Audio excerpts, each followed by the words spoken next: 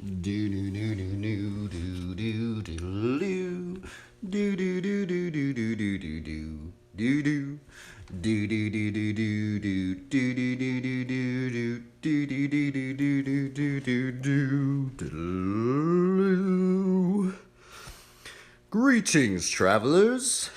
Welcome to the Bible Study Devotional BMX Learning Recovery Ride Stream on this episode of 570. Right now I'm going to do a little bit of, we're going to do a Bible study. Try and hopefully give some glory to the Lord.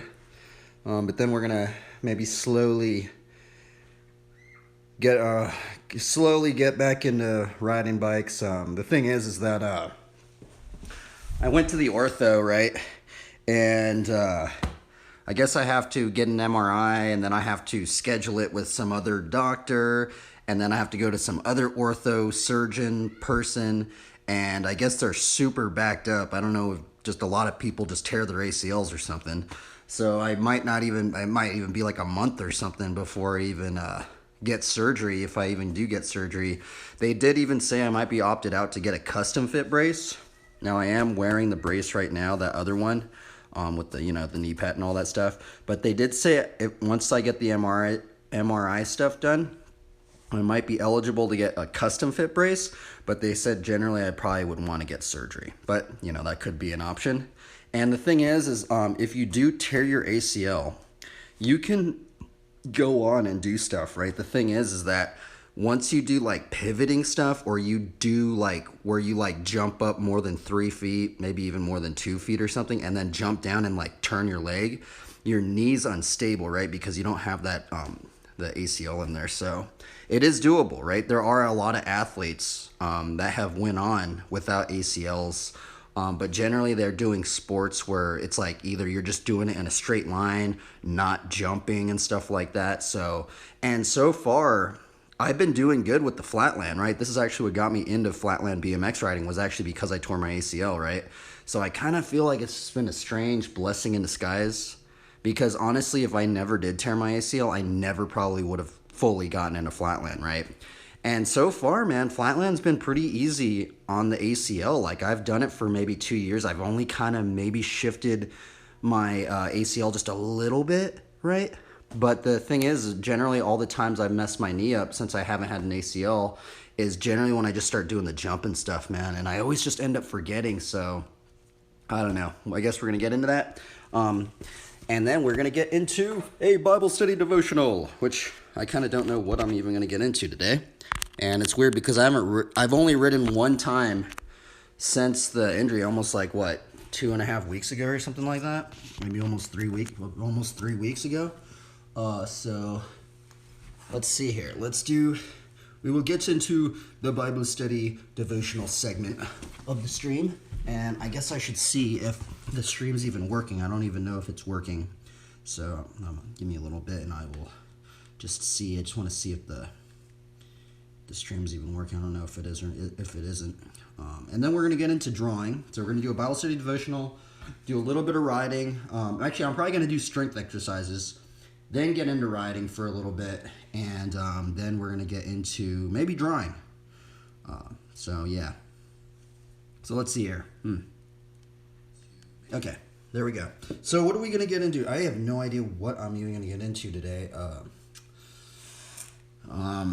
This is the weird thing about these I don't plan these things out, right? We don't plan these things out. I mean, I guess maybe we could get into, since I'm doing the drawing of, potentially of like the armor of God stuff, maybe we can get into that, right? So let's actually go into Ephesians. I guess maybe that might be a good little intro into it, right?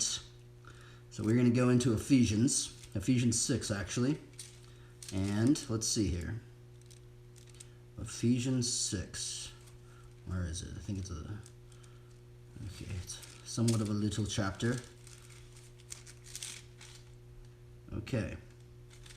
So we are going to get into the armor of God and also looking into maybe some commentaries on the armor of God. Now, the weird thing about the armor of God is I do kind of think that these are the verses that maybe potentially, maybe heavily inspired the paladin archetype in RPG games. I know if you guys play RPG games, I know Twitch is more of like a game hub thing. But I know that the RPG aspect of the class of the paladin, it's like the holy knight or something like that, right? And they have all these holy spells, and generally they have like strength, but they can also heal and cure stuff like that. And in some degree, I think Ephesians 6 has heavily inspired the entire archetype of the paladin. So let's read it. Let's see here. Finally, be strong in the Lord and in the strength of his might. Put on the whole armor of God, that you may be able to stand against the schemes of the devil.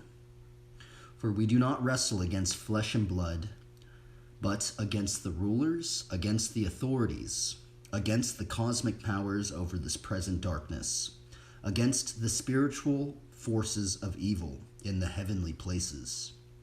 Therefore, take up the whole armor of God, that you may be able to withstand in the evil day, and having done all to stand firm. Stand therefore, having fastened on the belt of truth, and having put on the breastplate of righteousness, and as shoes for your feet, having put on the readiness given by the gospel of peace. In all circumstances, take up the shield of faith, with which you can extinguish all the flaming darts of the evil one, and take the helmet of salvation and the sword of the Spirit, which is the word of God, praying at all times in the Spirit, with all prayer and supplication. To that end, keep alert with all perseverance, making supplication for all the saints, and also for me, that words may be given to me in opening my mouth boldly to proclaim the mystery of the gospel. Wow, I've actually forgotten about this last part right here. And also for me, that words may be given to me in opening my mouth. That's so strange that he says that, right? There's so many aspects of it. And sometimes I even wonder, because I know in some degree people equate the tongue as in our words and stuff like that.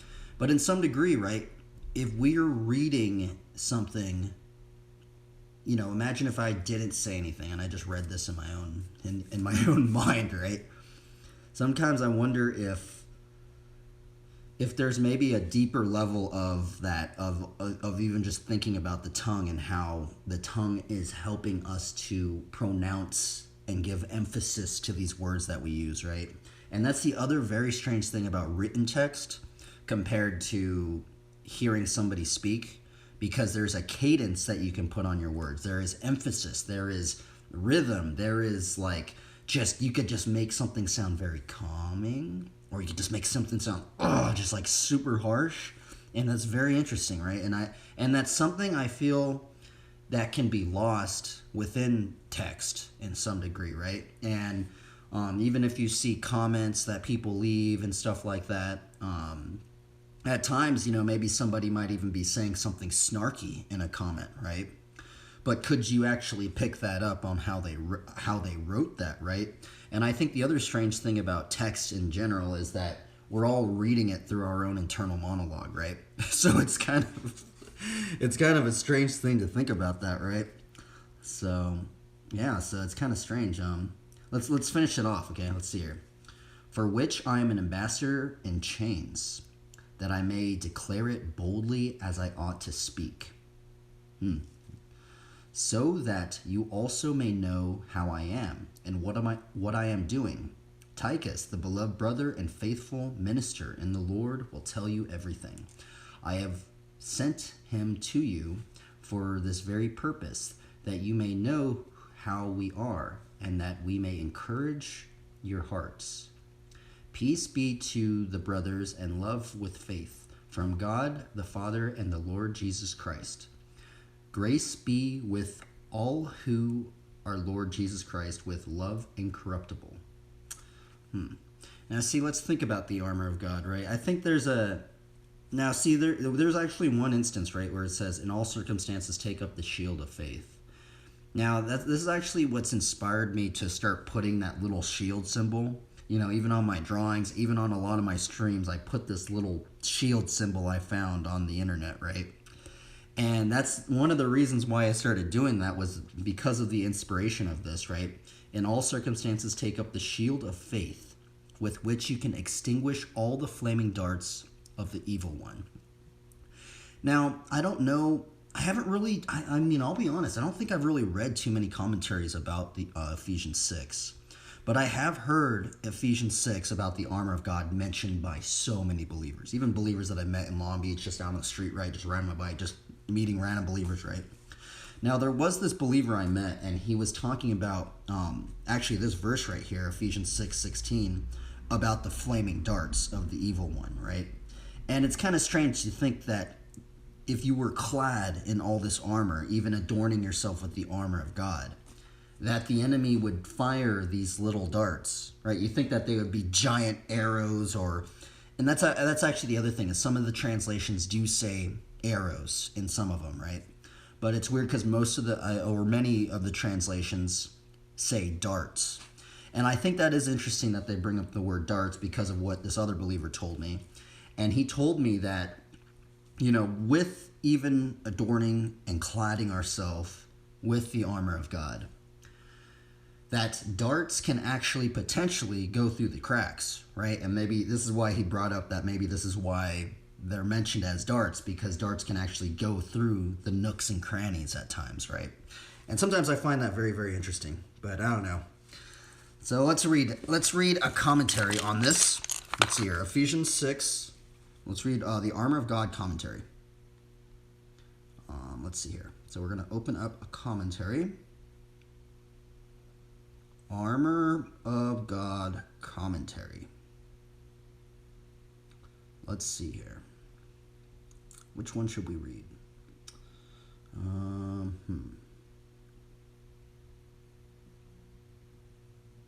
there's actually a lot on here. Let's see here. Let's look at Crosswalk. What is Crosswalk going to say?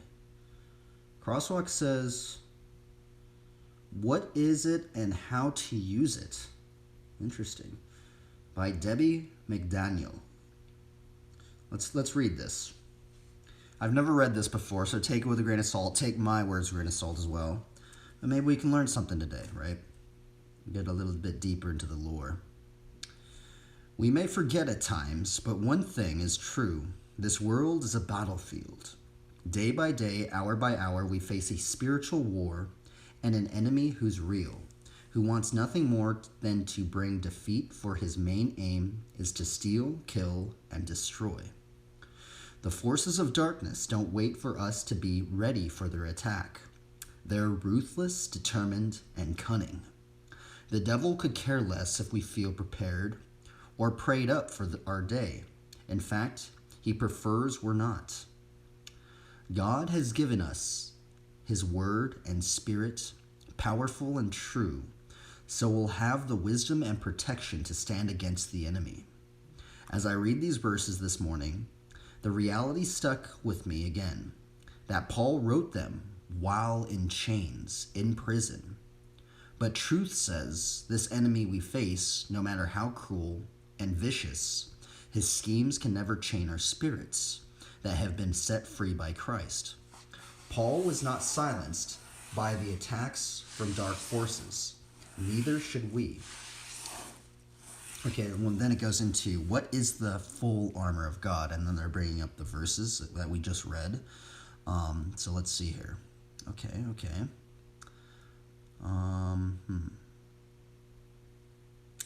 The belt of truth.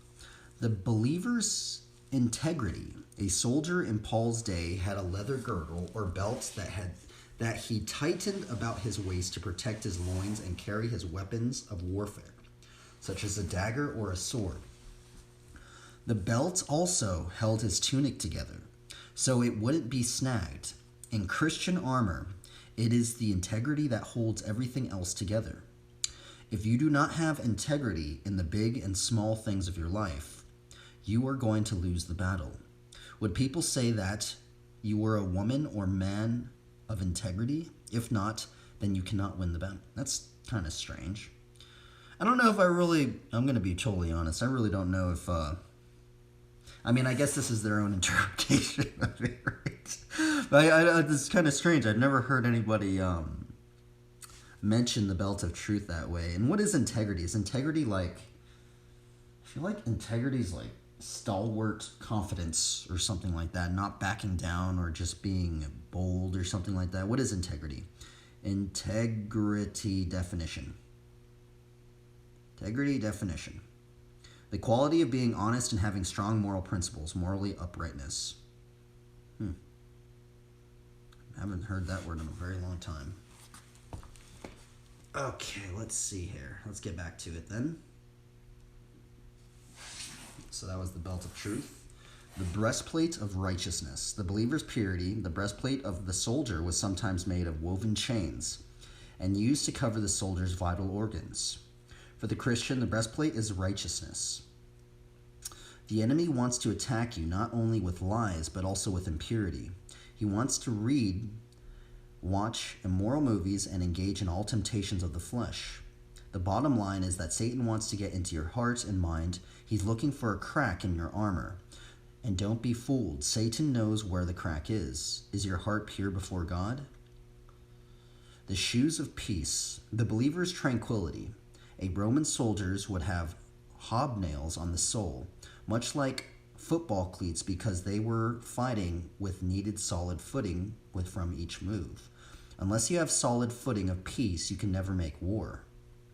Sounds like a contradiction, doesn't it? When Satan comes against your tranquility, he throws out stones, briars, and doubts, and discouragement to cause you to stumble.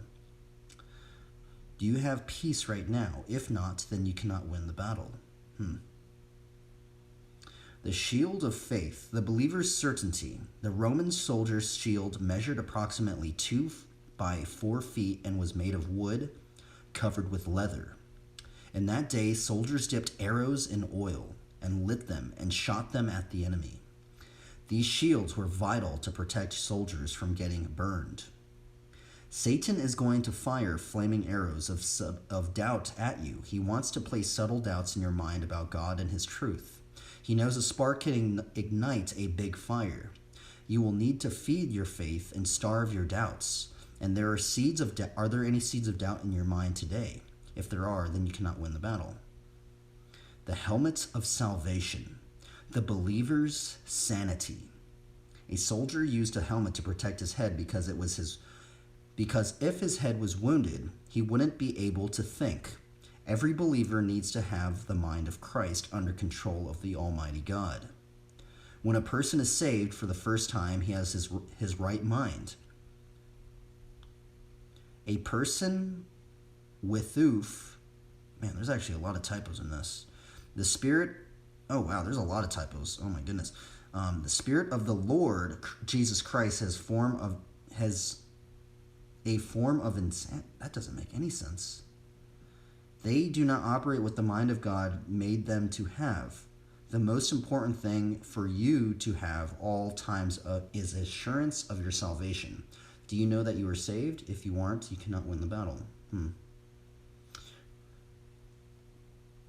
Yeah, this commentary was a little... You got to give them credit, though. They tried, right? And that's what matters, but I kind of feel like I need to read... I honestly do need to read another one, because... They brought up some things I didn't really... I don't know. It's kind of weird. I didn't really think about in some degree. I mean, I guess that's what's interesting about that commentary is they did go into the actual armor itself, right?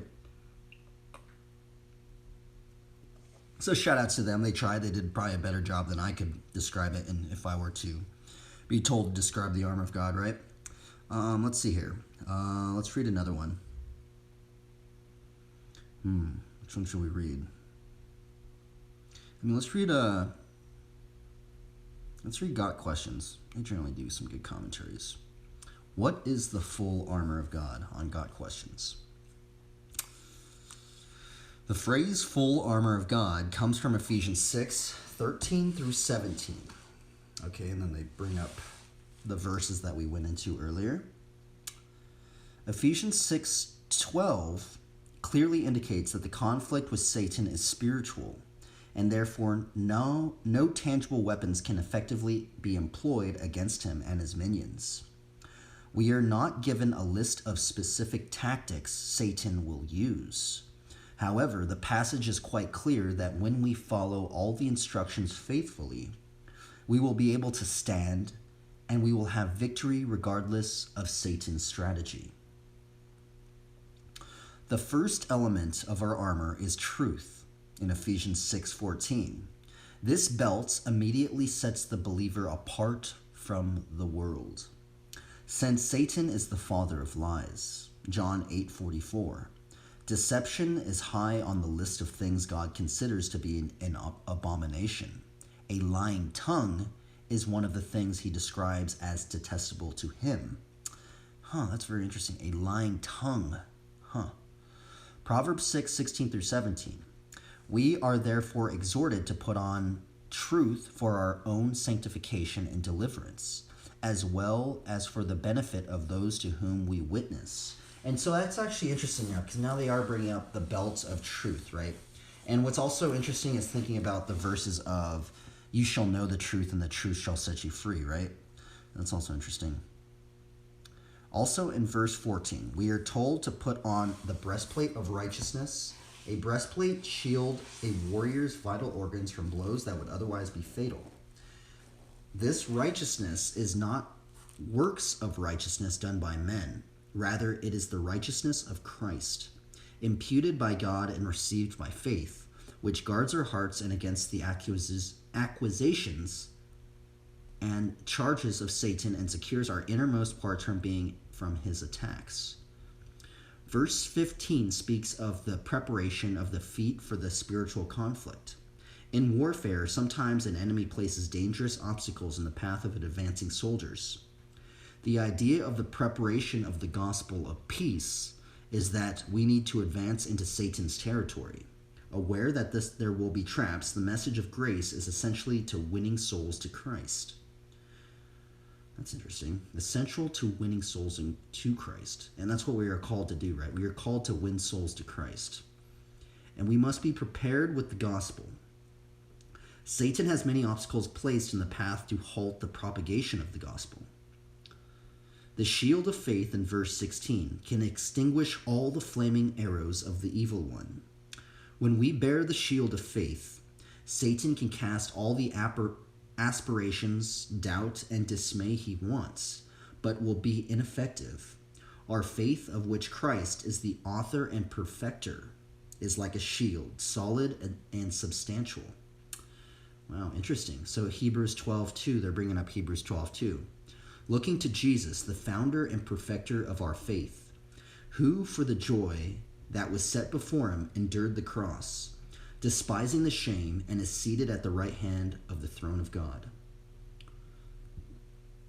The helmet of salvation in verse 17 is protection for the head, keeping safe a critical part of the body.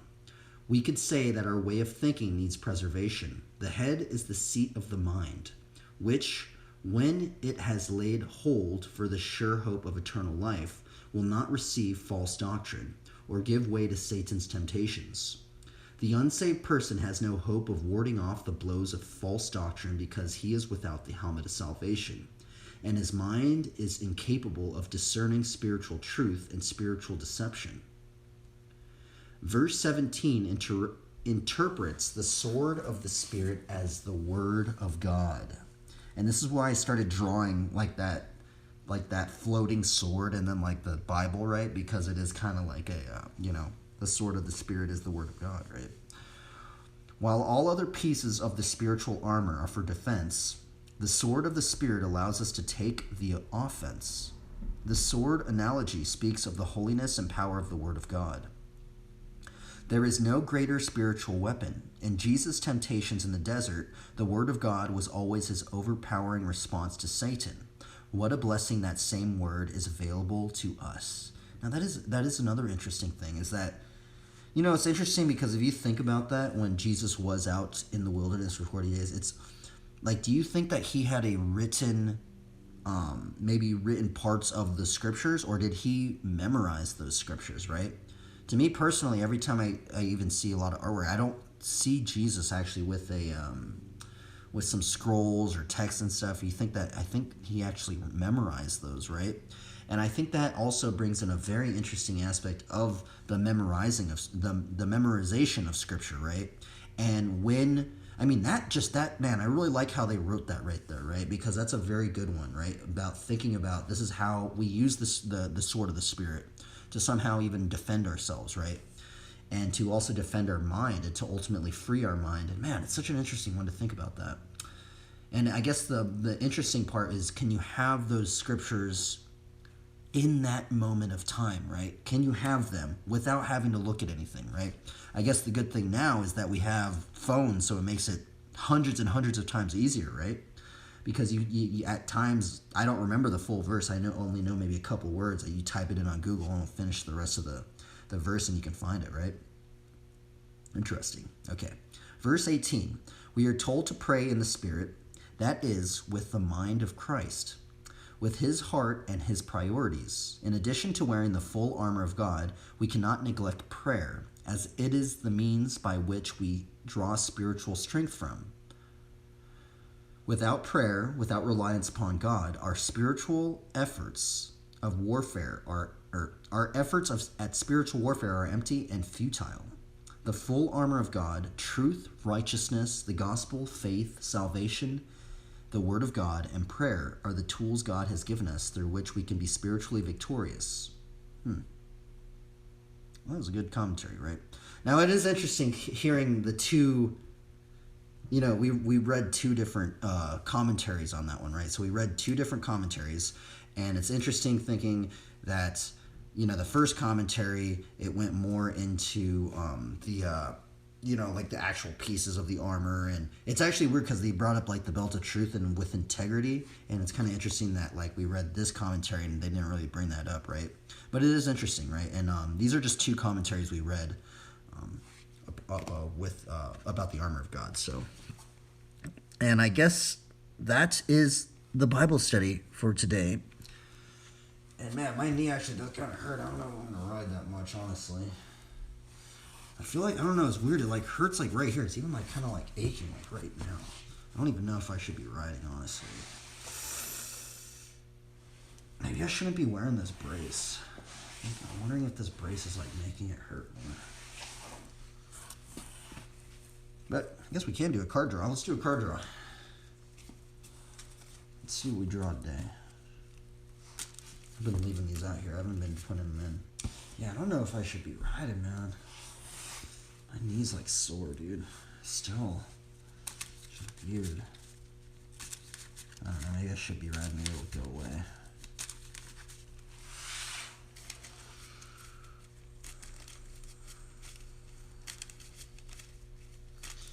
Man, I wish I could just ride fully, man. Just not have to, like, worry about getting hurt again.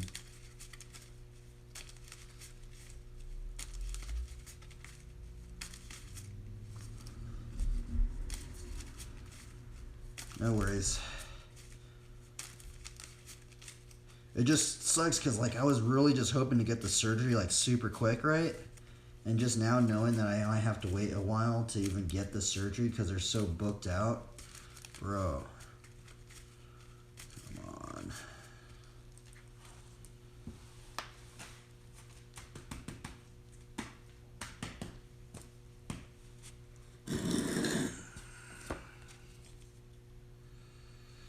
Okay, let's do a card draw.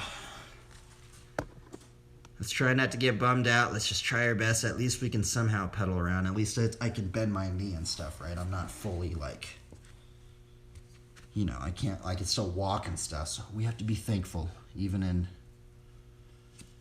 confusing times, right? Okay, let's see here. First card of the day, we have... Oh, somebody said something. I apologize, voice of Levi.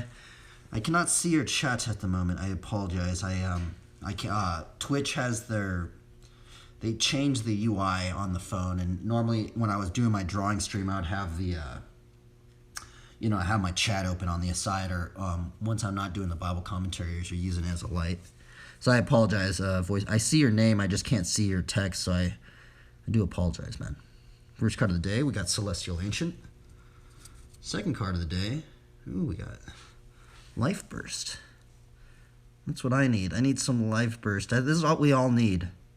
More life and less death. Who would agree on that? I wonder, like, I don't think any believer would say, it would be, I literally don't think any believer would say they want more death than life, right? We want more life, right? That's why I put this card in here. Life Burst, we need more life. Sunblast Angel? Wow, that thing looks gnarly. Okay. 4. Man, we're getting a lot some interesting ones today, huh? Orum's Chant. I haven't done a card draw in a while. I don't think I've done one all week. Forest. 1, 2, 3, 4, 5. Apostle of Purifying Light. Last card of the day. What will it be? Oh, interesting. We have the Apocryphal one. We have Revelation, which this one actually does have an apocryphal text on it. And what's weird is this apocryphal text is actually in the KJV, the original King James Version. Which is kind of weird that... It's weird how, like, the original King James Version had the Apocrypha, and then they took it out. I don't know, it's weird. Isn't that weird?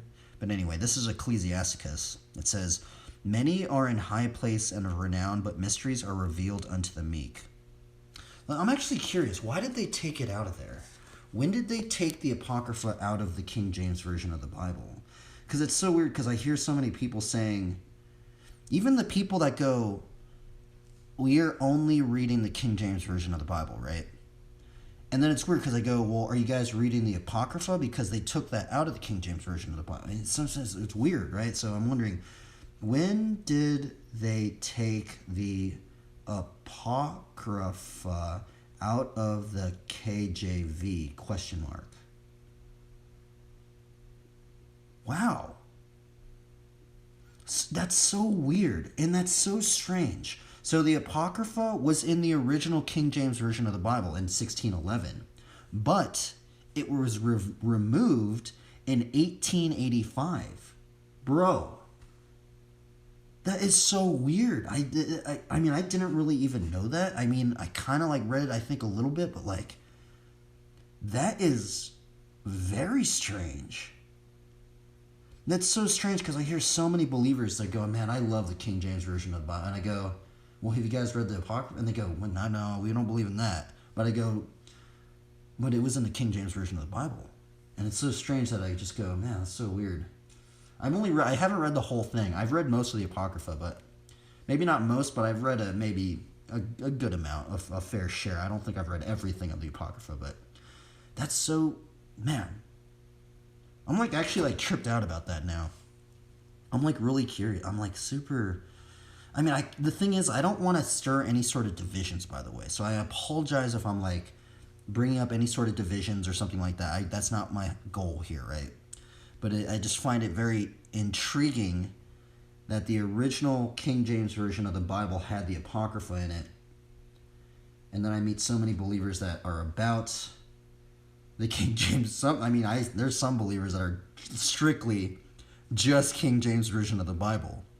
And it's just weird because it would be weird to be like, well, do you guys read the Apocrypha then? If you guys are strictly only KJV, and it'd be so weird to hear someone say, well, we don't believe in the Apocrypha, but we are only King James Version of the Bible. And then just think, well, what about the Apocrypha? You guys don't believe in that part? I don't know, man. Take my words with a grain of salt. You look it up right here. Look, it says right there. I never knew that. That's so bizarre. I mean, I kind of knew it, I think, but... Man, Apocrypha was in KJV 1611 and was removed in 1885. Why did they remove the Apocrypha? Now I'm curious. Why did they remove the Apocrypha from the KJV? Why did they remove the Apocrypha from the KJV? Question mark. The reason that not by printing the secondary material of the Apocrypha within the Bible, the scriptures would be proved to be less costly to produce. That doesn't make any sense. What? Are you kidding me? That's so weird. That makes no sense at all. Look at that. I mean, I don't know if this is actually correct, but this is what it brings up. The reason why they took the Apocrypha out of the Bible was because it was less costly to produce. I don't think that's right. I don't know. Is that right? I feel like that's something a little, I don't know. Oh, something weird about that, right? I don't know. That's for a whole nother time. I'm sorry. I really apologize if I'm stirring any sort of confusion. I'm confused about it too. So yeah, take my word with a grain of salt, please. It's just kind of intriguing to me. I haven't read all of it. Maybe I should just go in and read. We'll read the Apocrypha or something. But yeah.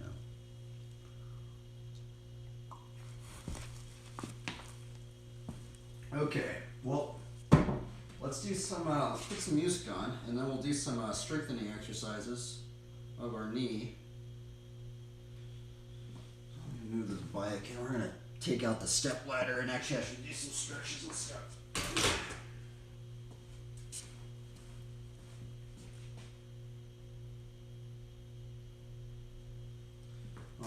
Oh yeah, I should actually open up this here so I can see the chat.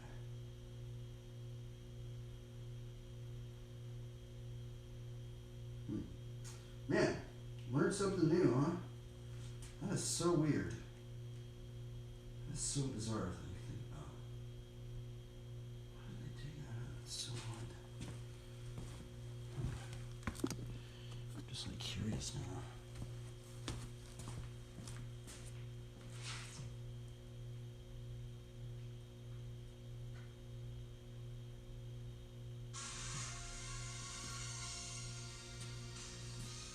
Alright, we're going to do some stretches. If you don't have an ACL, you can join in on this stuff. Or if you have ACL recovery or something. Okay, so first thing for the ACL stuff, you don't have an ACL, is to do the heel sliders. So generally, like if you do like mess your ACL up, and by the way, the thing is that if you mess your ACL up, it will heal. But then the thing is that your knee is always unstable if you do drops, if you jump, if you do planting and twisting. Luckily, I actually think one of the reasons why my ACL hasn't messed up in the garage per se is actually, I think it's because of this ground. Like, see this ground? It's actually super slick, right? So I think when I plant my foot, right, like even that, like it doesn't even hurt. And I think maybe that's why I haven't hurt my ACL in here. Because say, you know, when I was doing it, when I got hurt on the jump, right? Well, I remember the day, right? It just rained. The soil was really like smushy and stuff like that. And I jumped and I put my foot out and I felt my foot go into the sand and it kind of got like smushed in the sand and then I twisted it, right? And it messed my knee up again. So I'm kind of wondering, like, I don't know. I guess maybe I should just ride in the garage then. But I don't know, I just feel like I'm like trapped in here. I just want the surgery already. Oh yeah, by the way, so this is what we're doing. I'm gonna do these. I'm just gonna stretch this, and I do feel it right here. It doesn't feel very good. Feels like I messed up my meniscus or something. And just these heel slider things. I am wearing the brace right now, so.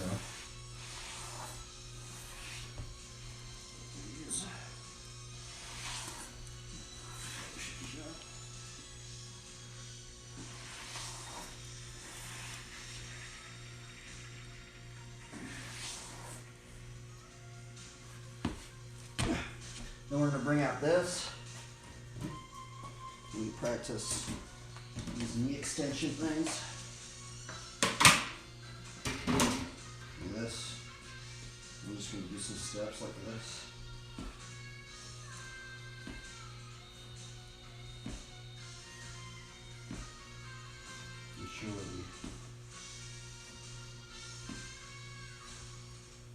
I honestly should have been doing this for like, but I've been able to walk for like a week or two, so I should have been doing this actually.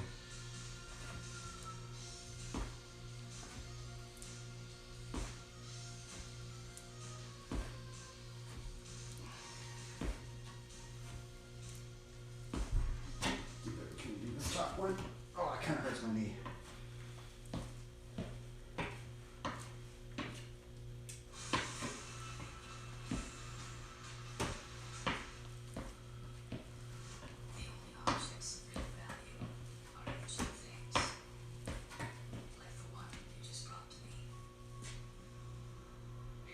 Yeah, we're just doing these, just trying to get our knee good. There's just one of those, just like one and two. I feel like I could still, like, ride, I don't know, like.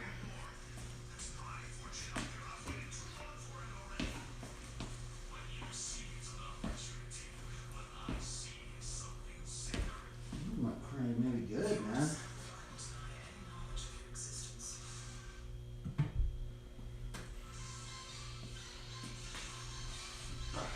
See, that kind of like feels weird.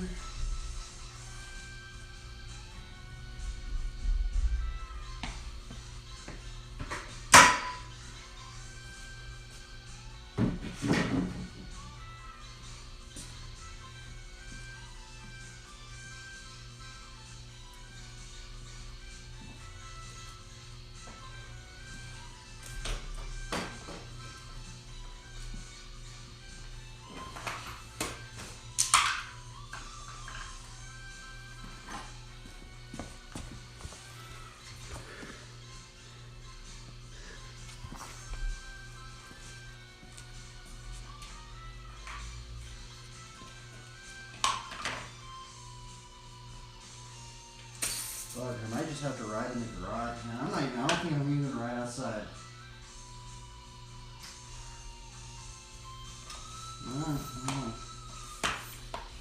I think this ground is really actually what's keeping me safe. It's really weird, actually.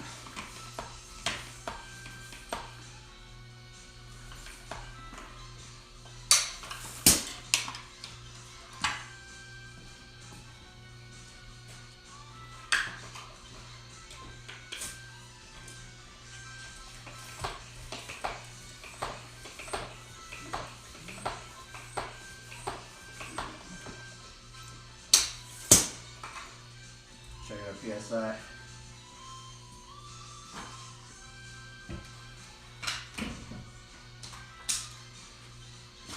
Okay, I guess we'll just slowly do some warm-ups.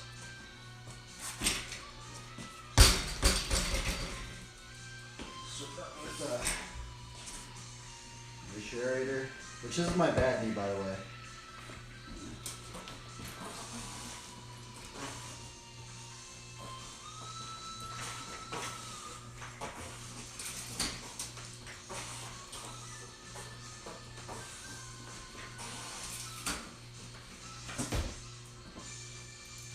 Man, flatline's safe, dude.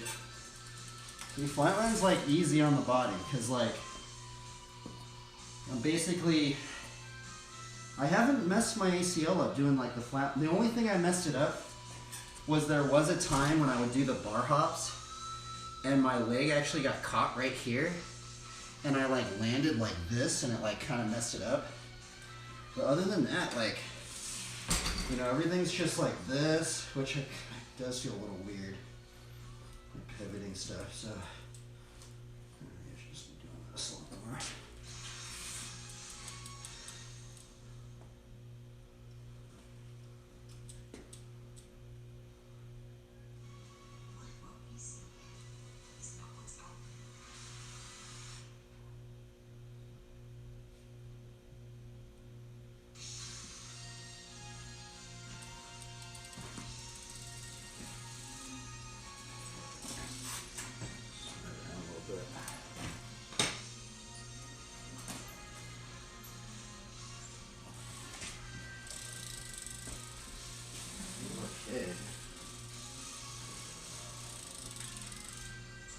Squeaker.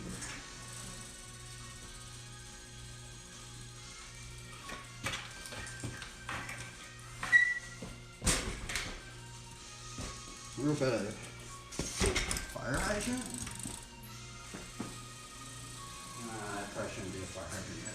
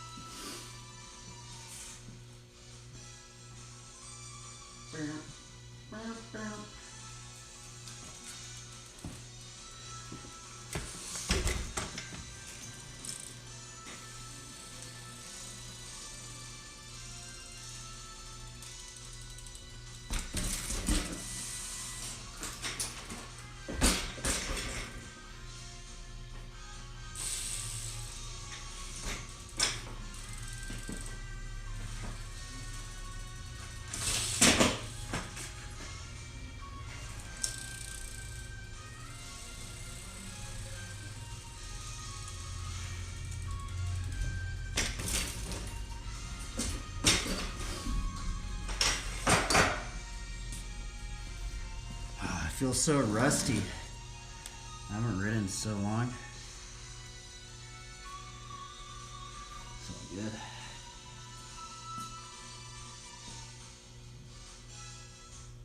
I'm back. Feeling alright. Feels a little sore.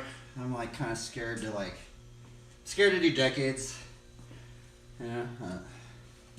Thing is, what sucks is that like I have to like get an MRI. And then I have to go to this other ortho surgeon person.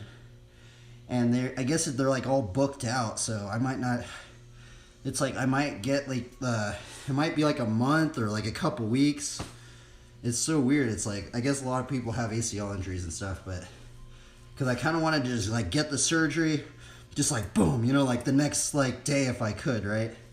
But now they're like saying it's all booked out. I have to wait. I have to do all this other stuff. So I'm like, all right, well, I guess I'll just like try and ride or something, right? But I think the big one is I think I've taken notice every time I've never hurt my knee actually in here, ever. I don't think I've ever messed my knee up since I haven't had an ACL, and I think it's actually the ground. I think it's this ground because see how it's like slick, and it allows me to like, you know, if I land, like it's like very like slick, right? Whereas if like I'm outside on ground, like pavement, like street road pavement, how there's all those like little rocks and it's a lot more grippy, right? Like I couldn't like do that out there on the street, right? Because like I'll do it and it like sticks, and if my foot sticks and my knee twists, right? But since this is like so smooth, I literally think that this is why I've been riding so long without an ACL in here.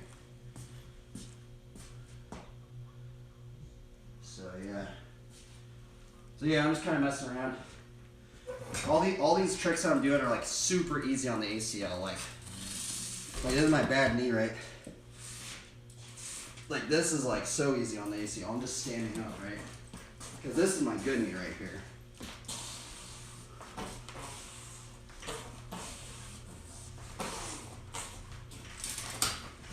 Ooh. I am wearing my race too. Can I do a bar spin?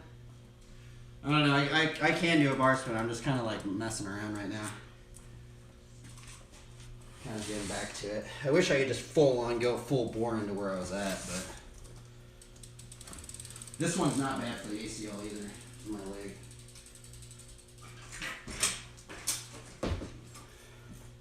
Dude, flatline's safe, bro. Flatline's super safe, dude. I've literally been riding flatline without an ACL, and I've only gotten hurt like maybe once. So, it's really easy on the body.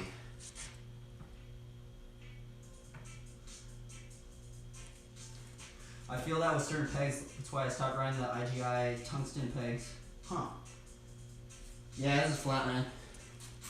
I ride other stuff, but the thing is, I'm all hurt right now, my knee's all messed up. So, I do ride other stuff, it's just I can't really do it right now, so.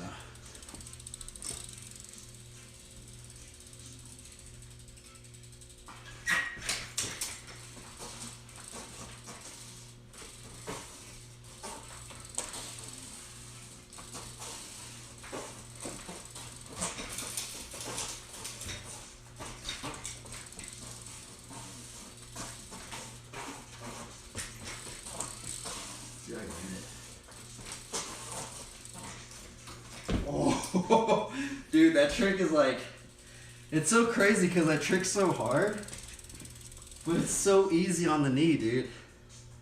Like you do that with like it's so crazy. Like I'm barely even using this knee right here for that trick.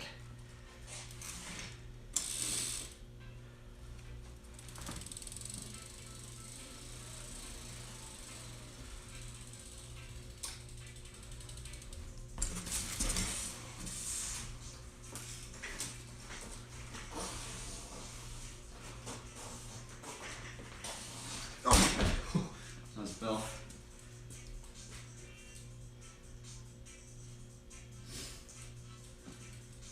I wonder if I can still do hang 5.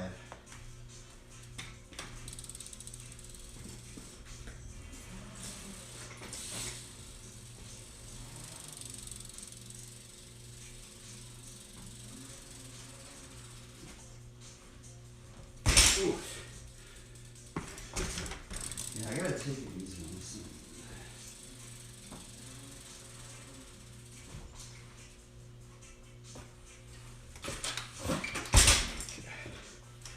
You still hang 5. Let's see what other stuff that we used to do. Huh.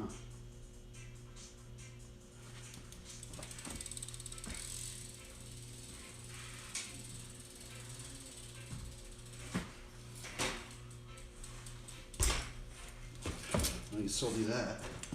That's super easy on the knee.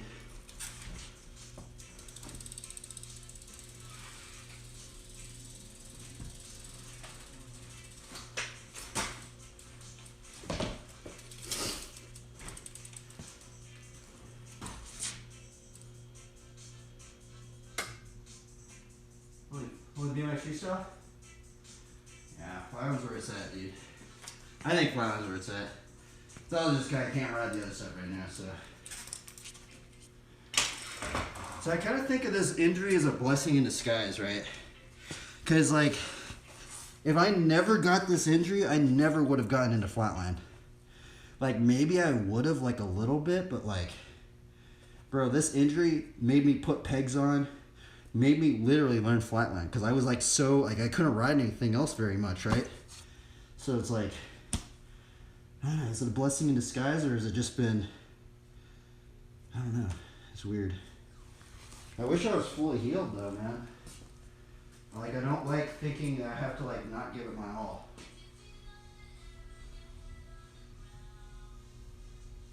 Yeah, hang 5. Hang 5 took me a long time to learn. It probably took me, like a year to learn how to hang 5, honestly. Let's see if I can hang 5 in a circle.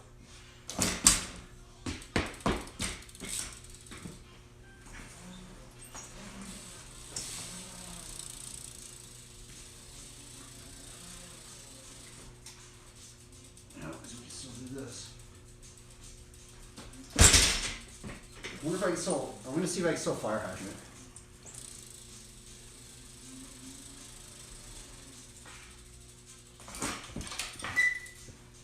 That'd be my Silvio fire hydrant.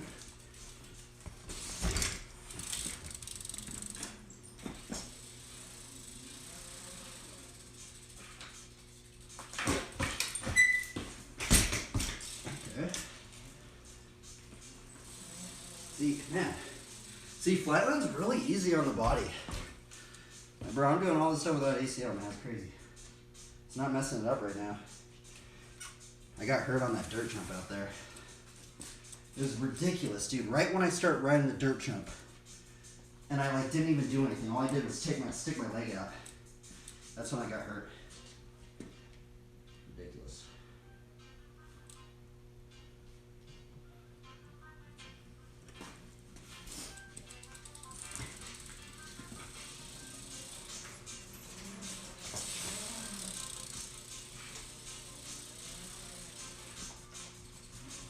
Oh my god.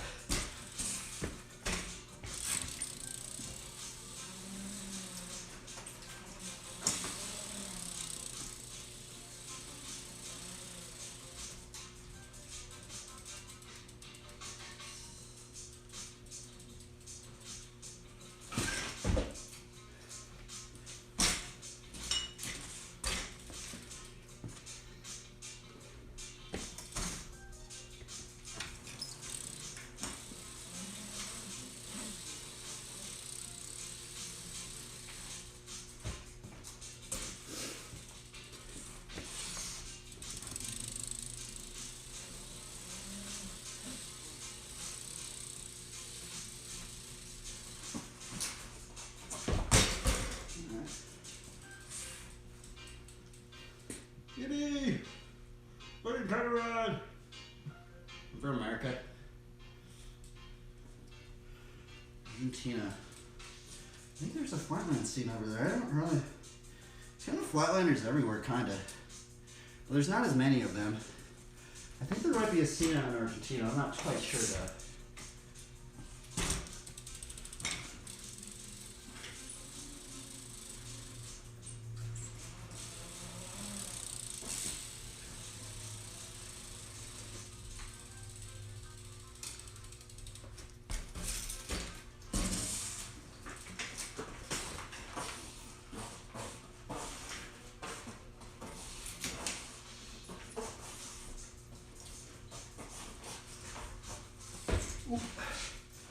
It's super easy on the knee.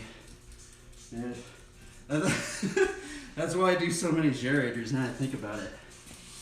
So you do that like, it's super easy on the knees. Still kind of tripped out about the fire hydrant. I don't want to like miss it, so I think we're gonna chill on the fire hydrants. And just mess around, warming up a bit again. Actually just healing on, so that's what we're doing.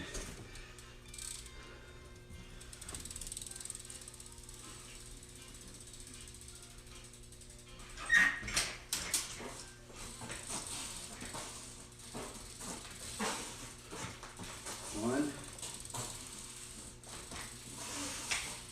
two, three, four, five, 6, 7.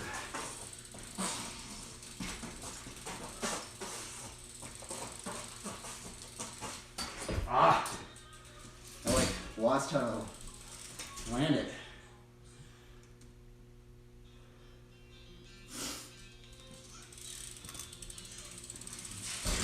A lot of stuff that I used to do.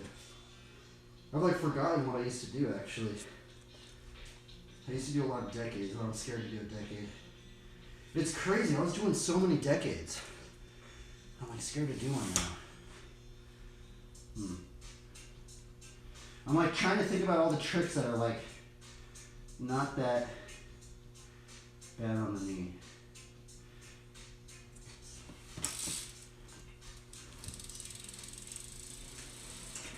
These tricks are not bad on the knee. They're pretty easy on it.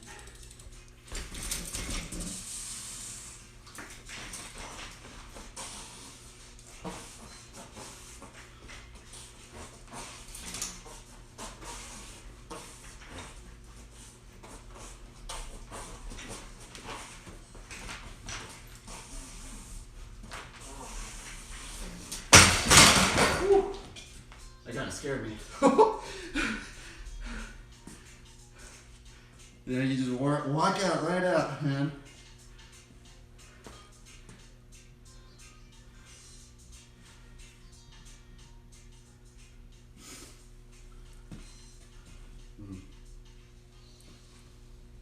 Well, it didn't hurt me, so.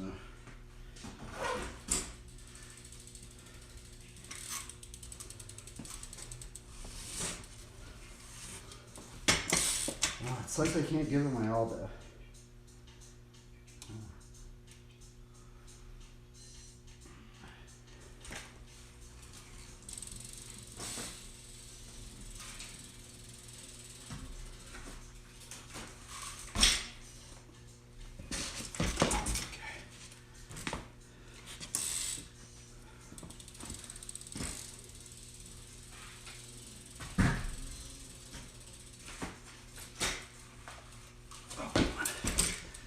It's rusty.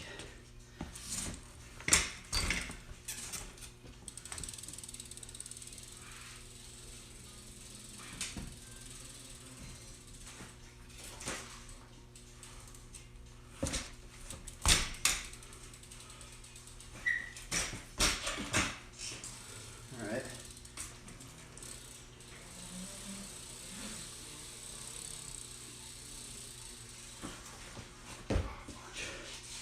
Maybe let's swing on at that. Landed something. That was the first thing I think I've kind of landed since I've been back. First trick I landed was a steamroller.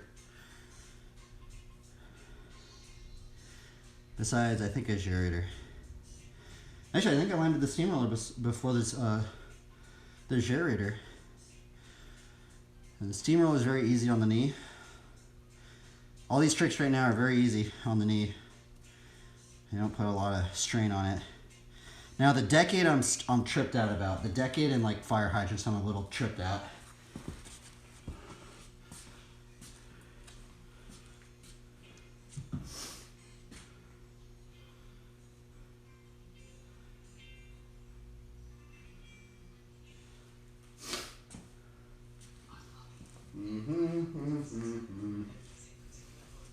I forgot about track stands. We do track stands.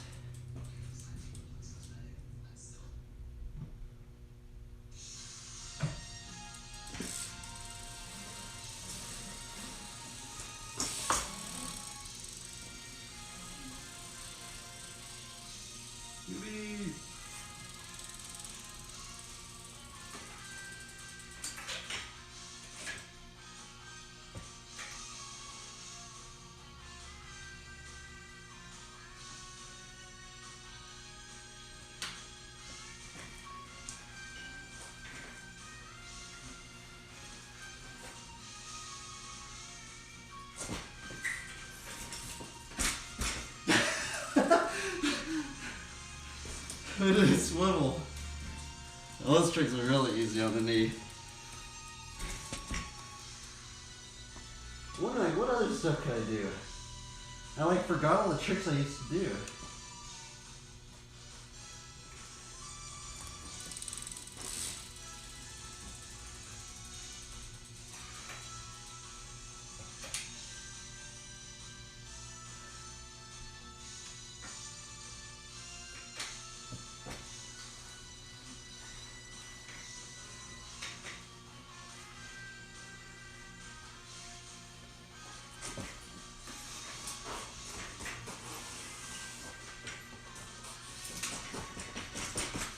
Oh my god.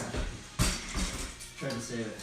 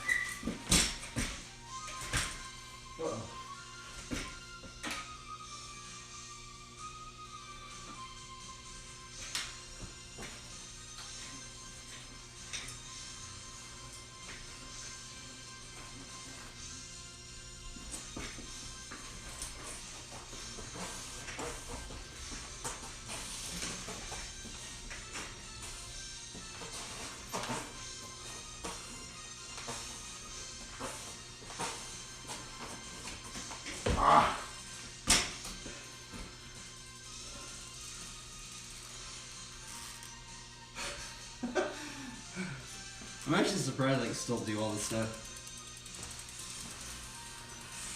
It's crazy like how muscle memory works. I wonder if I still funky chicken. Let's see if I can funky chicken.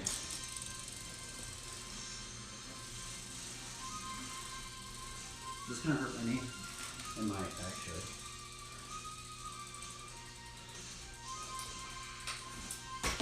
Actually, I don't know if I should do a funky chicken.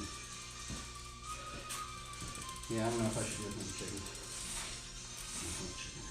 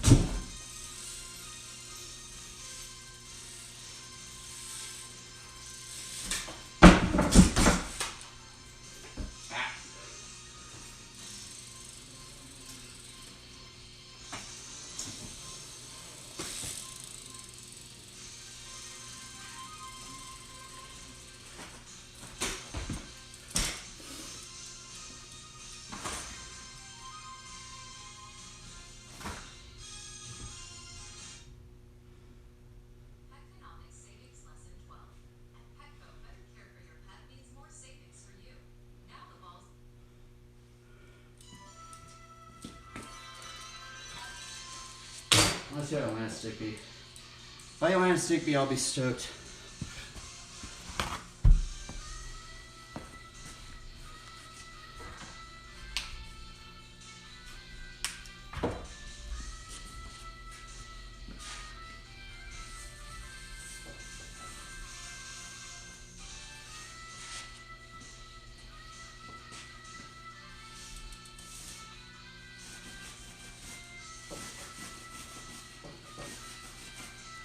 Clean my brake pads.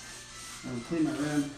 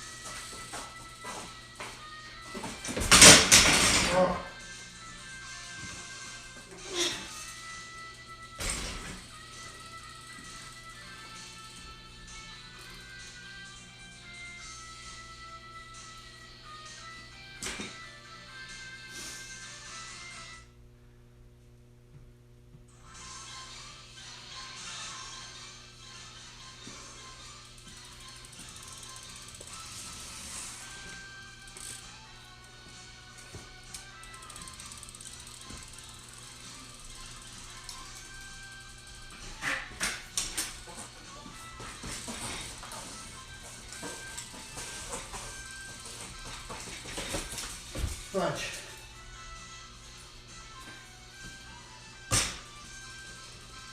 That one's just still hard to land. That one's always just going to be hard to land. Ugh. I just feel it, dude. Not riding for like 2 weeks, 2.5 weeks. I don't really like feel it. I used to like not get tired at all. Yeah, I'm tired.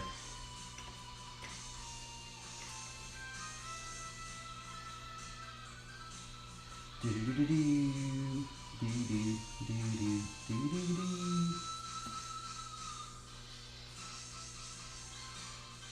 Huh.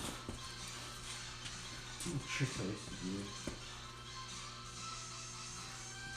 Not like I could do it.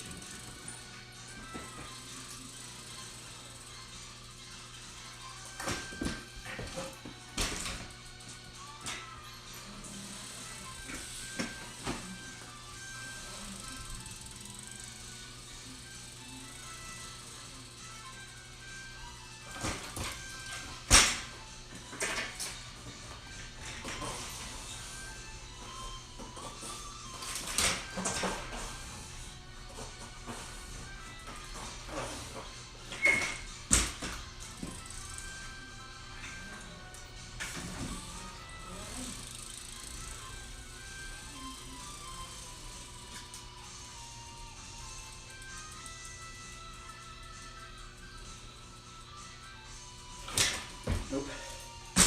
No end of that though.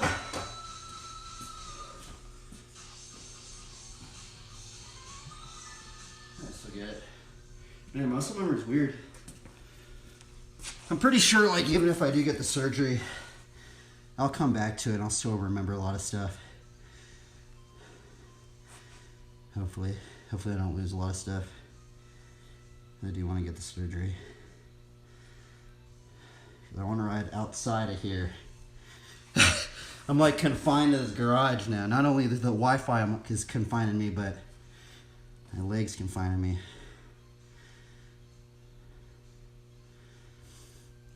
But I think, honestly, I think this ground's making it to where I can't get hurt real well. I guess I can't get hurt, but like, just because it's just so smooth, right? And it's just like, if I land, I can, you know, it doesn't like stick in there and twist my leg and my knee. It's Probably why I haven't gotten. I think that's why I haven't gotten hurt in here. I've never gotten hurt in here really. Besides my fingers.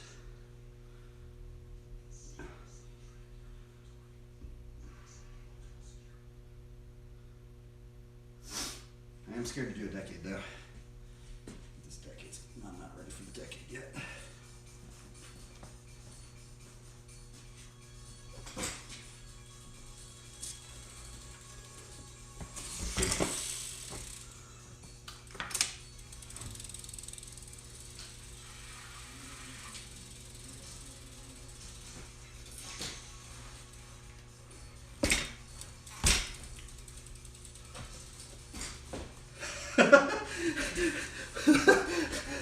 Those are fun.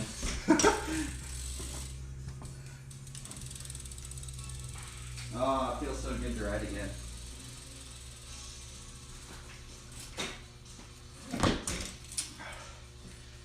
I bet I could do. What about the backyard? I don't think that's that bad on the knee. Let's try backyard. I think that's okay. Dude, I honestly forgot how I had my cranks. Oh, super fair. Am I gonna hurt my knee?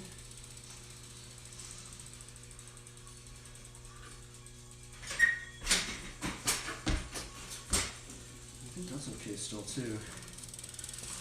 You're just so low to the ground that I don't really think you really can get that hurt really.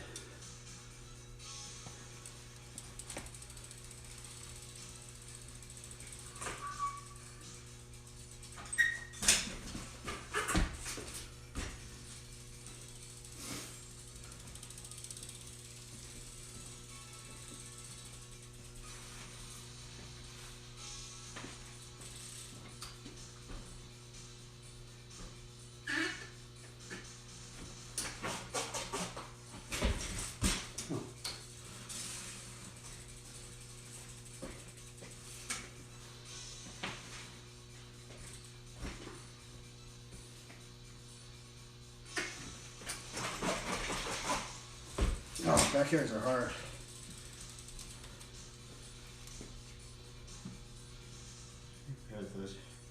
I never got good at that trick. I think it was freaking hard. I want to do some locomotives, but I don't know if I'm. I mean, it's not my bad leg on it. What other stuff did I used to do? I used to do the crank flip stuff. I can still do that.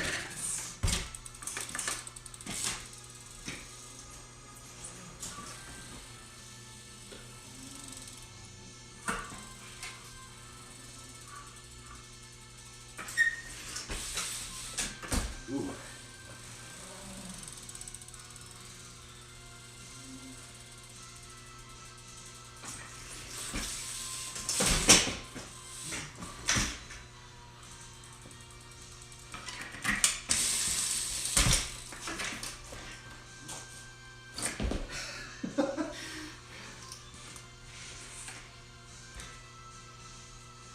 That's funny.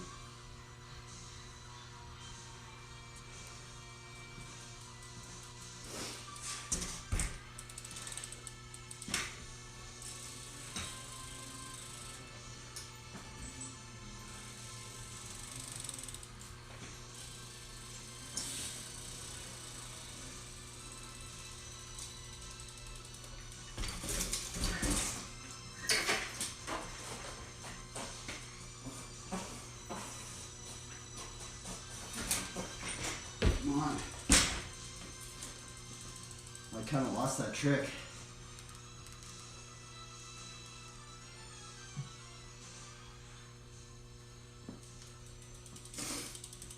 Oh well. That's what I did. We'll get in the drawing now. I'm going to do some of these stretch things. Let's straighten this up. I think I'm pretty good though.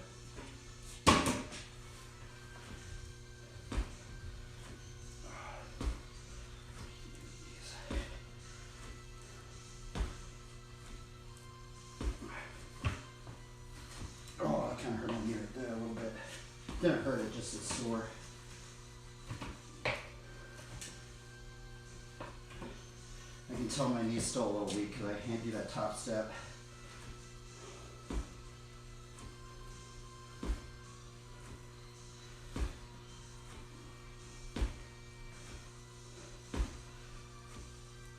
I actually forgot I used to do this on my bike too. You could do it like this.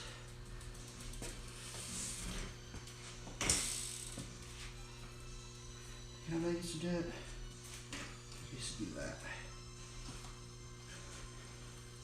Oh yeah, that's what I used to do.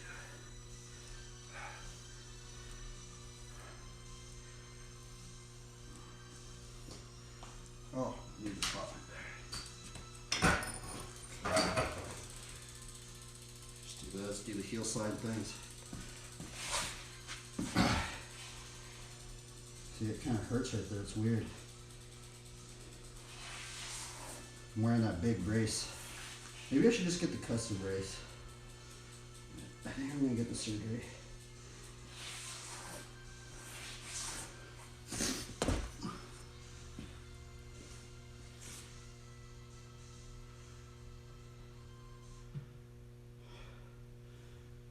Okay, well I think we're gonna get into drawing.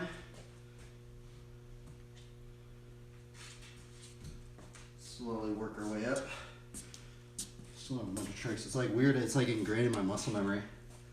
I don't think I'll ever lose the gyrator or the stick beat, getting into the stick beat. I've done so many of them now.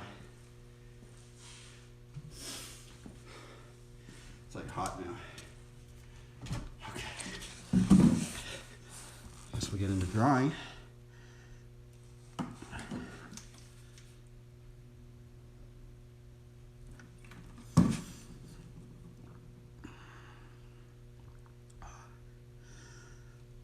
Let's see here.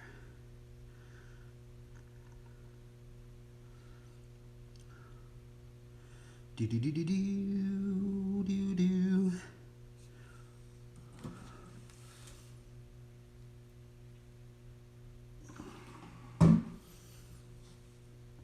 I think we landed a couple things. So if you're out there and you hurt your knee, you can probably still ride a flatland. I think the big one, is this flooring. So if you do like mess up your ACL and you don't want to get surgery, you probably could just keep riding flatland. I mean, that's the thing. I honestly think if I just got that custom brace, I could probably just keep riding flatland. The only thing is I don't ride just flatland. I want to ride other stuff, you know. I want to ride the dirt jump and stuff, but it's okay. I'm not going to ride that dirt jump probably ever until I get my knee fixed fully.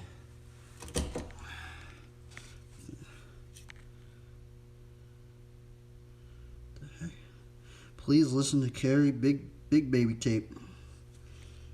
What in the world? Is that a rap song?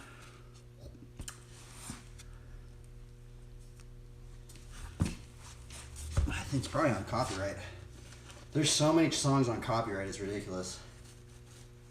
All the stuff we were listening to is not on copyright. I didn't move this stuff. And we're getting to drawing. This thing up right over here.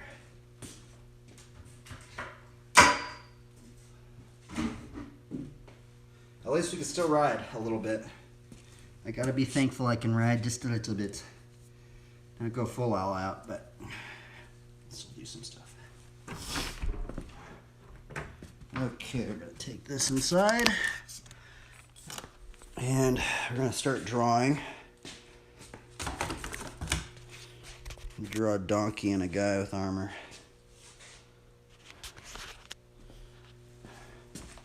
Donkey! Donkey, donkey, donkey, donkey, donkey, donkey, donkey. Donkey, donkey, donkey, donkey, donkey, donkey, donkey.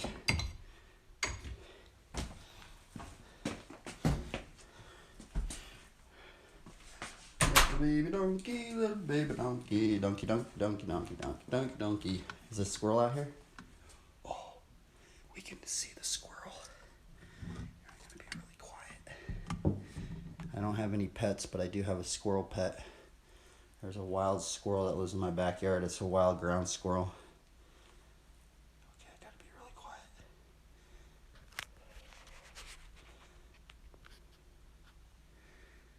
I don't know if you're gonna be able to see it. Okay, you can see it. Let's see how close we can get to this wild squirrel. Welcome to the squirrel stream.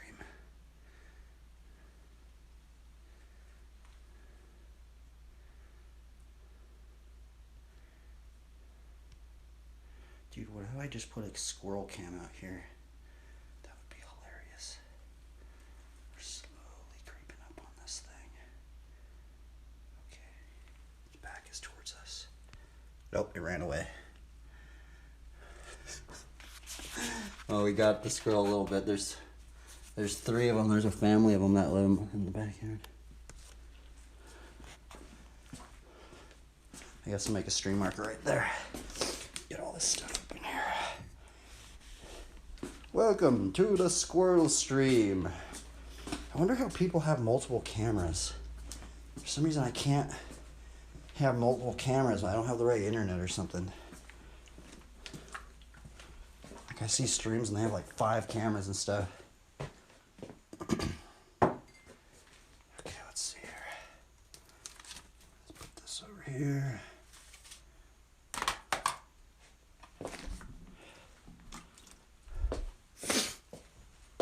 Okay, let's see here. Put it like this. Boom. Look at that.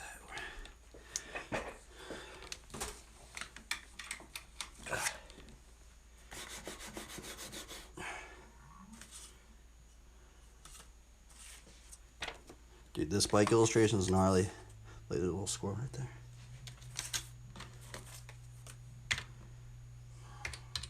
This one I did a long time ago. That one was actually, this one might be one of my better ones that I've ever done. Bike stuff. Where's my phone at? Oh, here it is. Okay. I'm going to put a stream marker for the squirrel. Stream manager. Edit stream info. Add stream marker. I have to put it onto the artwork thing, I think. Otherwise, I think I get in trouble. I wonder, can you just keep it on the thing? Because I'm pretty sure I have to change it. Because it's not related to like health and fitness or something. So let's see here. Video producer.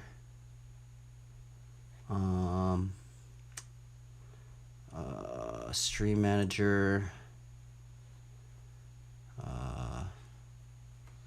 Edit stream info. I think I'm going to make another stream marker.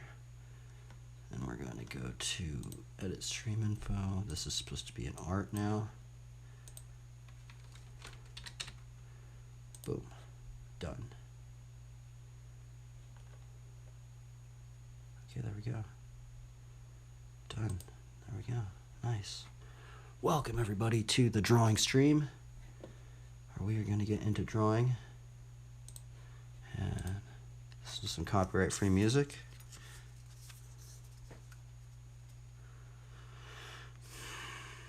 Okay, let's see here.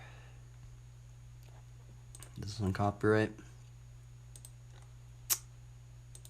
It's not on copyright. Gnarly. Yeah, buddy. It's already in there.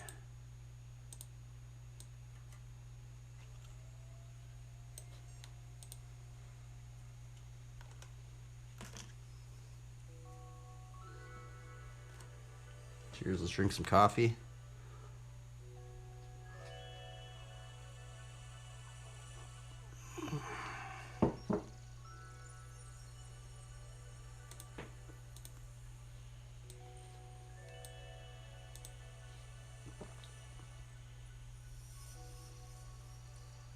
$180p? What the heck? Bro, why is my stream on such a high resolution right now?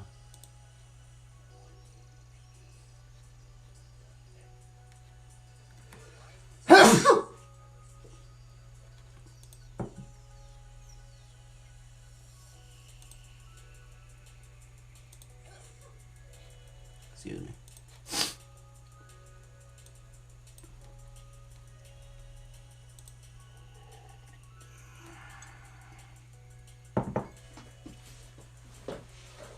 Okay, what are we doing here? We're gonna draw the knight guy on the bike, the homeless knight. Look at that character compared to this character. That's funny, man. This dude's rowdy. This dude is gnarly. He can live anywhere.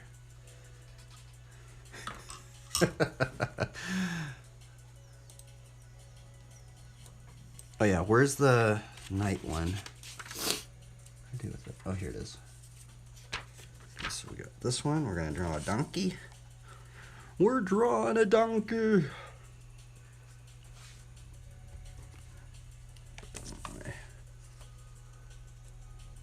Oh yeah, I'm gonna put this one. And dude, where's all my stuff? Oh, here it is. This is my pencil holder. I use plastic bags. I use a lot of plastic bags for a lot of stuff. But like, I like the plastic bags because if you use like those actual pencil carriers, you can't see through it, right? So you like start losing things, you know? Dude, this plastic bag works so good. Shout outs to the plastic bag companies.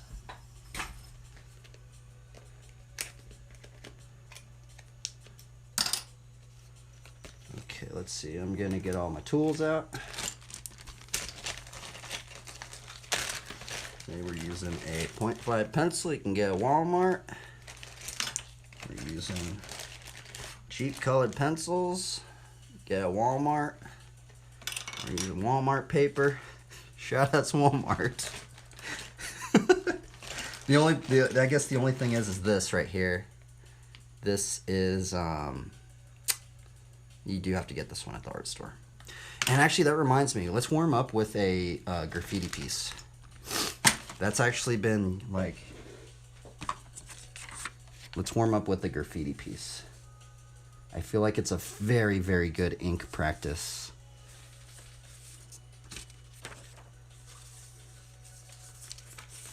I might have to go get some more paper up in here.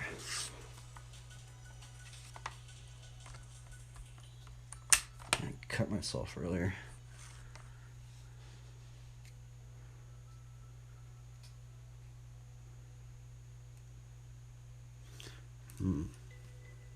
What type of music are we gonna? I need to listen to something different for this graffiti stuff.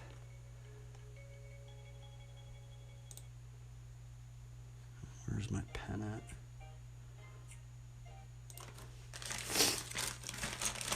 This is the one I was using last night. Okay, yeah. Okay, we're gonna warm up with I guess like a hand style thing. Which these are really fun because it's just good like shape. You're just like making shapes and you have to like connect them together. And it's just super, it's almost like relaxing, not having to think, right? Because doing the characters and stuff, we're having to think about proportion, perspective, all this crazy stuff, right? Like if you learn how to do graffiti hand style letters, I guess no, it's not a hand style, wild style. It's just full on, just almost like you have to learn abstractions. And you have to just go with your mistakes, which is very, very intriguing to me. So let's see here.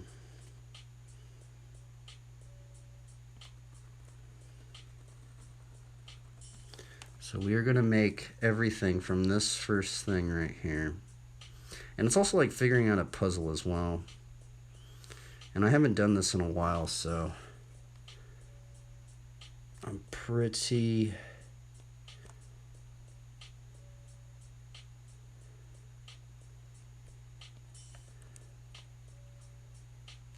rusty at it.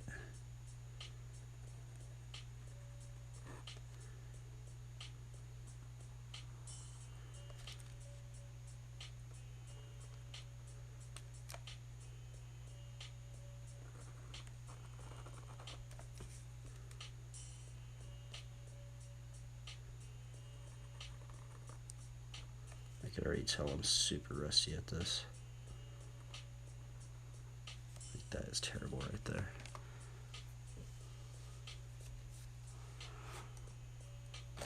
Oh, well.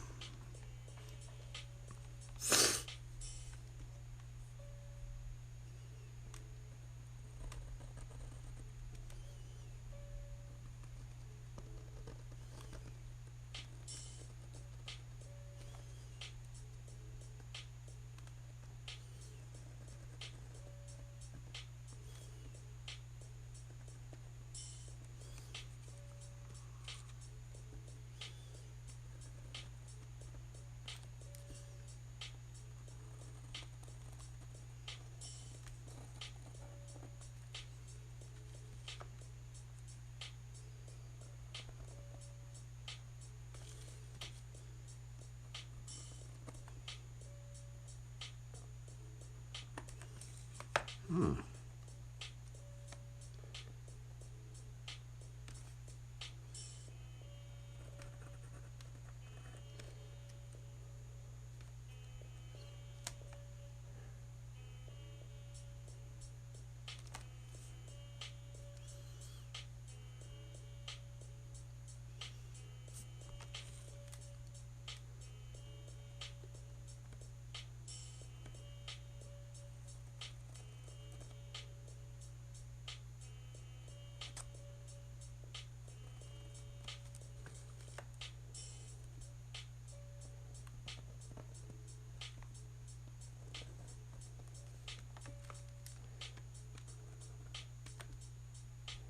Oh yeah, fudge. Oh well.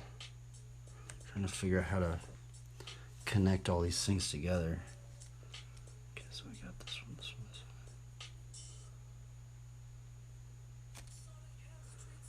one. Huh. Ideas.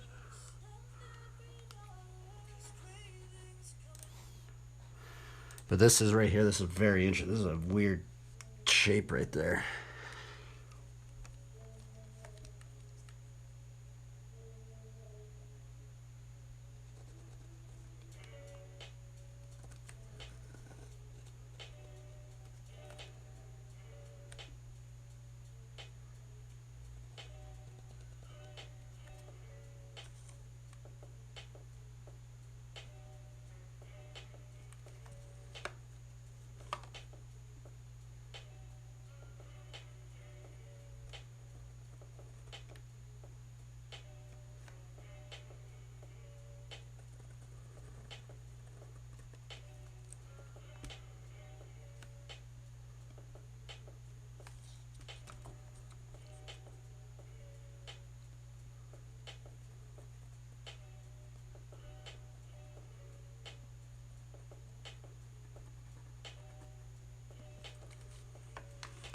This one's lame. I like totally messed this thing up. I don't even know what I'm doing. I mean, I know what I'm doing, but it's like, and that's the weird thing about doing these styles is you just gotta like go with it, man. Like I've just literally made so many mistakes, but like, you just like gotta go with it.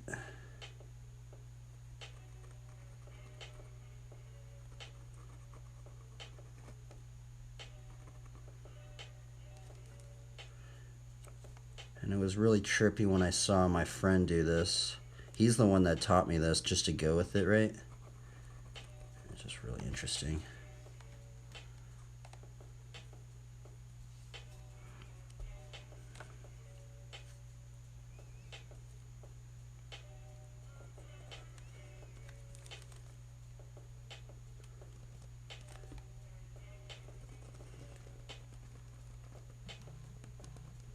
He's calling me.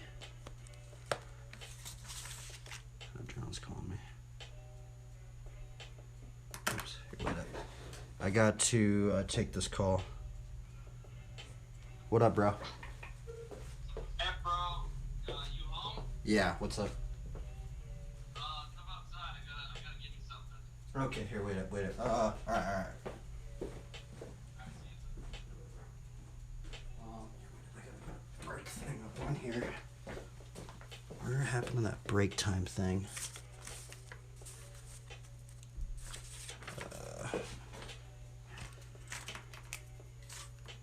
Wait up, I gotta take a break real quick.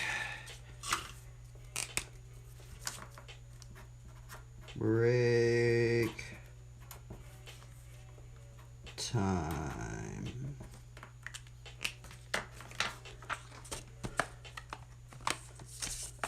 All right.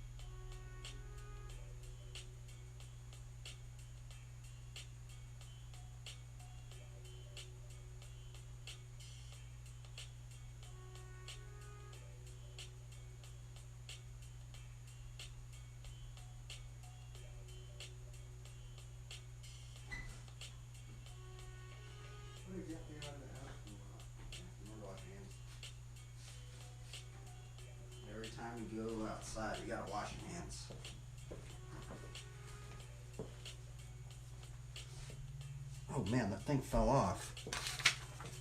Darn. Hold on.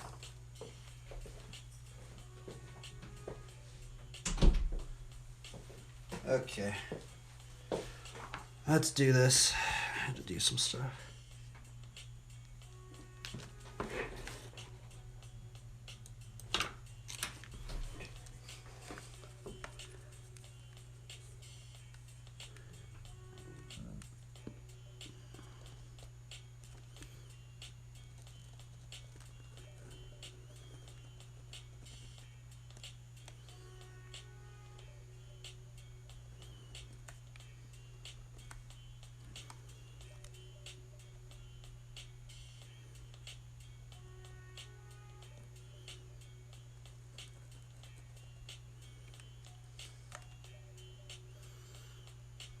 Ooh, I've never connected it right there.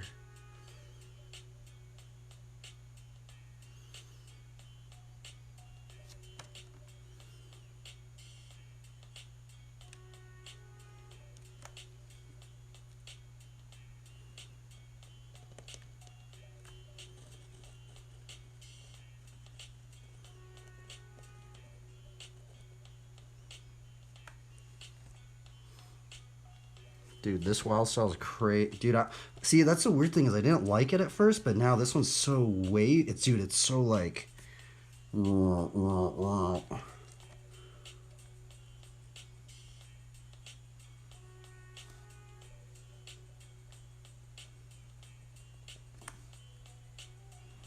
look at this working.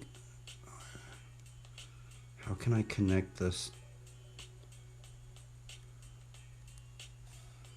I'm wondering, like, should I put something up in here too?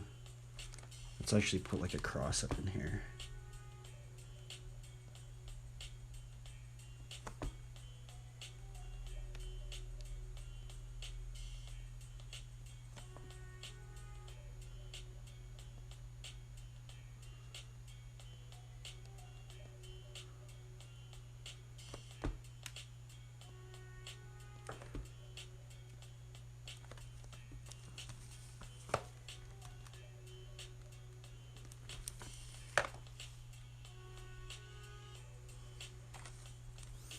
Oh, there's a way I can connect it. I don't see, because I like to connect it all. So this is connected into that. It's like a big maze. Oh, look, we can connect this cross into that. Dude, oh my goodness. It's like an entire, oh, I kind of messed it up, but it's like an entire maze. Oh, we can actually connect this cross over here up in there maybe.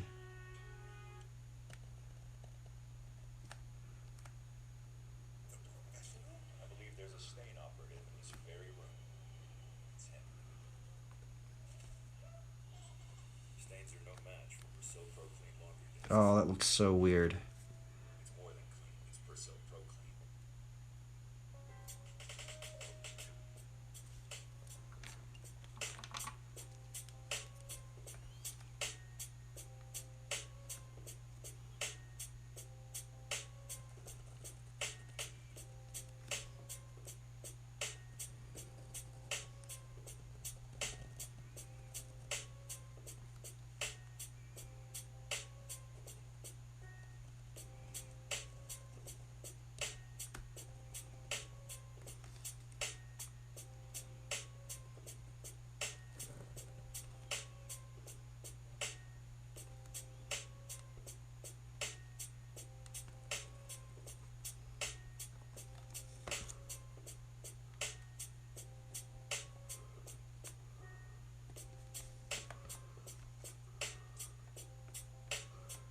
Fudge, I don't like that. Oh my goodness, that's terrible right there.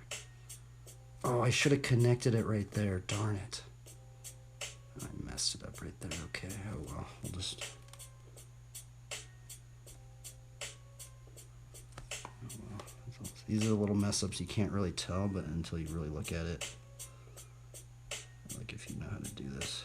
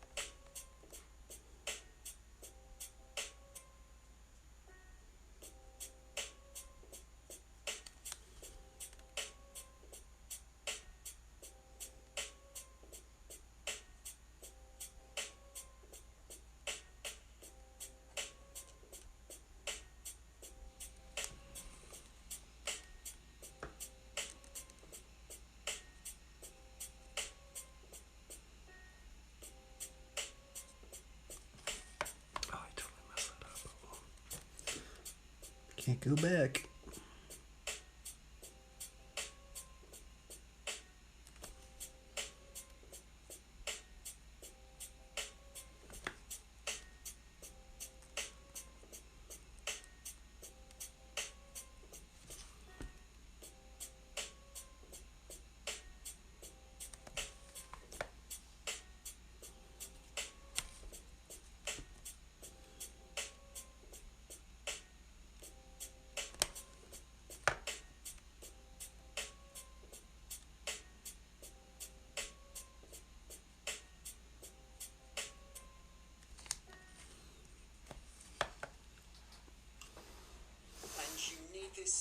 Three, two, one. This approved by management. An entire landing page.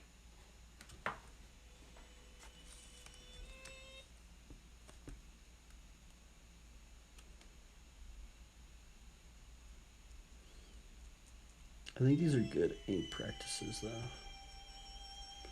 You just got to go with your mistakes. I think that's man. If I were to tell somebody to get good at inking, I think I would just tell them to learn this because you just got to go with it. And you don't have to like think about it too much.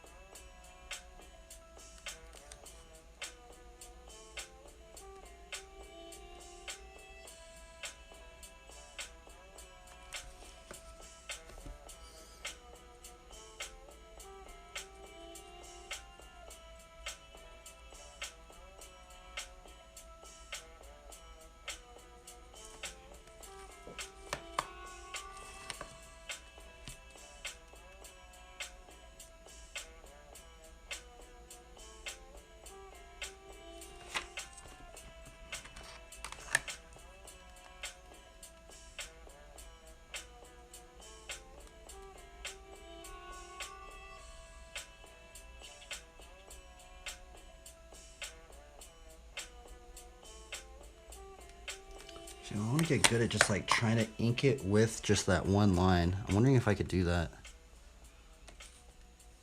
I'm like scared too, but I think that might actually be good for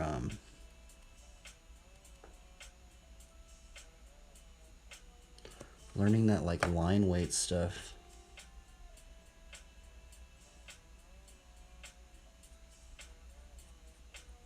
Because I'm like kind of like chicken scratching in it, right? I want to like just push it down like that big one right there.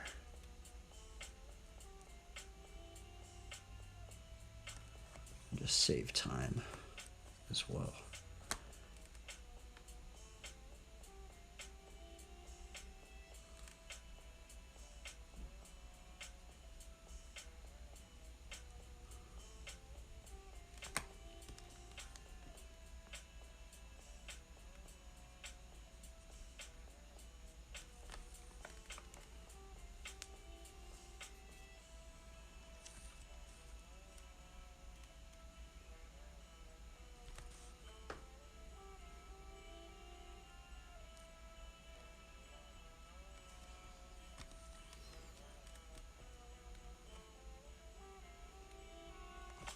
Okay, let's see here. It's going down that way. This should be about straight on now.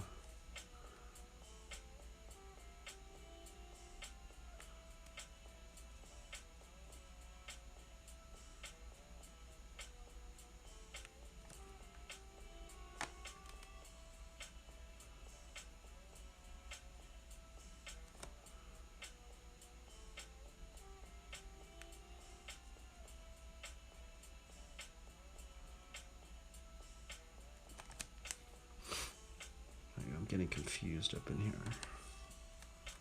Why did it... Dude, this part is so confusing. I don't even know why he did that.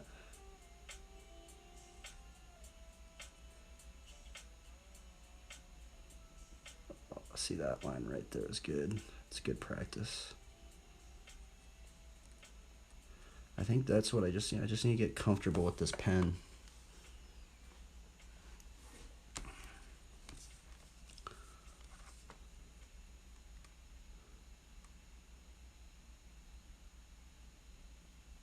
Like that. Simplify your business accounting with QuickBooks. Easily track income and expenses. Streamline invoices. Manage your bills and more. QuickBooks. Save 50% today. Oops. The problem is I mess it up like that too.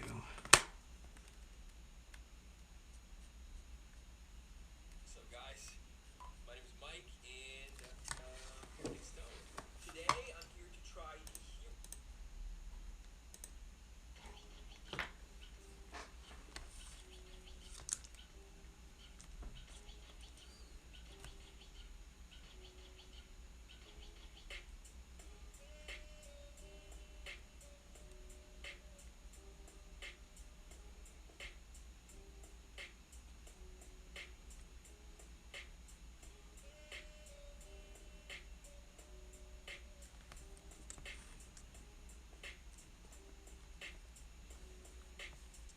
I totally got that part wrong, didn't I?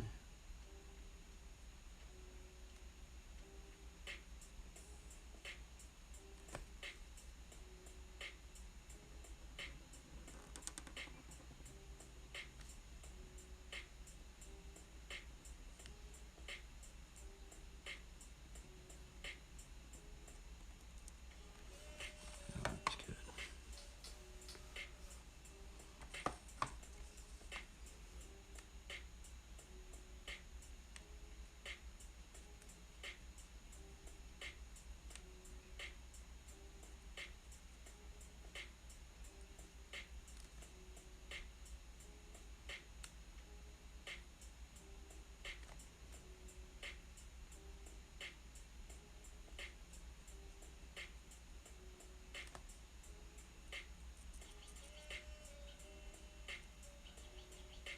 Okay, now we're gonna start pushing it this way. Doing like a 3D like this.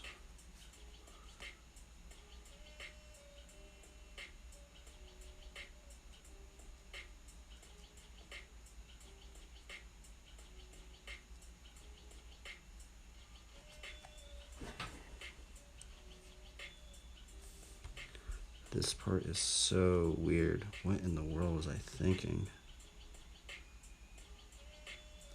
What is this right here? What was I thinking right here? This is just this is just craziness right here. Like, is that supposed to be a shape right there?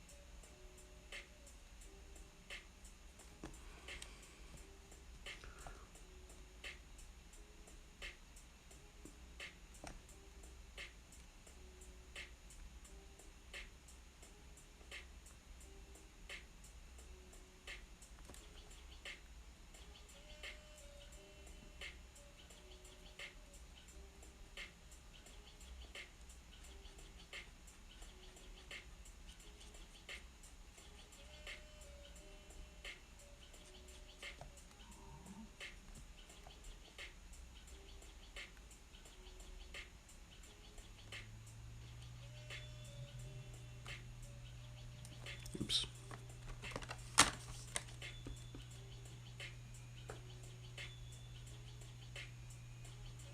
It's kind of weird. These things are almost like meditative. It's like you don't have to think about it. You don't have to stress about it. You're just kind of just making shapes and just trying to finish it. That's what I like about like the graffiti style. It's just like very like it just forces you to get something done in a short period of time.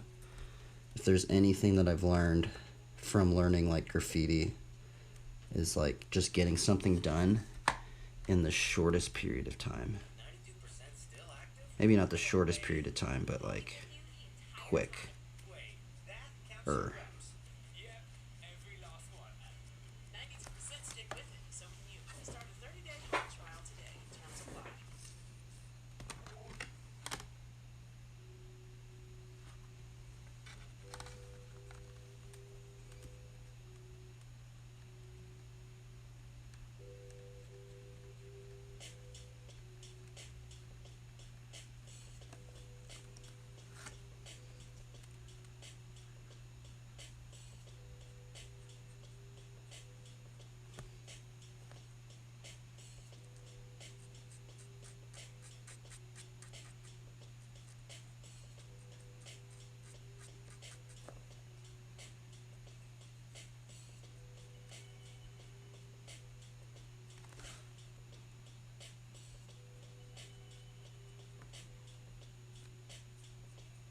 You're almost on the home stretch.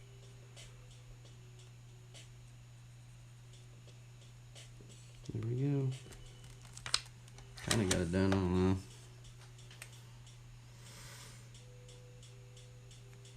I wonder if I still remember my letters. Let's try a Bible verse. See, I wonder if I still remember how to do my hand styles.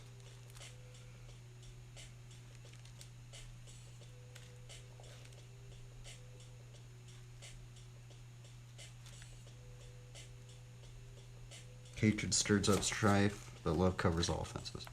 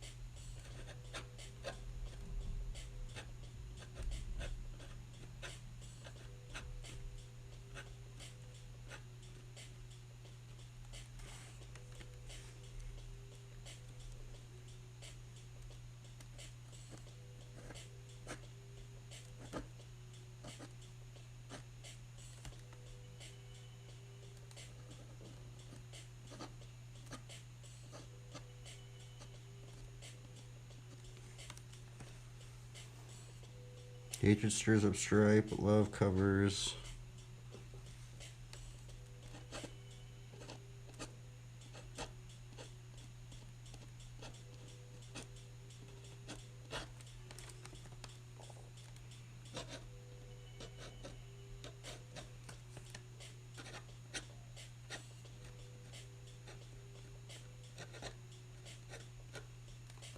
I totally spelled that wrong, didn't I?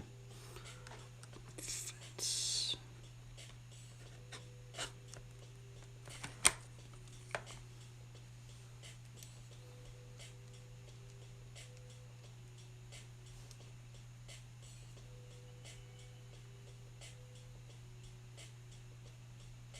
I kind of still remember my letters. That's hilarious. Proverbs 10, 12.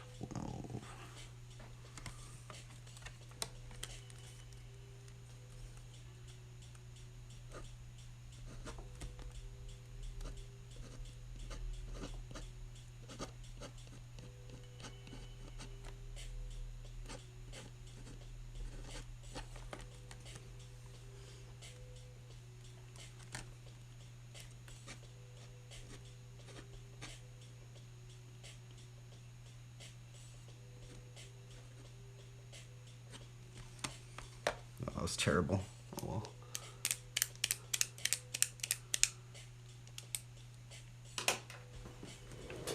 Those are kind of fun though.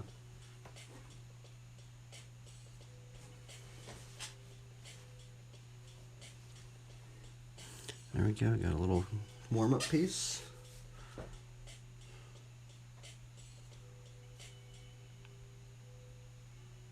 Wait, if I gotta go check up on something. Why is that thing still?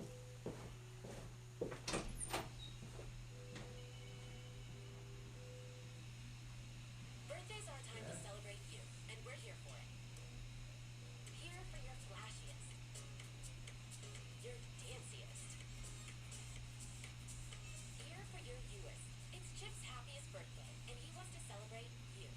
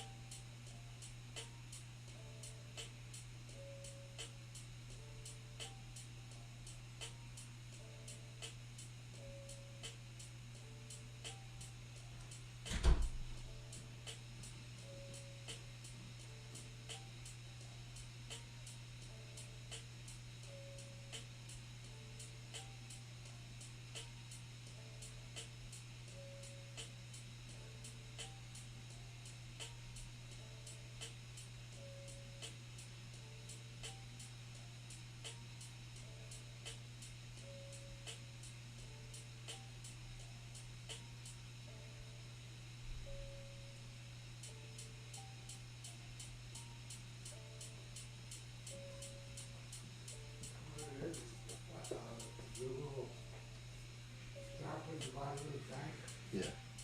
All you gotta do is jiggle it.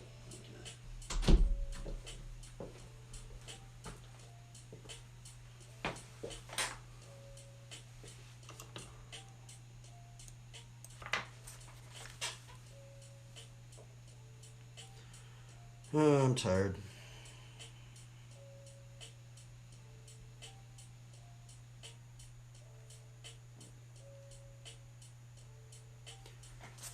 I'd take a little break. I'm tired. I probably should have done it. Like, I just put my energy into the freaking night. Tired.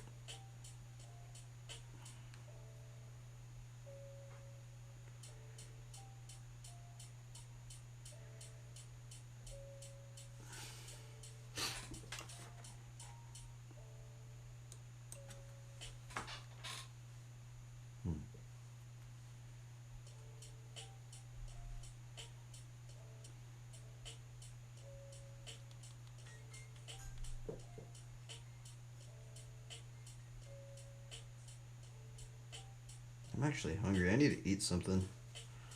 I'm back. I'm gonna go eat. I need to eat. I'm running out of energy. Oh wait, I haven't been drinking this coffee. Let's eat.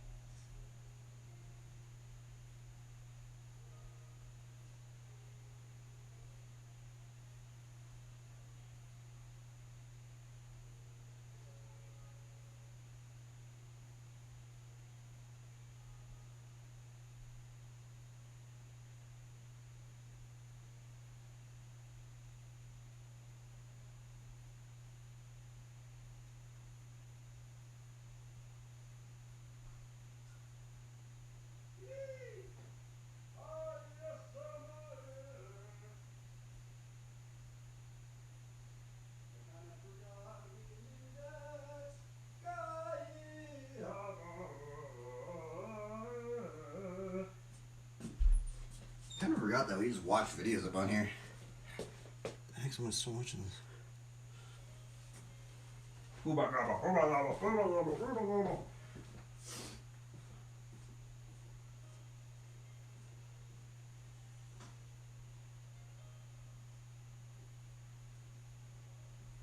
Oh, I could bring the tablet. Yes, tabagadi badita tabagadi. I wonder, can I watch YouTube videos on here? I think I can. I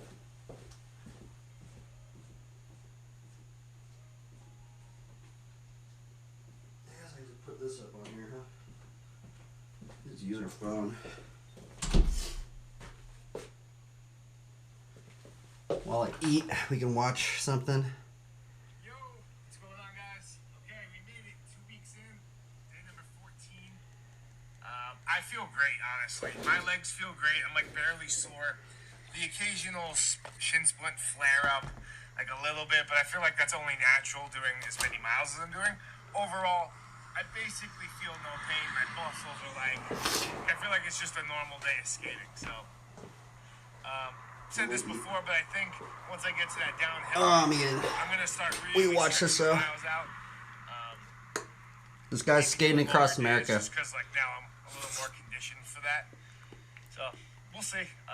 Today, I'm not sure where I'm gonna end up. I might be in New Mexico. I should honestly really be checking this map a little better, because like there's stretches where there's no hotels or no gas. So sometimes I do it when I'm like while I'm skating, but I should really be paying more attention. Yeah, nice day today.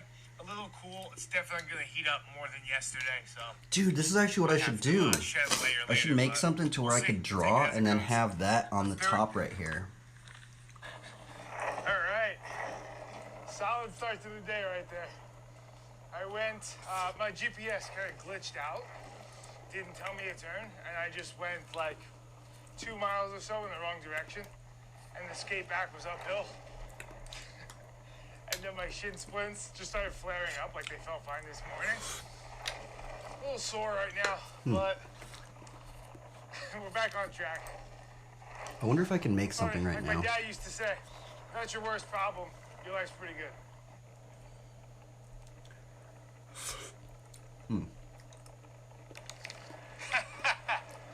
Yeah. What's that? Where you from? I'm from New York. I'm skateboarding across the country, 3,000 miles from Venice Beach to Virginia Beach. Dude, I kind of want to do this. Yeah, but if you're there, bro. What's that? When I turn like 40 or something, My finish? Virginia Beach. I think 47, Virginia. It's I'm gonna ride my bike yeah. across America or something. Yeah.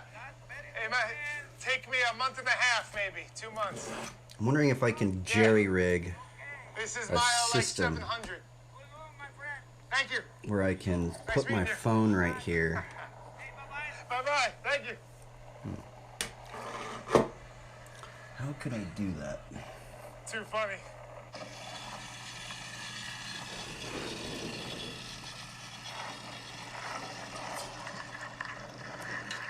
You don't know how bad I want to sketch on that thing right now. That's some pretty good news. Just turned onto this road. Got a nice wide shoulder, no rocks somehow, and it's really smooth. Oh, that's what I Can't really ask for on more that than big that. clipper thing. Where is that clipper thing? Darn, I lost it.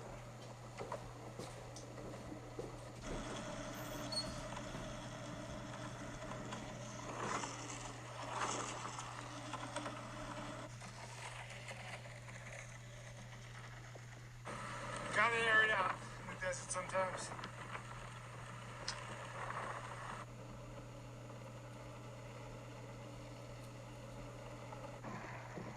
Yo.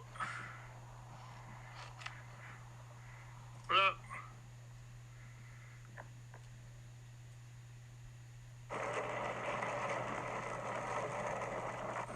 You gotta be careful when the trucks fly by you when you're bumping a hill.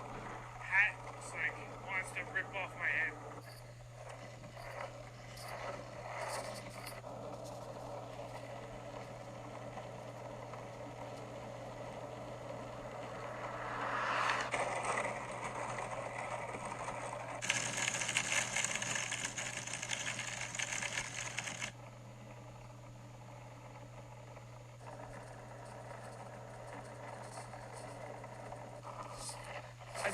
realize how gnarly this stretch was.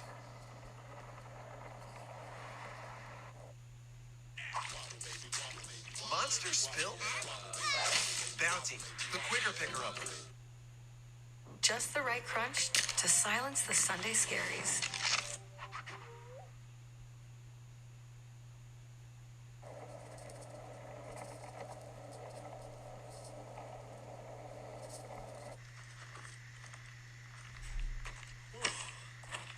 Alright guys, mile 40, just about out of water. I got like 10 or 20 miles left till I even get somewhere, but I think I'll be alright. What else? Last stretch of like 10 miles, the ground was just straight cheese grater, just no good. But now it cleared up pretty smooth, so hopefully it stays like that for the rest.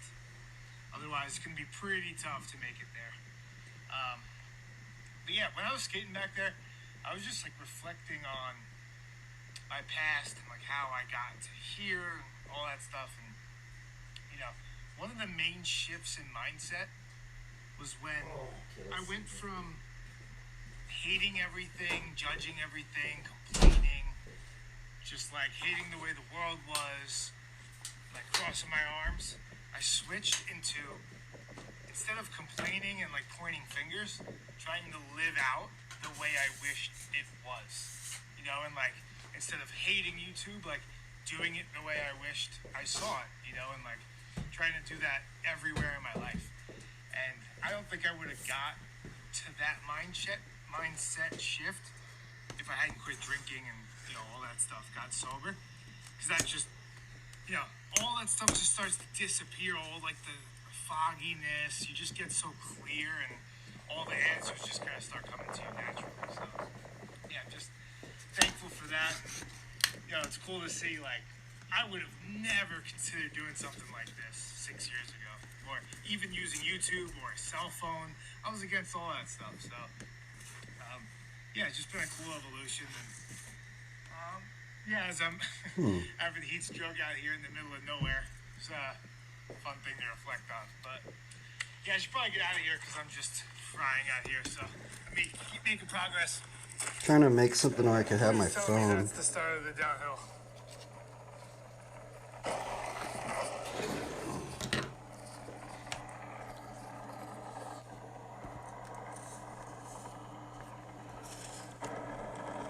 So it means I would have to have my phone like that. And I think I could still draw in this area. Please tell me there's more than the table. How could I get that to hold? Give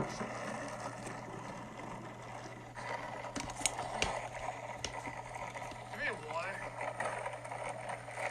Sorry about it. Do you have any water I could buy off you?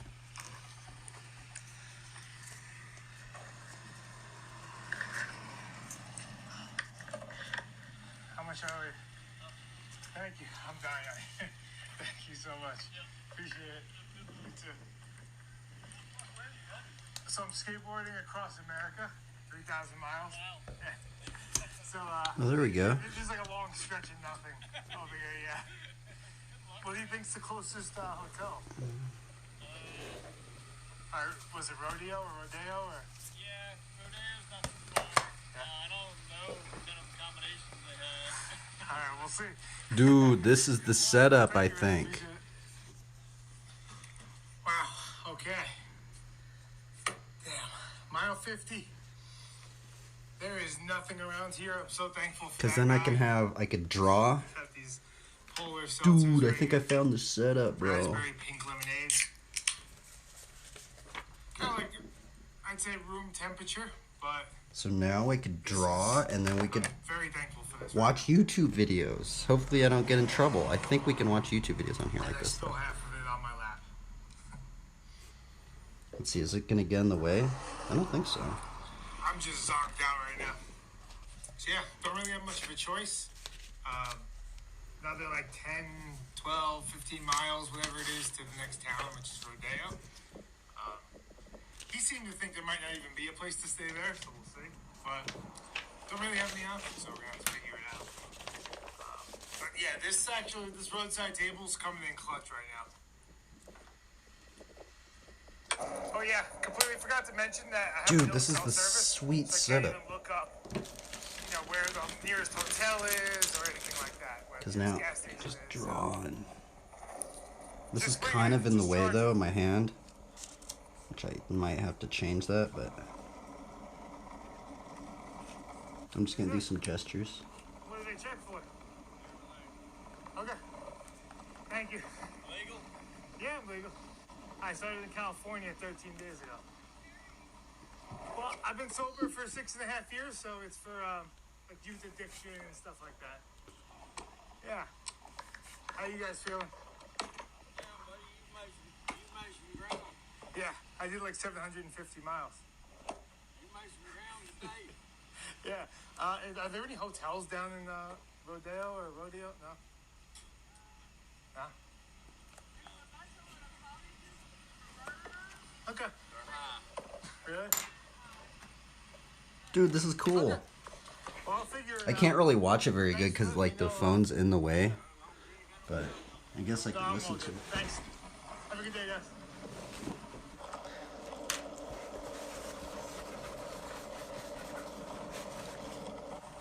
So what I did is I put this thing. This is actually on my easel. You guys need to inspect my board, or? All right, thanks. Just have it up on All here. right. Just hit New Mexico.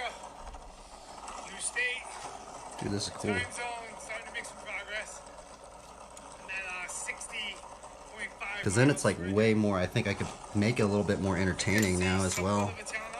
So it's not as like dry. Yeah, it's the more I'm like looking on Google, the more What's up, dude? it looks like it's less likely I'll have somewhere to stay. How goes it, man? We'll see.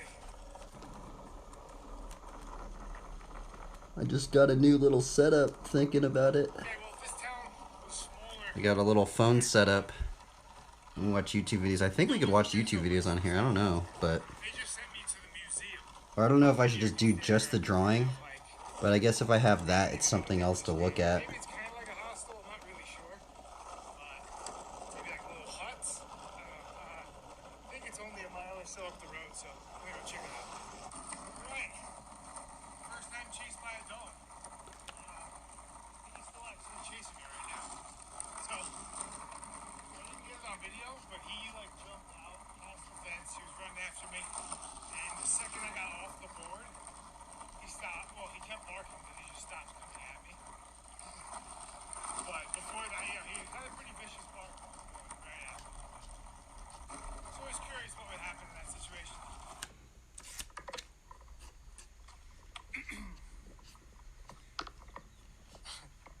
Alright, well, that got pretty hairy. Really wasn't any place to Do I stay. watch Brandon The place I Herrera? found, No, who is that? called and, like, booked the room. They were gonna close at 6, so if So I just found this dude had a room, recently. He kind of just I think he's been pretty big on YouTube, but this dude is riding his skateboard across all of America, 9 hours, which is 20 crazy. minutes. So he started in Venice Beach, and he's gonna end up in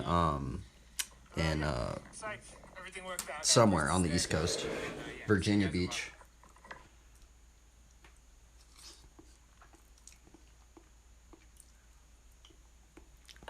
Wait, did my phone just die? I think my phone just died. Oh no, but I guess not. Dude, this is really cool though.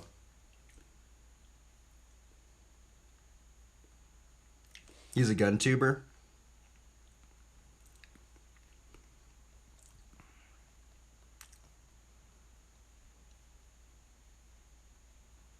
I'm wondering if like I wonder if I get in trouble for watching people's YouTube videos.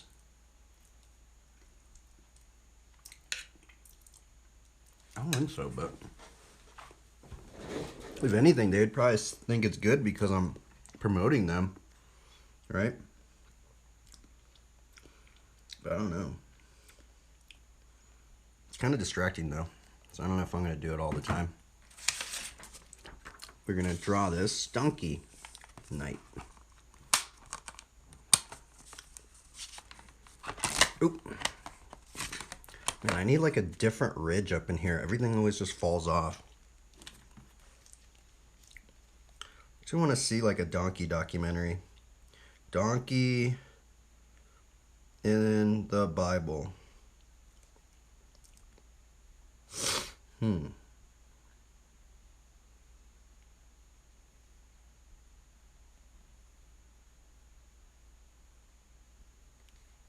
Let's listen to this.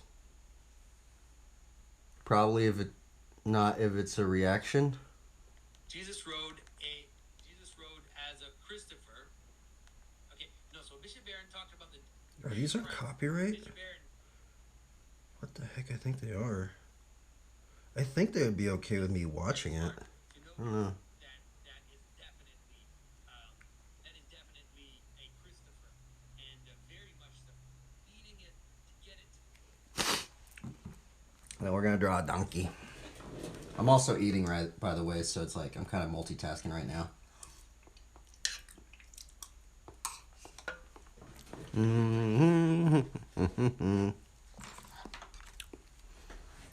How you guys doing? You guys doing good? Yeah, I don't know. I guess we can watch the YouTube videos and stuff, but it's kind of distracting for me. But I see people doing that. Like some of the art streams or just people's streams, I'll just have like a little video going.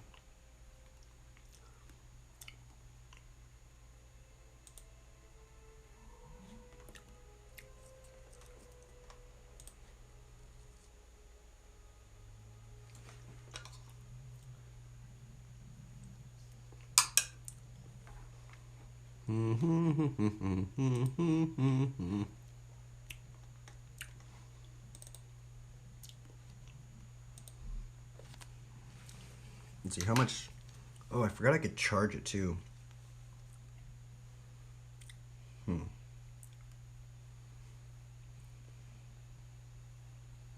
Oh wow, this is 45 minutes. Symbolisms of the donkey in the Bible. Is this on copyright? Let's see if it's on copyright.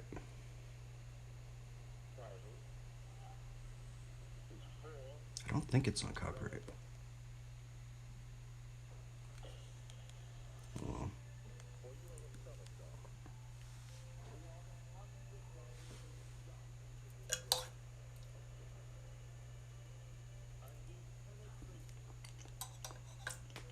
Have you ever seen the YouTube of the Terminator going back to protect Jesus from being crucified?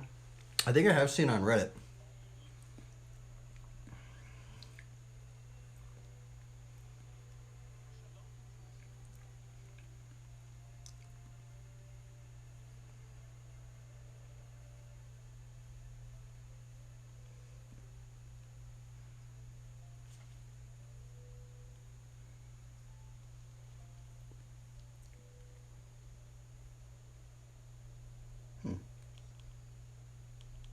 While donkeys are thought to be stubborn, this is a they robot. are actually highly intelligent It's a robot. Man, there's a lot of these robot ones. Like robot documentaries. Huh. The Inner Donkey.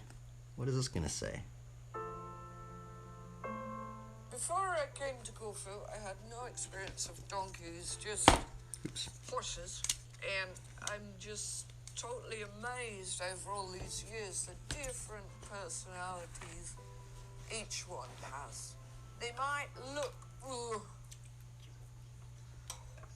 but everyone is different. And the volunteers can tell you. They notice very quickly the different Donkeys. personalities. You've got the cheeky ones, you've got the shy ones. They absolutely, 95% love attention. They've never really had love and cuddles, and I very much doubt they've been groomed in their life. You try and get a grooming brush in Corfu, you can't. They are very, very different, and they can be very stoical. This is the problem, that donkeys suffer in silence, and people don't realize. It's hard to draw like they're this. sick or there is a problem because they just stand there, and they're trying to tell you I'm not well, but unless you're listening, you don't know.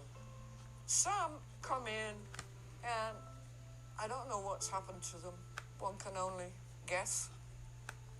And it can be 2 years What is this even about?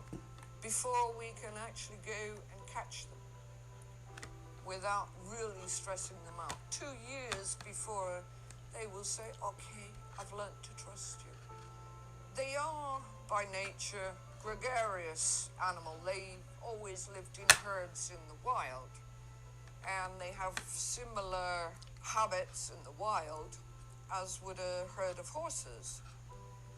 But we have to remember that here in Corfu, especially in the last 20 years, these donkeys, they certainly don't live in herds. There might have been 10 or 20 in a village and they would pass each other, but they're not allowed to mix, integrate. In the last 10 years, most of these donkeys have just been tied to an olive tree. Apart from the owner who might feed and water them and work them, they don't see another donkey.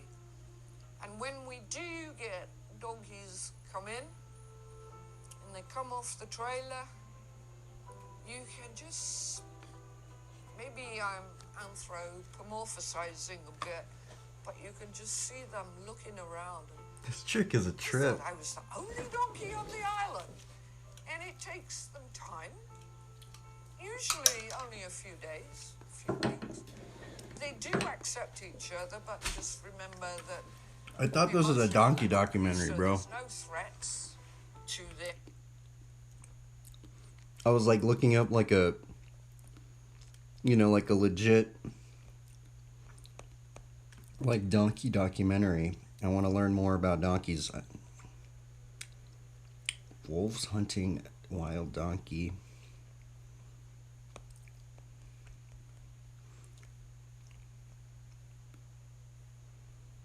This one. Use Kayak to book flights on days that cost less. Download the Kayak app now. LOL surprise OMG! Sunshine makeover. Changes color in daylight, even outdoors.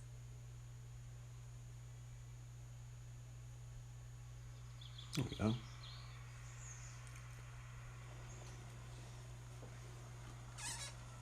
When Giuseppe Borghi drives up, his donkeys are already waiting for him. His donkey farm is a childhood dream come true.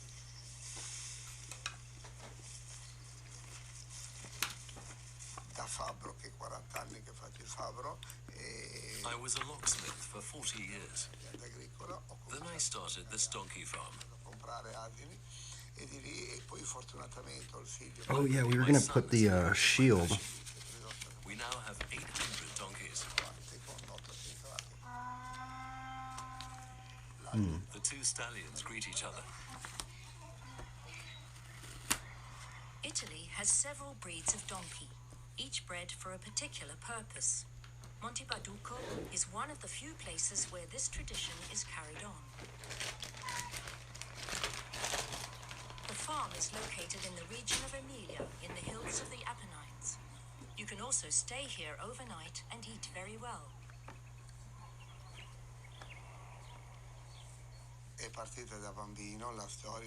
It started in my childhood. I was a farmer's son, and we lived on an isolated farm. The donkey brought the milk to the dairy, and on the way back he carried water and food. We had no real road, and the donkey was the only means of transportation. But most of all, he was my friend, because donkeys are very loving and affectionate.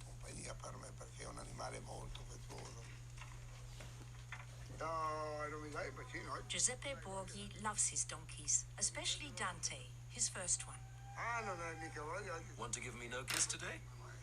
Sei un testone, anche se senti che testa vuota che c'hai, senti. Senti come vuota, senti. Donkeys have lived alongside humans for thousands of years. Actually, they are desert animals from Africa, which is reflected in their simple needs. They require little food and water.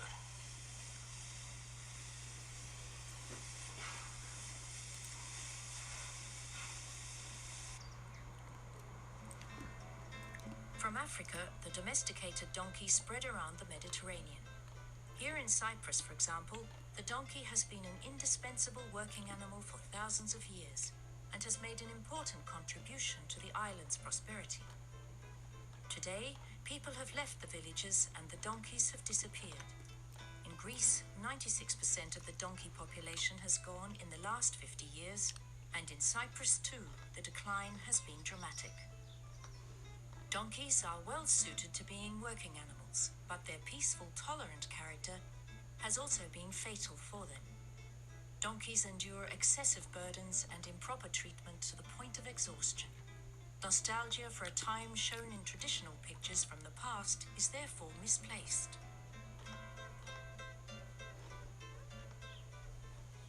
Donkeys that are no longer needed or whose owners have died find refuge in the Donkey Sanctuary. This English organization operates sanctuaries around the world, funded by sponsorships and donations.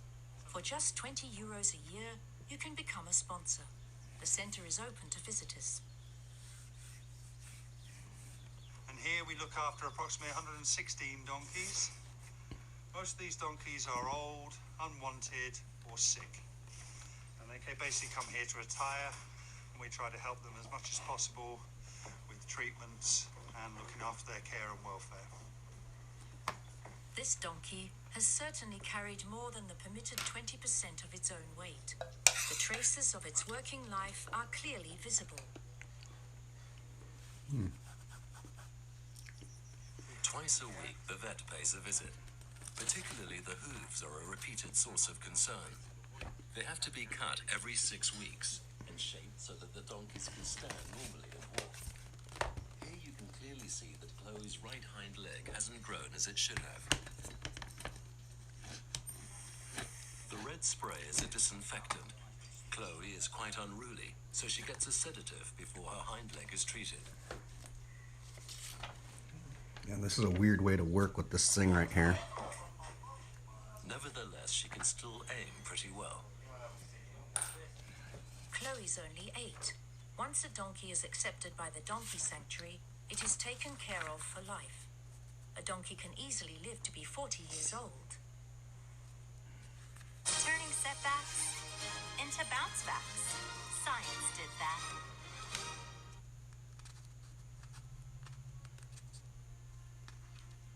Without care, the hooves just continue to grow, and one day the donkey will no longer be able to walk. Unfortunately, it happens often that donkeys' hooves are so neglected that the animals have to be euthanized. You can see now the difference. We brought both of the legs in the correct balance as possible. It's done. We cut the toe and we give a good balance on the legs of Chloe and Chloe. I don't know if I should work like this. This is sketchy. Finally, the leg is x-rayed again. For a veterinarian... I guess it's cool because, like, I can maybe, you know, I guess I have a new little setup thing, but it's kind of distracting. It's just a little bit of a distraction.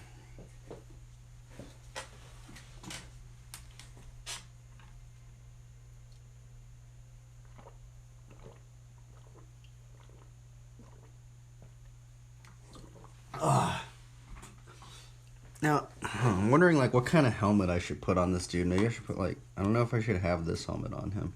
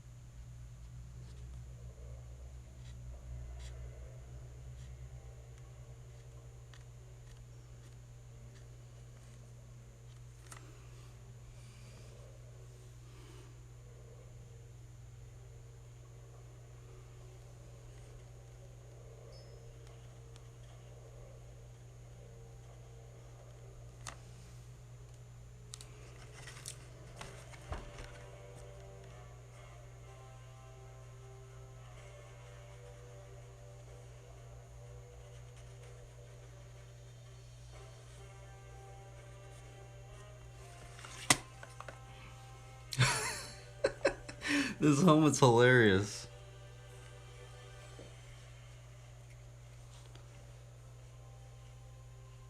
I don't know what like type of shoulder pads we should have on this dude.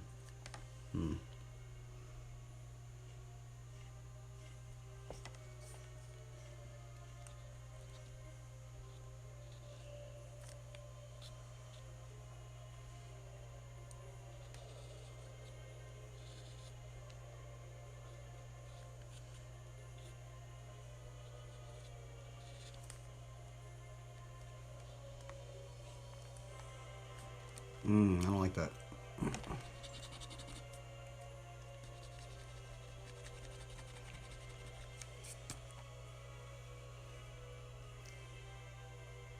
Do.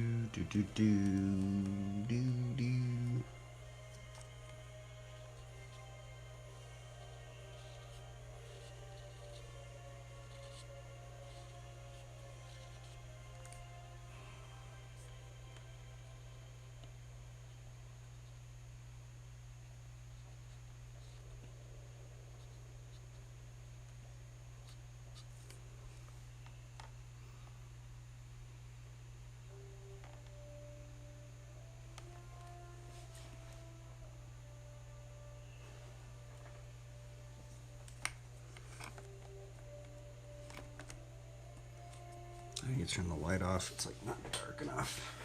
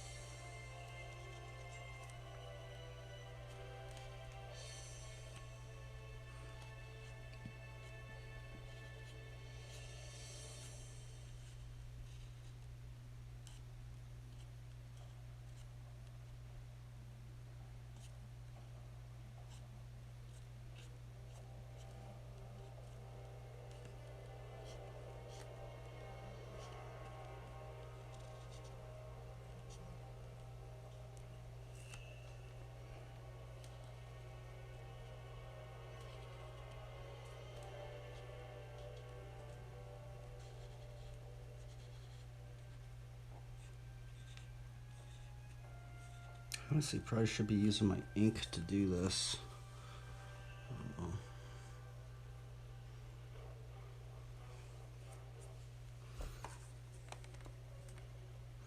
Actually, I did get a critique yesterday. I need to start putting crosses on both sides now. He told me, why do I put crosses only on the back? It's actually a good critique. I've actually never really had anybody tell me that.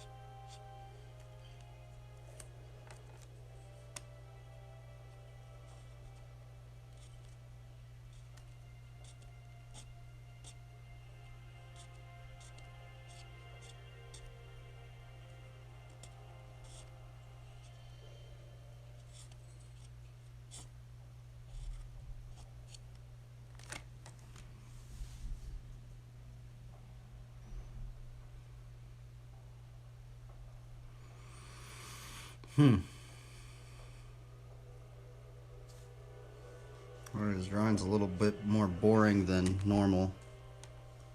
So I apologize if it's not very entertaining.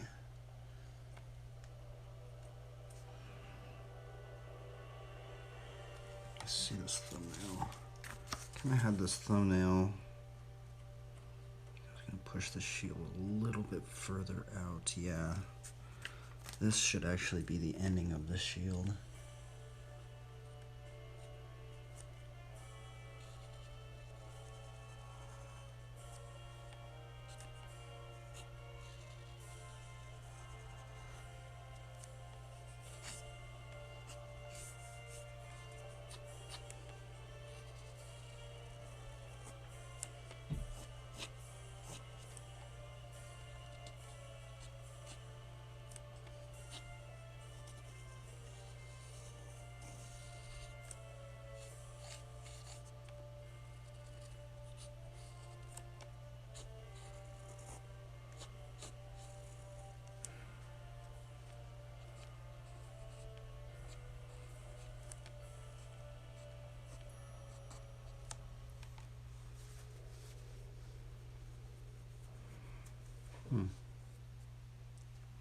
I guess I could have blocked some arrows or something.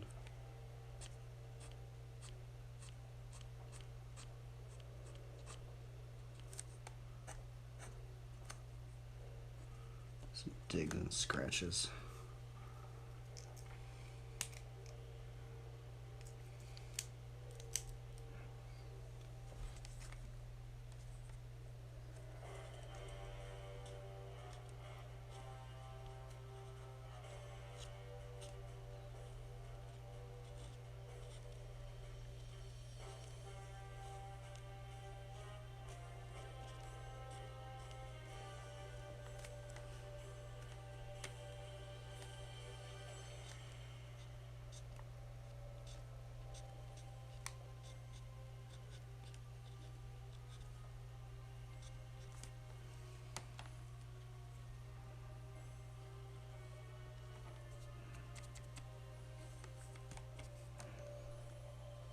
Oh yeah, that's what that was.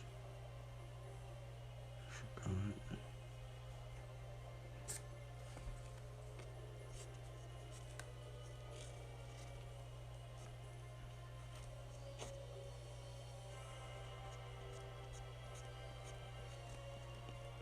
It's like fur-lined, like cloth armor.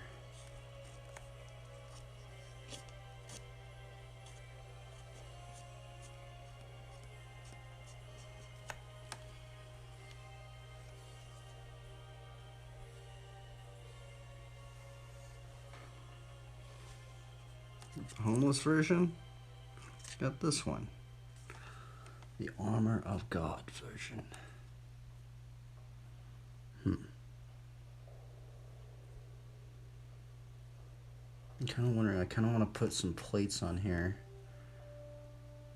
I wonder if I should do that, because I actually have seen that where there is like plate armor on top of this section. I kind of want to do that.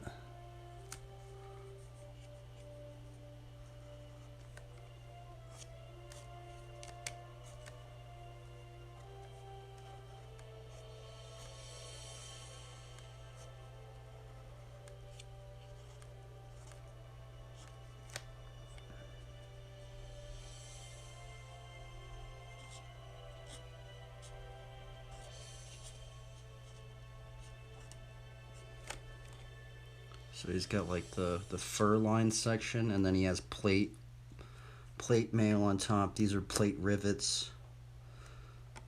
Shoulder pad. This shoulder pad's actually rounded. I kind of got that wrong.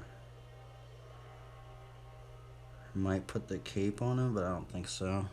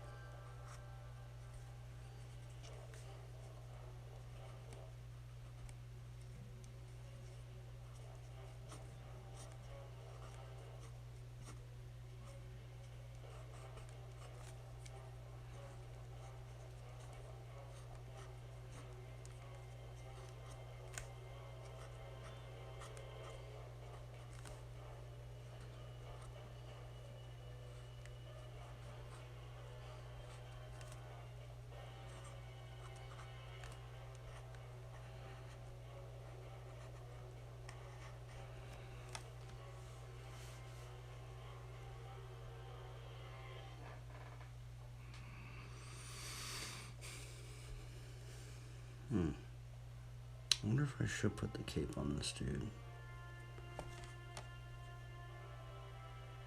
I guess we could. I guess that would make a little bit more sense.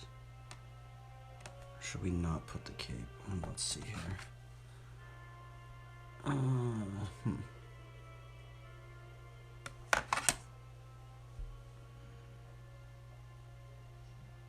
Oh, I guess that the cape would actually be kind of interesting because it would almost be like this bedroll. Actually, let's put it on there.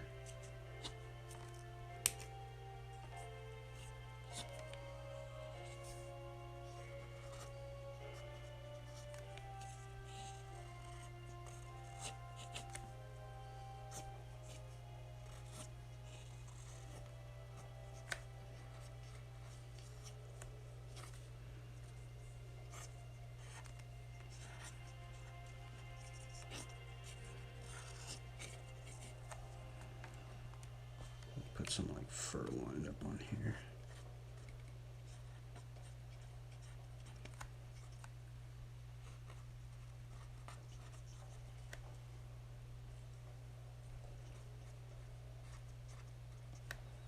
Fur lined cape.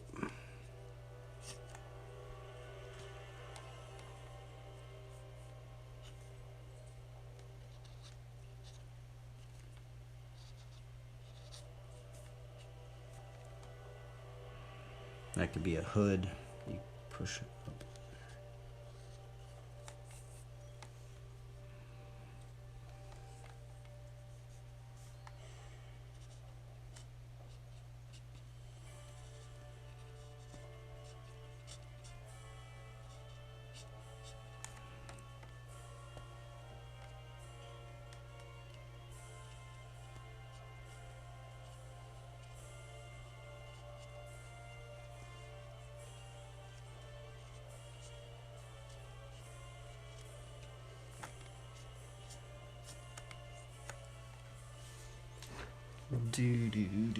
Let's look at it.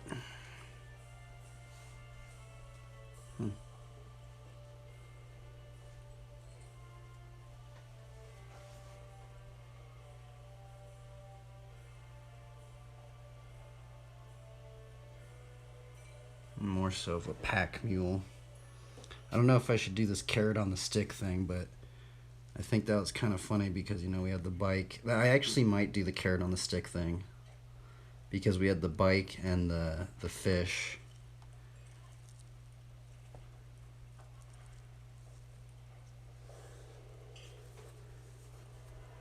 I think the carrot on the stick thing might be a little funny thing.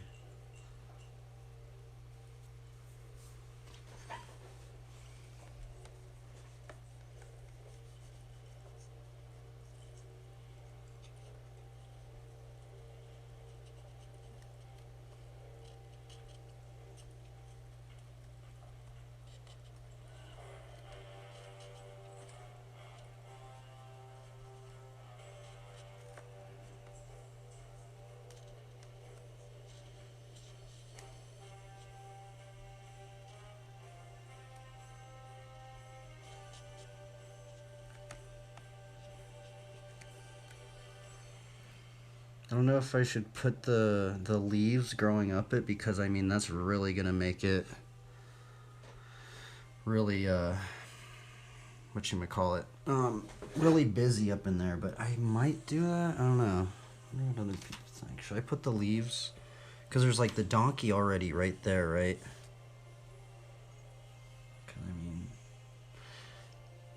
this is supposed to be the sword of the spirit. Yeah, we should, because it's, you know, the scriptures is, like, Jesus is the vine, the seed is the word, the seed is also the sword, or the word is also the sword of the spirit.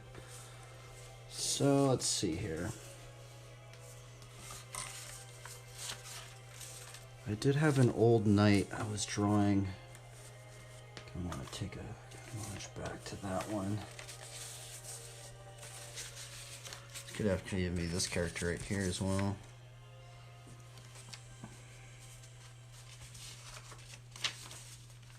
I guess I've drawn a character like that. That dude kind of looks like this dude, kind of. He just kind of look like a homeless guy. Where's that knight that I drew?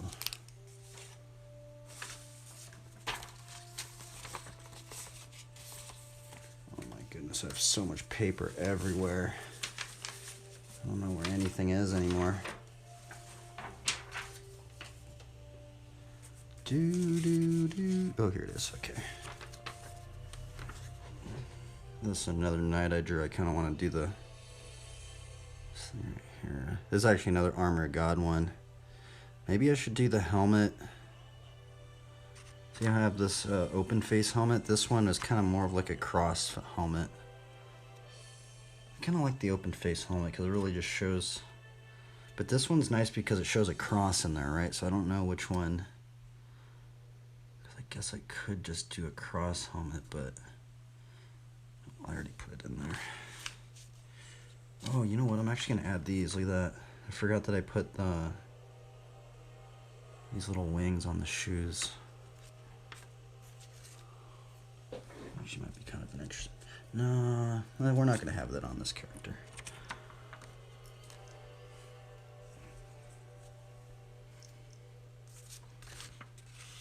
Not on this one.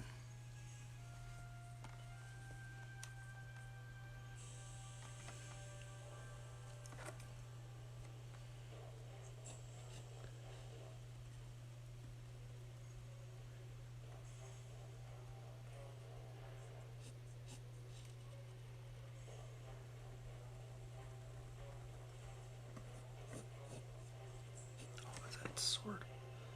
Darn, I think I messed that sword up.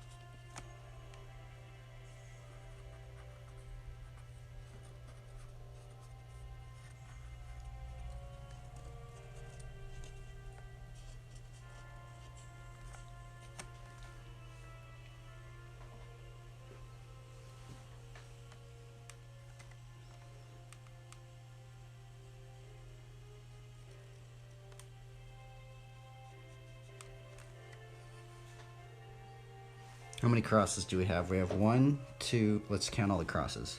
1, 2, 3, 4, 5, 6, 7, 8, 9. Let's put, now we're just gonna put crosses. 10, 11. Holy moly, I kind of wanted to put a cross on his chest plate, but can't really see it.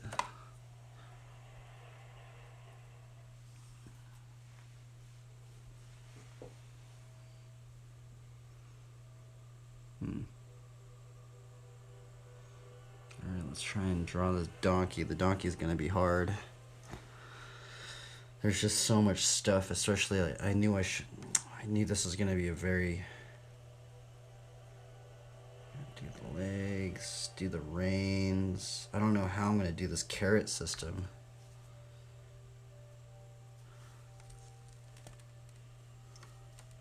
So we had the fishing pole into the fish.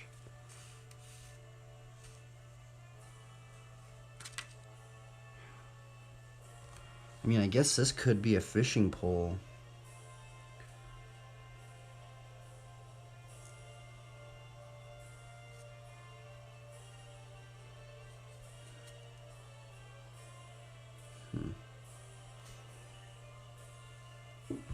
Actually look that up. Huh.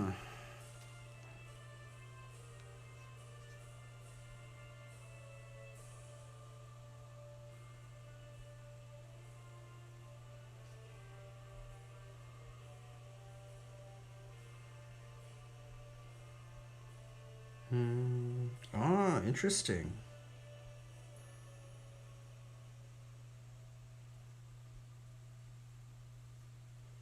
So they would actually put it on the rein. Oh, okay, that's weird. Okay, so they would actually connect it right here.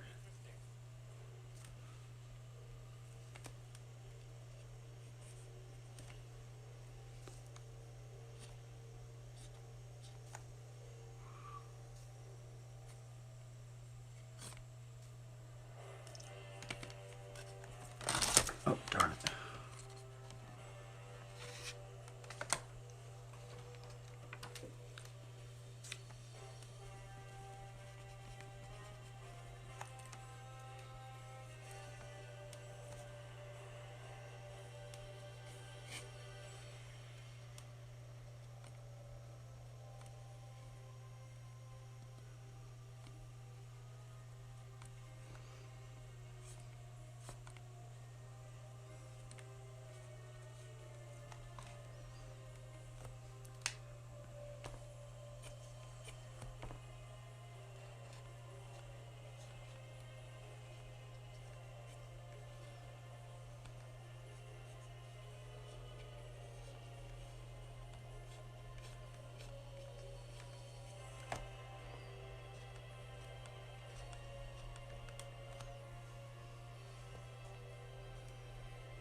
So it actually would be connected right here if it was there.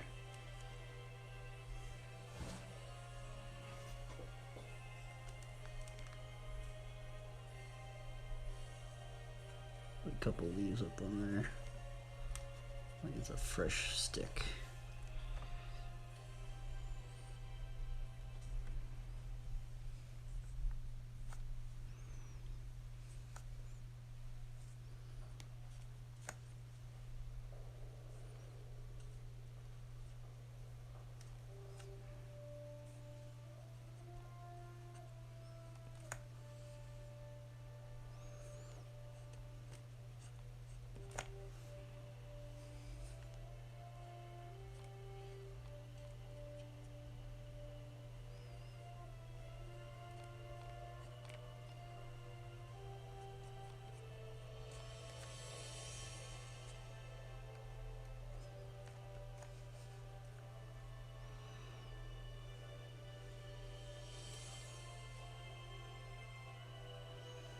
I don't know, would people think this is animal abuse? I don't think that would be animal abuse.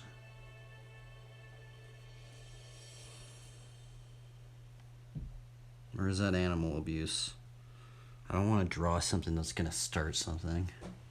Maybe I shouldn't put this thing right here because then people are going to be like, that's animal abuse. You can't put a carrot on a stick in front. I don't know. I don't think it's... I don't think that would be animal abuse. If anything, it's encouraging them. I don't know, though. I think...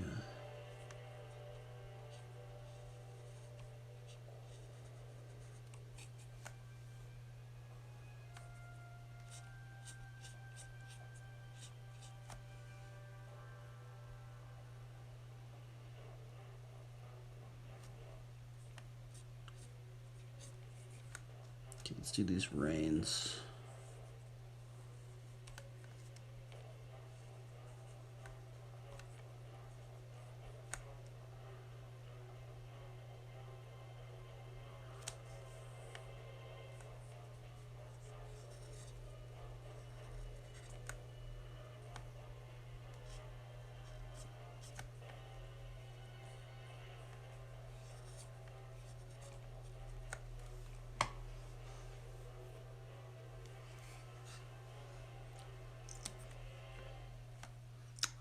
Out of eraser. I am running out of eraser. I gotta use this pencil now.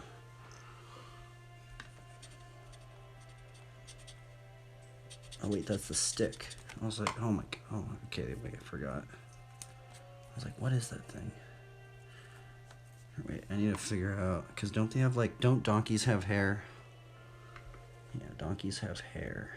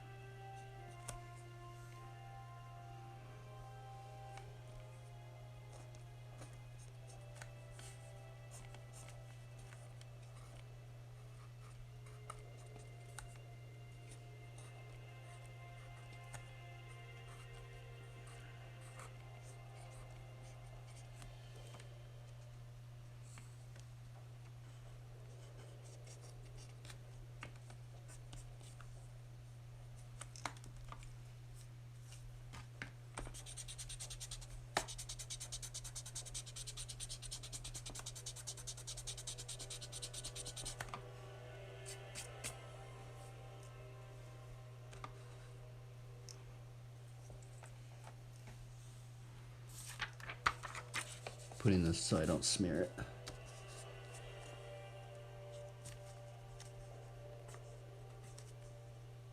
I'm actually gonna put a dent right there. That shows he's like used this shield. Which makes no sense it'd be floating there, huh? But I think we might ink it now. It's either I can ink it or I'm gonna do the next layer, another pencil layer, but I think we might have enough information here to go into the ink, maybe.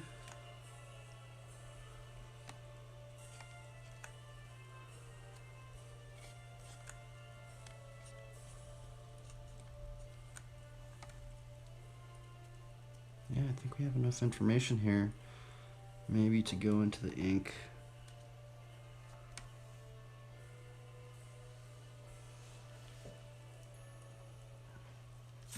Kind of want to just ink it out right away. I know if I don't ink something out right away, I'm just never going to ink it. I just get too bored. I gotta just get it done. Otherwise, I'm just going to give up.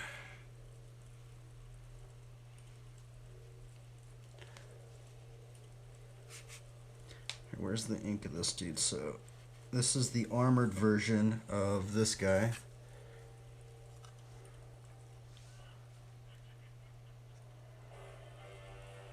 Armor of God.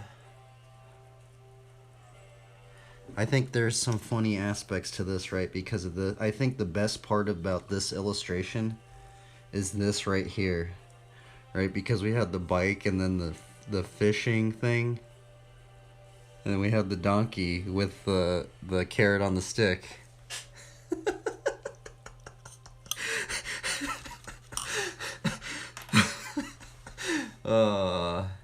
I don't know about this though. It's just so. I think someone would probably say something about that though.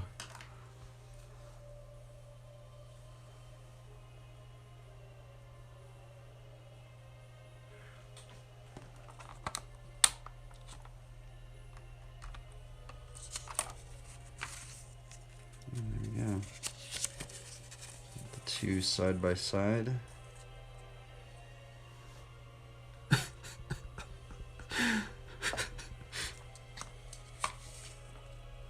Oh, gotta get some new paper.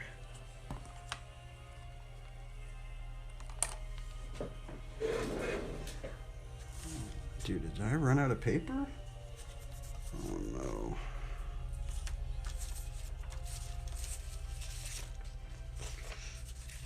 Dude, where is all the paper at? Oh my goodness, I have like one more sheet. Well, I guess if I don't get it to... Oh wait, I have a couple more sheets, okay. Guess we'll try and ink it out. Just get it done. Yesterday I just speed inked it and it turned out really good.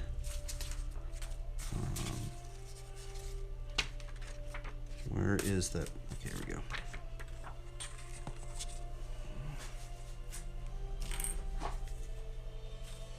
I'm gonna push this back a little bit.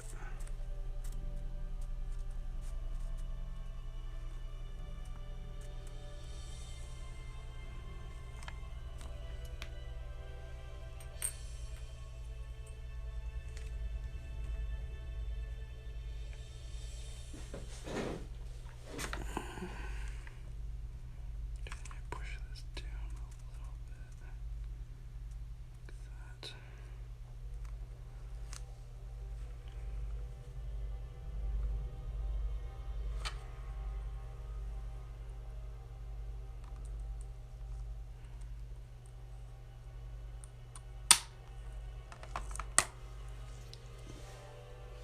Alrighty then.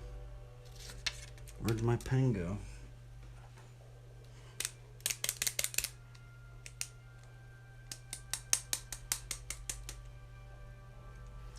I need some new music.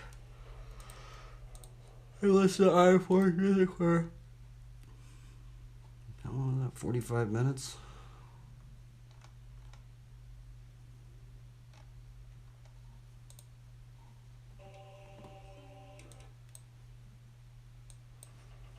Alright, let's ink this out, boys. We're inking this out, boys and girls.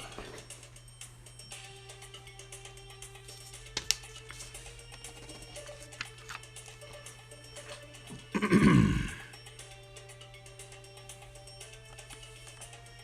actually gonna bring this one out too, because I know I changed it up a little bit on this one.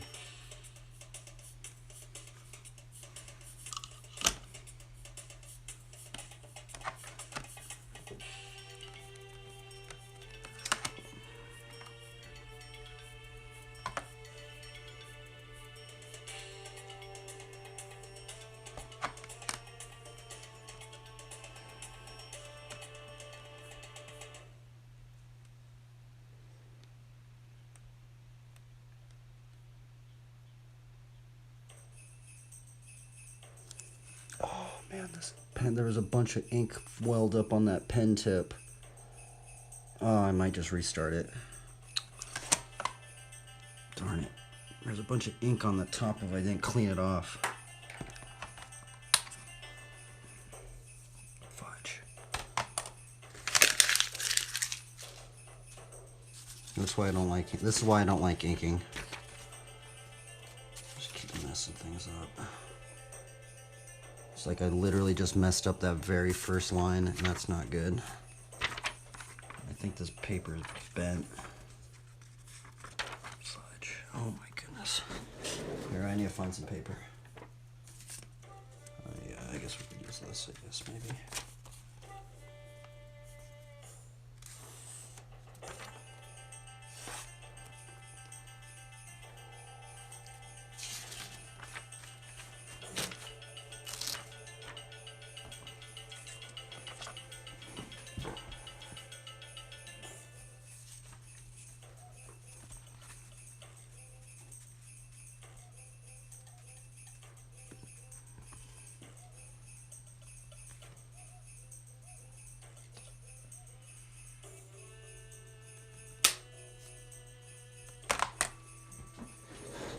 Okay, let's make sure that this ink thing is clean this time.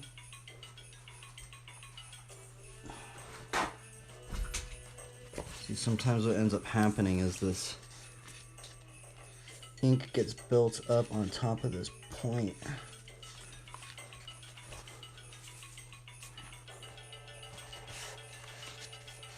And messes it up. Let's try this again. That's why I don't like inking. But it's like, it's so real, it's like, it feels really good, like, once you get it all done, but, like, man, it's just like...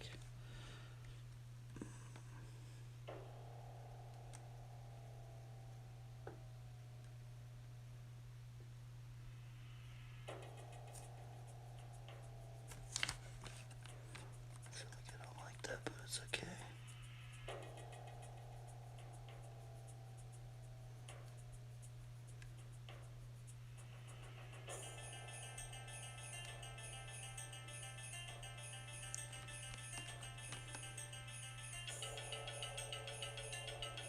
Oh my goodness, I just messed up right there.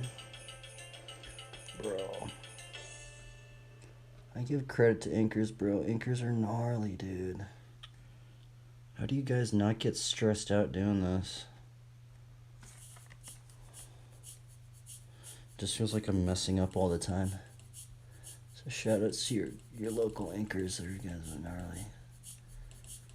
I guess traditional inkers. It's like... Goodness.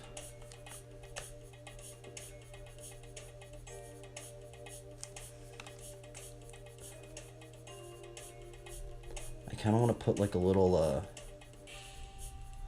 let's not do that.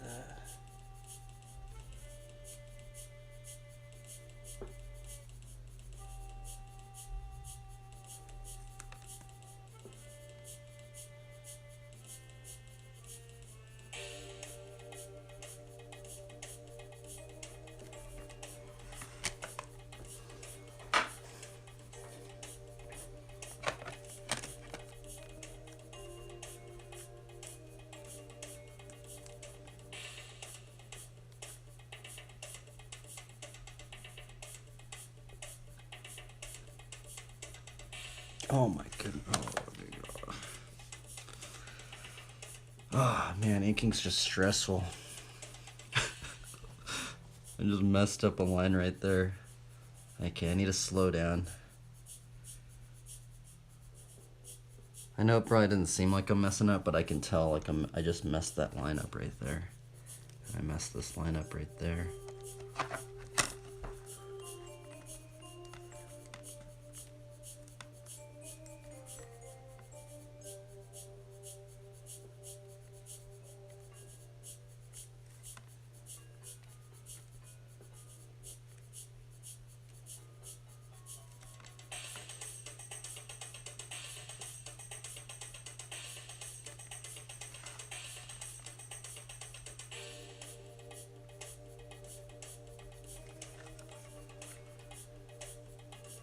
This dude looks funny, huh? That's such a strange helmet. Honestly, I don't think I've ever drawn a helmet like that.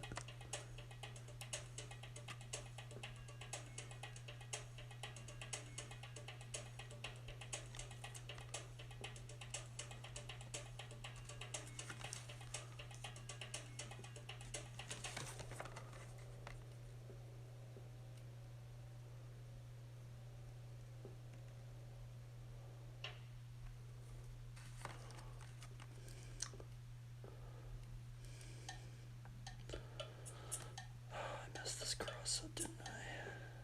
Yep.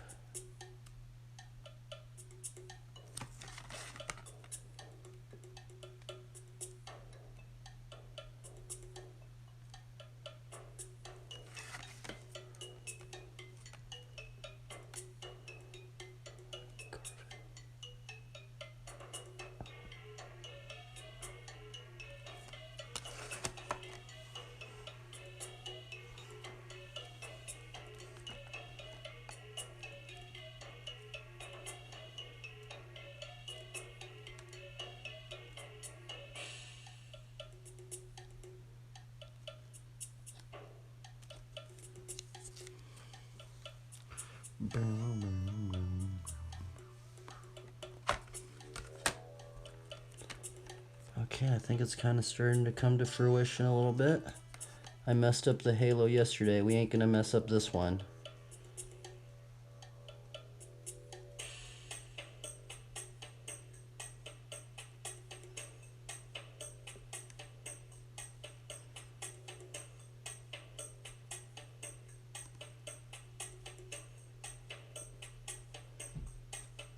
I kind of did mess it up right there at that last little point. Oh well.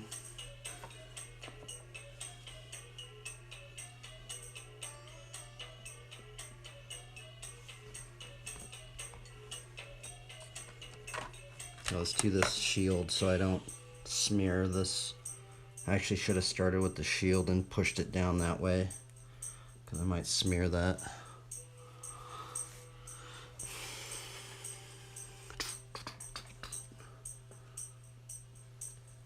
Actually, I want to really make sure my hand's clean. I'm gonna push this over here. I'm like so scared I'm gonna smear that. I actually kind of just want to wait. I don't want to like push my hand over. Let's just see.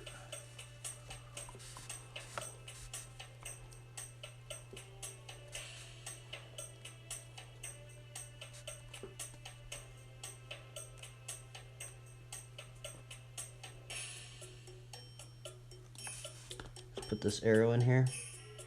Or it's actually a dart. It's going to be like a flaming dart from the enemy.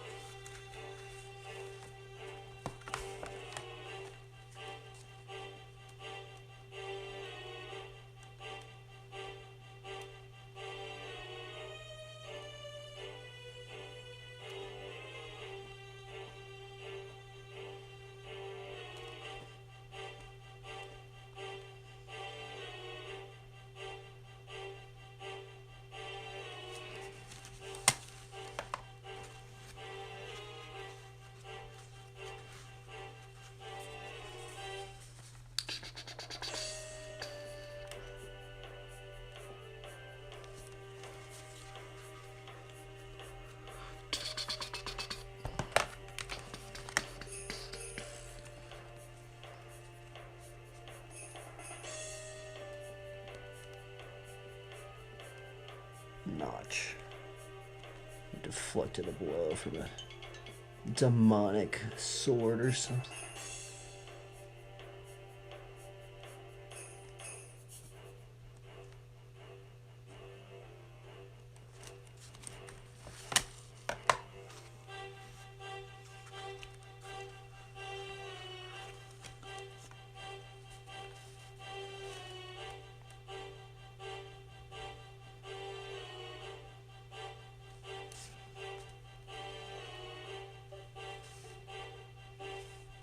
Oh, you know what? I actually kind of want to have like a notch in there. Let's put a notch in this shield, because I kind of like those shields. Because it's like you can use the shield as like, you know, you can put the sword through it. So I think we're going to put a shield like that.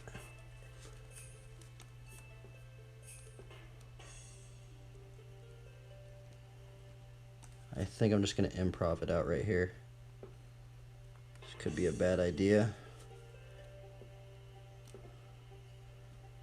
And that's kind of the sketchy thing about inking. It's like I should have drawn that in there, but now we're just going to improv that out right there.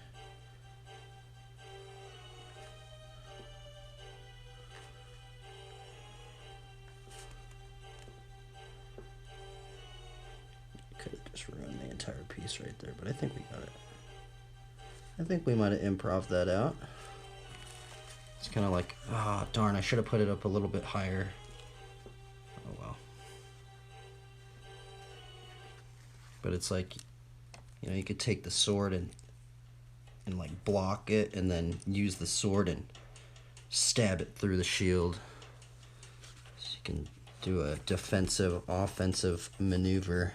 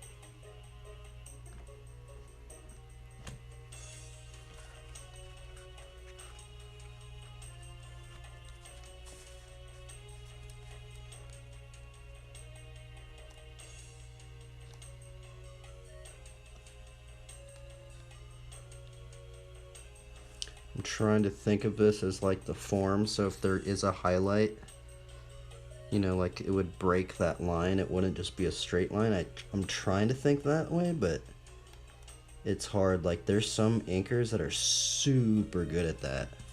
Like they know how to break that line like super good. I'm still kind of like not too sure on where to do it, but I understand how they're doing it because they're doing it like on the highlight brim of that. But I don't know, it's such a strange way to kind of like ink it.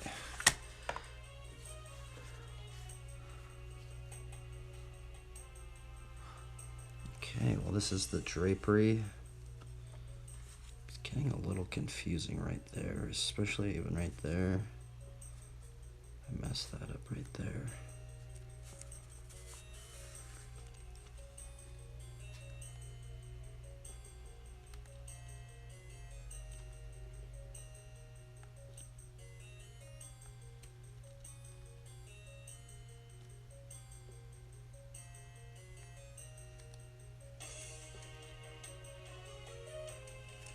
I totally just improv that out right there. That was weird. That's the other weird thing is like when people start improving things out and they're inking, it's very interesting.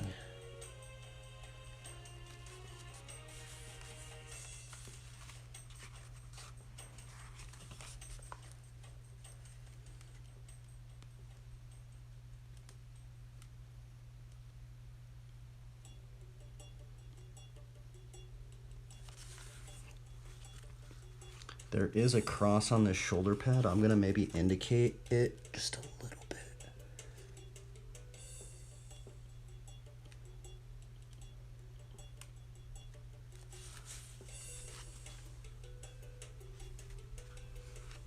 You can't even tell what that is over there.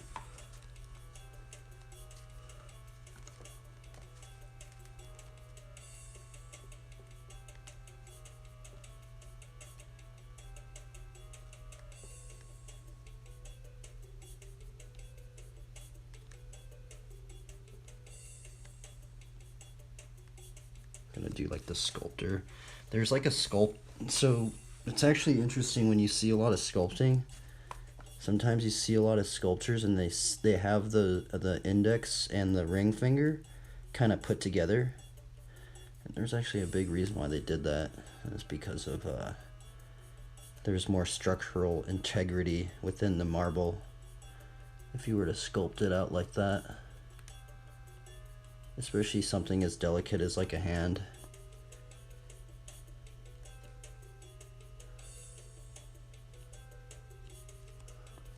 And I really got that hand off, but it's okay. Let's get this Bible going.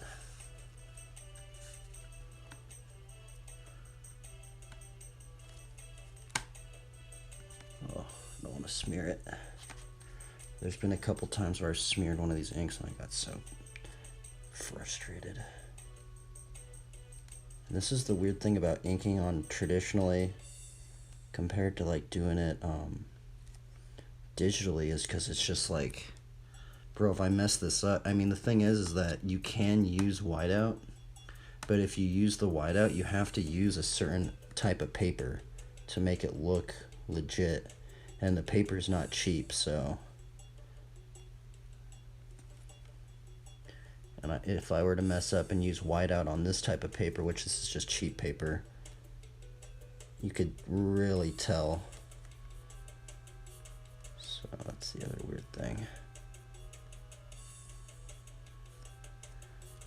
Okay, let's try and put this cross in here.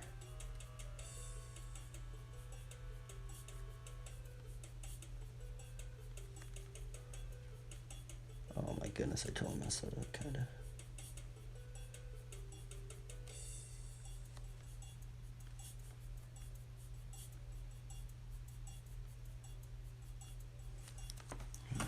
On the other side too.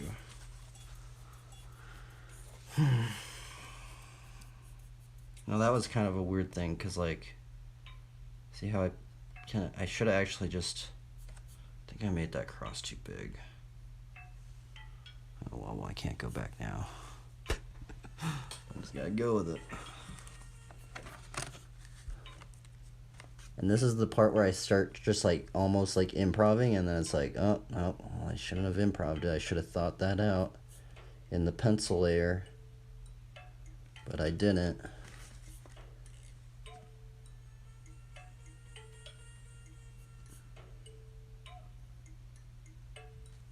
Put these bookmarks.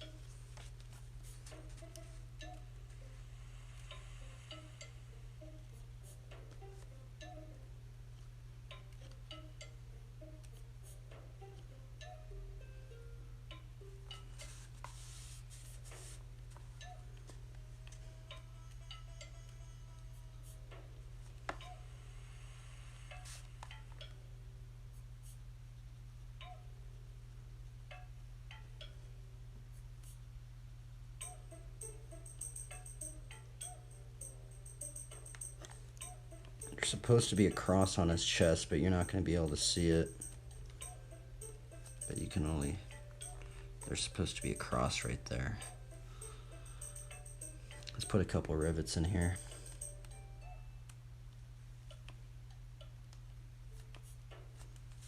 Because this is where this next part goes.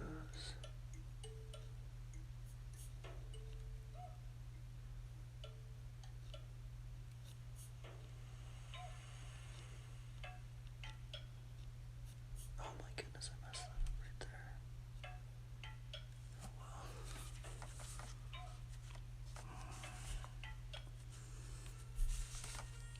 Dude, you can't really tell when you look back, you can't really tell the mess ups, but like that little line right there I messed up.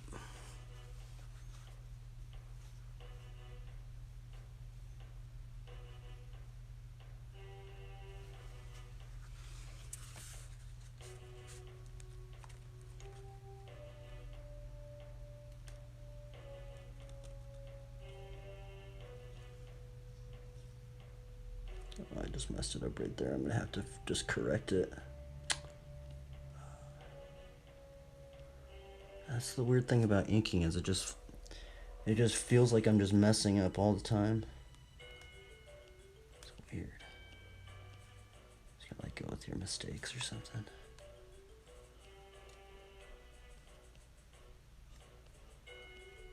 Like this little satchel thing.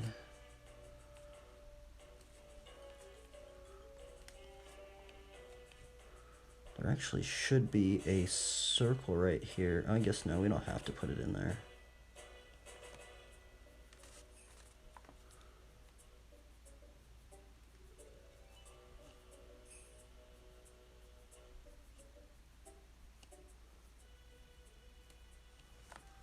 I'm gonna put some weight to this belt.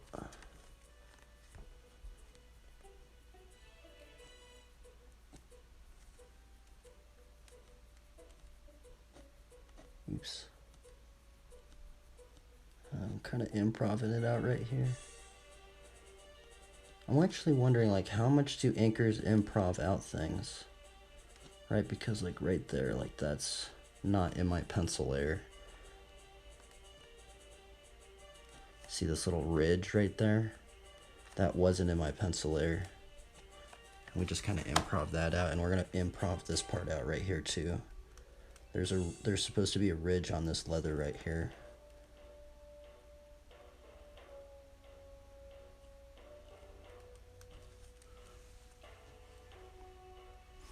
I'm wondering like if that's what inkers normally do.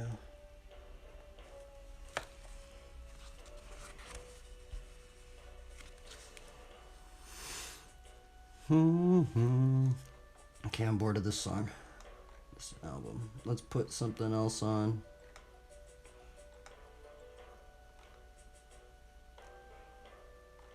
What should we listen to?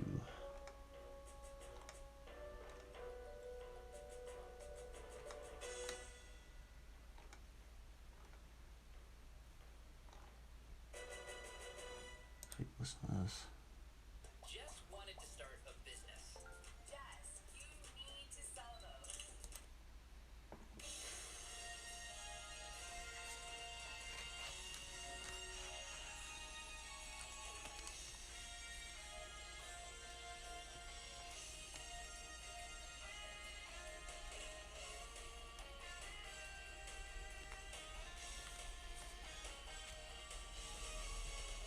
There's a lot of confusion up in here, actually.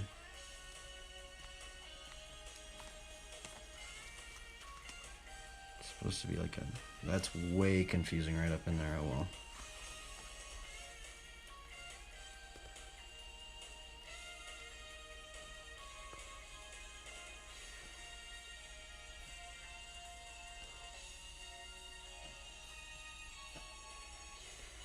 Try and put some more weight up in here.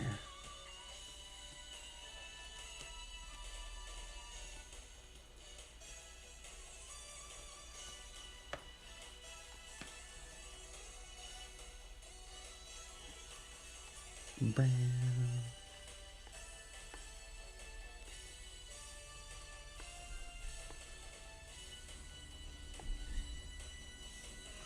So with this armor, I'm trying to keep, see how there's these ridges right here? They're kind of roughly the same size, which actually that one should have a ridge.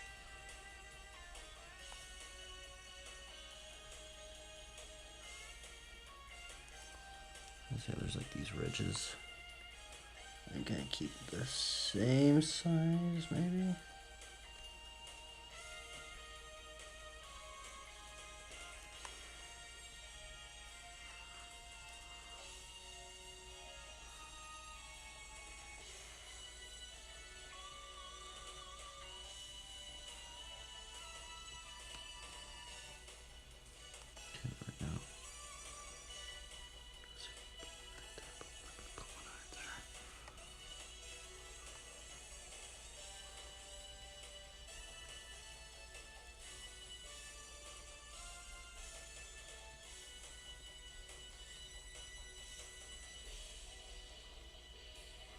Kind of just improv that out right there. Putting a little shoelace thing.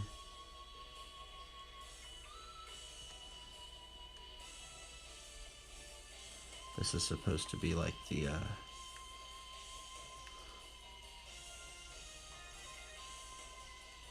animal wool thing. And we're gonna try and follow this one right here because there is a metal plate on top of this. Actually, I forgot to put it right here.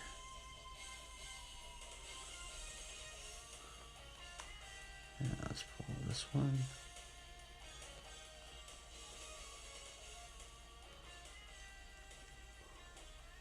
There's also that ridge, so we're gonna put a ridge over here.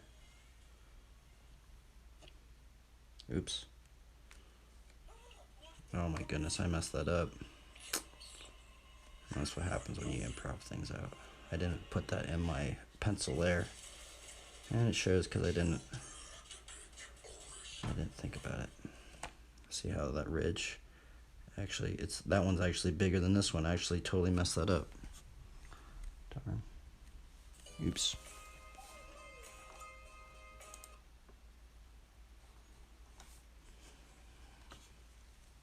Okay, let's put some of this fur in here.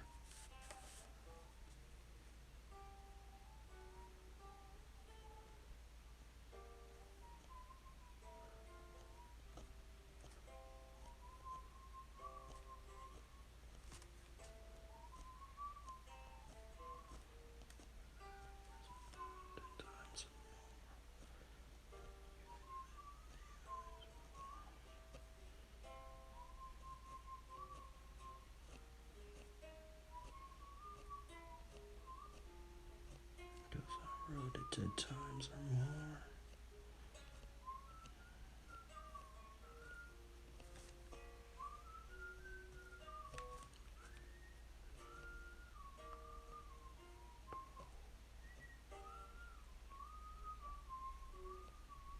By the way, we're listening to this version because it's copyright free.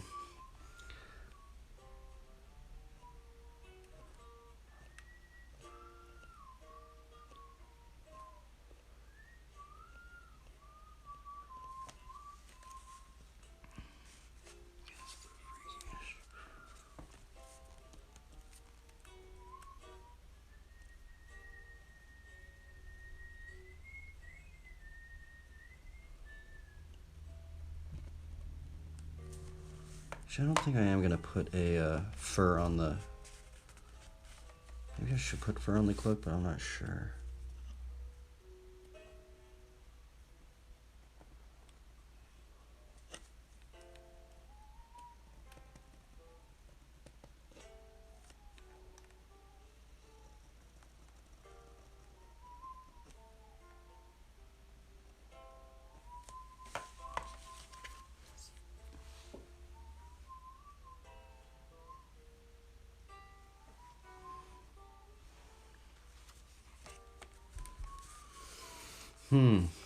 No, I didn't really indicate this very good right here.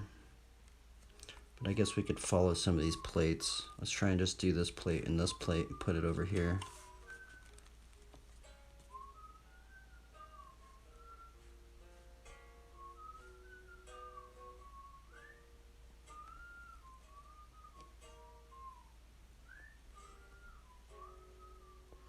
And this is actually where we are kind of improvising it out. And I did want to put a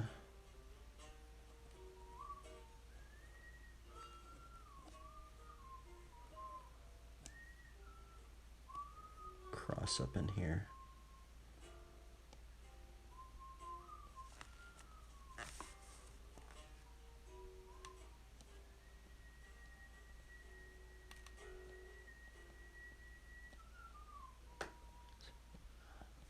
See, that was improv out right there. We didn't even indicate any of that stuff. And you know what? We can actually take some of these plates right here and just kind of put them right here, actually. I think that will maybe like kind of put some unity within that. We're just improvising this out too. Is this on copyright? This might be on copyright. This is on copyright. Yep, I knew it. We can't listen to that. Let's see here. What can we listen to that's not on copyright?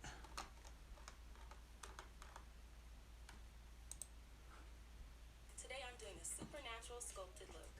I'll start by warming up my face. It's a yes for this.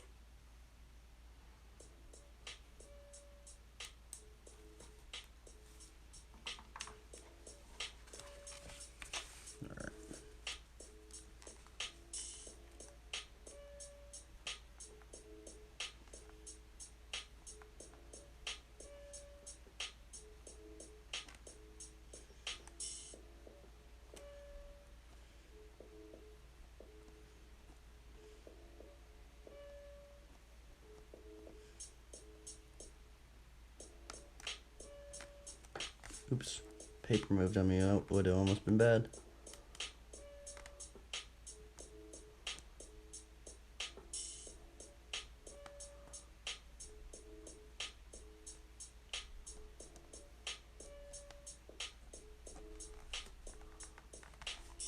Yeah. See this next time.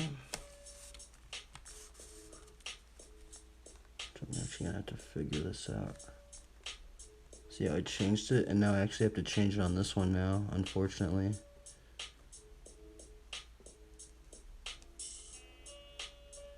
Guess we don't have to change it fully.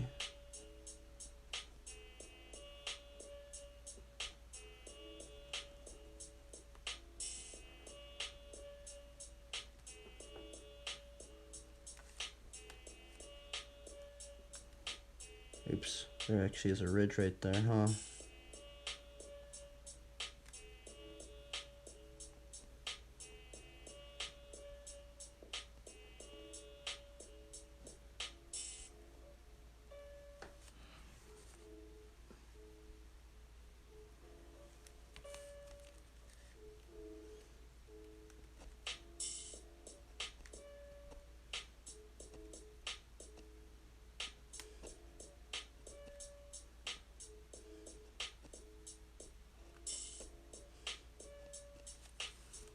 Move some of these plates down here.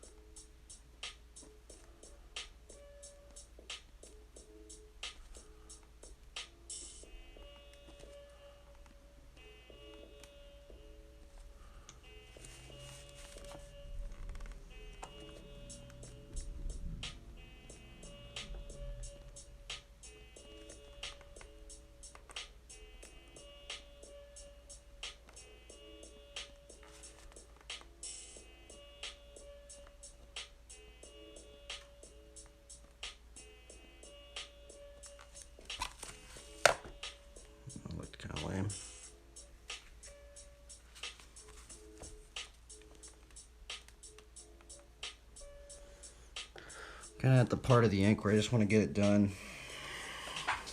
It looks just really funky right now.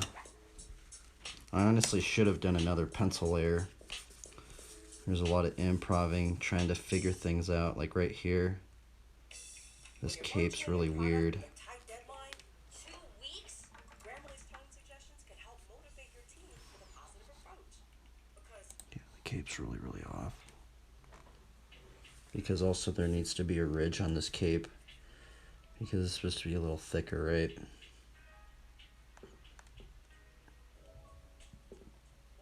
So this is kind of where I am, just improvising it out right now. And it's probably going to hurt me right now. Because I didn't put this in my pencil layer. And actually, let's just put kind of like a secondary ridge, almost like this right here, but we'll put it on the cape. Just to kind of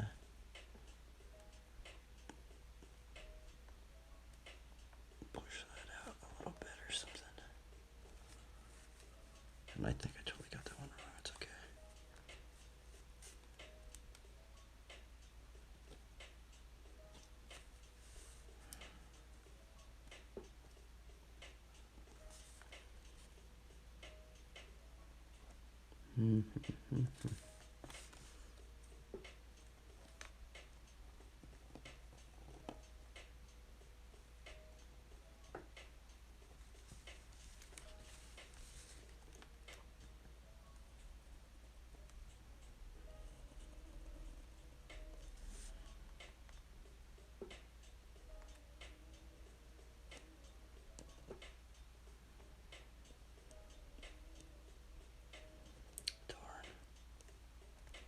That's what happens when I start just guessing things.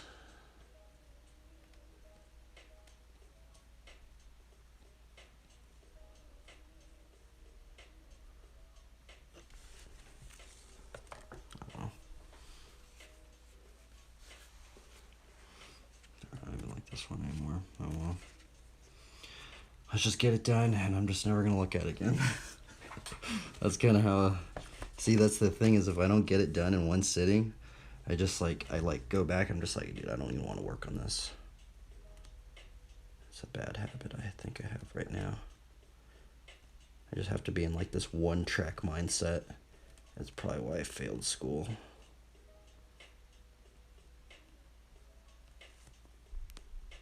If I don't get it done right away, I'm never going to do it.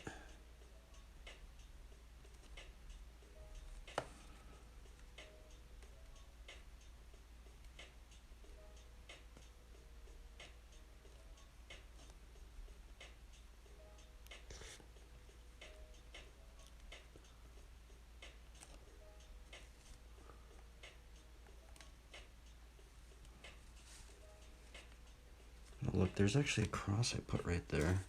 We need to put one over on here then too. Which part of this is it? What's right here? Bro, there's so many little crosses in this thing, it's hilarious.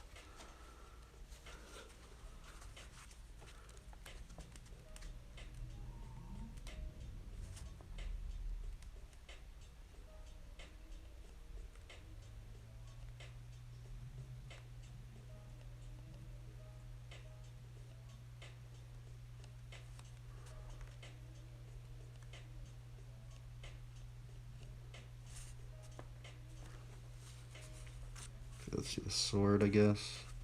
It looks pretty. Let's see here. I rushed it. I should have done another pencil layer. Oh well.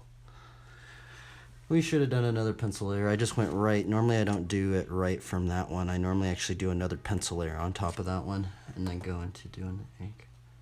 But I wanted to just rush it.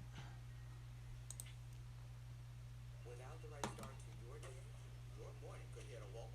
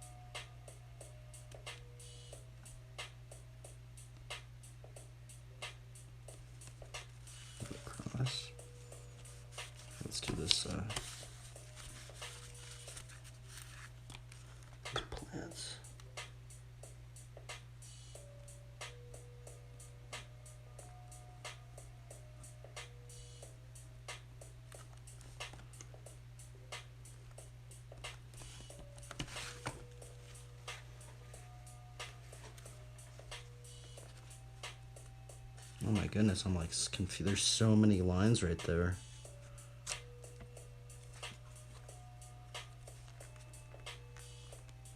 Oh, well, let's just go for it.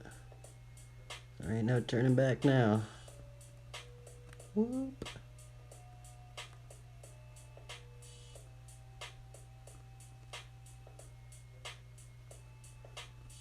Let's put some fruit up in there. Fruit, fruit, fruit, fruit.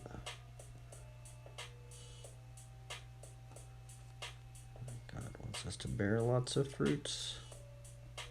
Bear much fruit. Herein is my Father glorified, that ye bear much fruit, and so prove to be my disciples. Now, how much is much fruit, right? That's the question.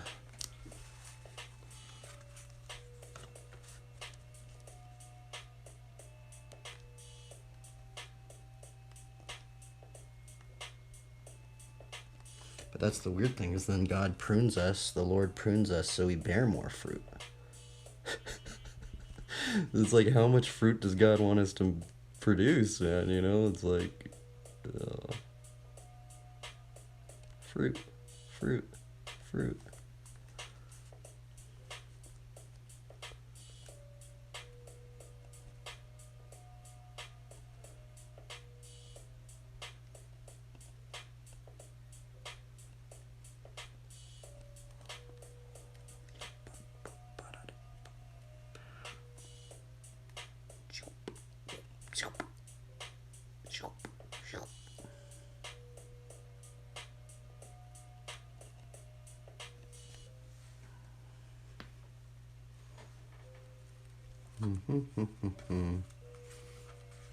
I'll eat some more fruit.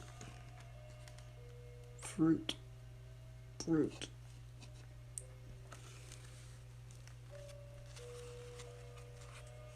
Let's put a sword up in here.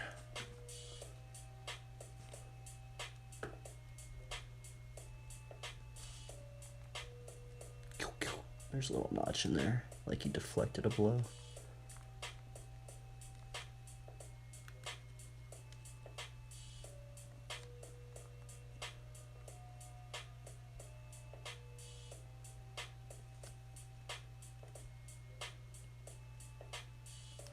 There are so many little crosses in here. I think I added more crosses than the original. I gotta see 1, 2, 3, 4, 5, 6, 7, 8, 9, 10, 11, 12, 13, 14. Holy moly, bro. There's like 15 crosses in here. I'm gonna put one right here. Oh, that's hilarious. There would actually be 6. I think there'd be 17 because there would be one on his chest. Oh, that's funny, man.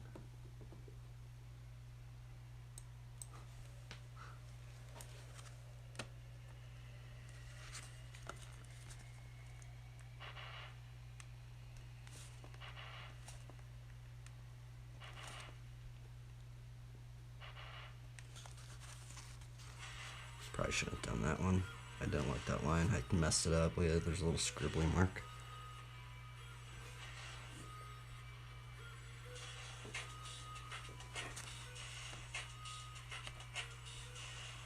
Okay, let's get this donkey done.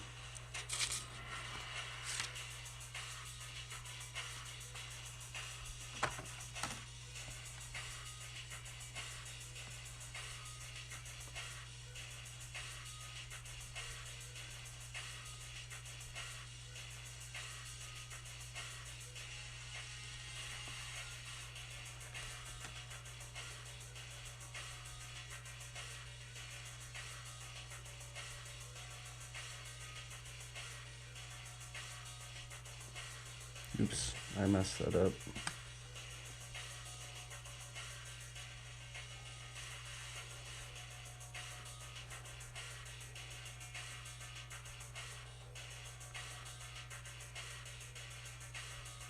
Oh, darn it. Oh, fudge. Oh my goodness, I messed that up a bit.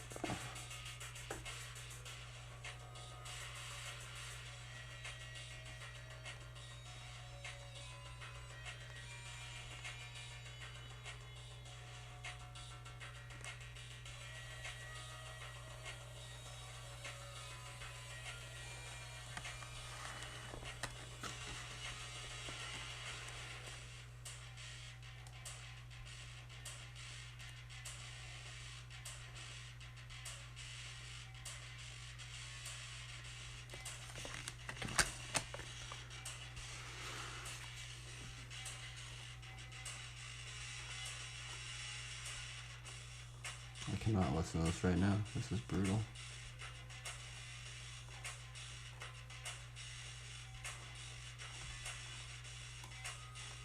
We need like some reggae, man. Where's some reggae? Oh, here it is. Need some chill music.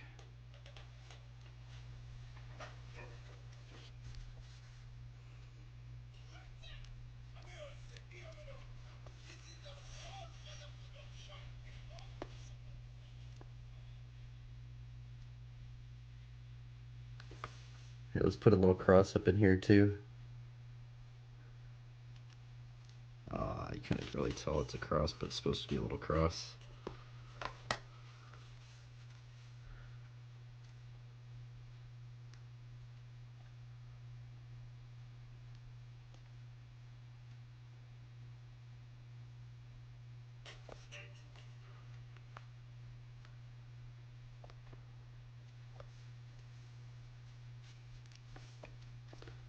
Put these reins in.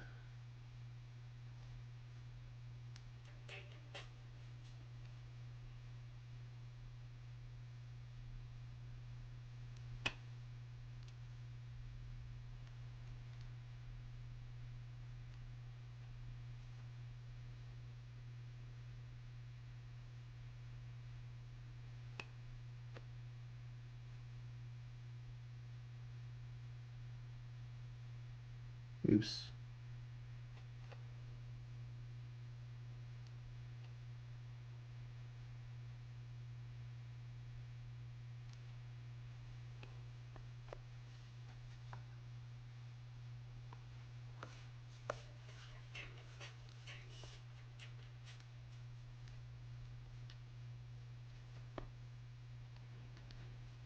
Oh my goodness, what am I doing?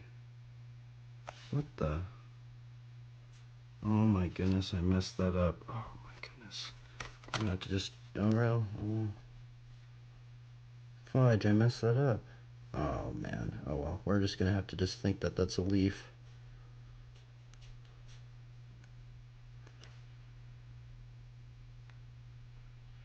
I got confused right there. It's really weird right up in there.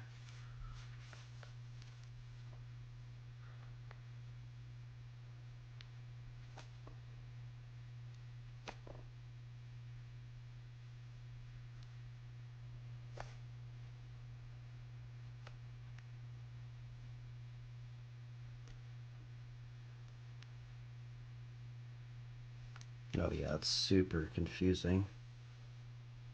Right there. This is just chaotic right there. I don't even know what's going on. You can't even tell what it is. But I guess that's where like the shadows would come into play.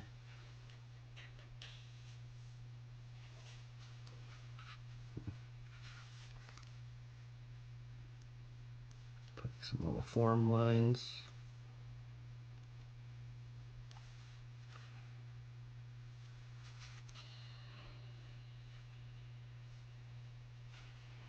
Okay, we're almost done here. Did I just smear it? Okay.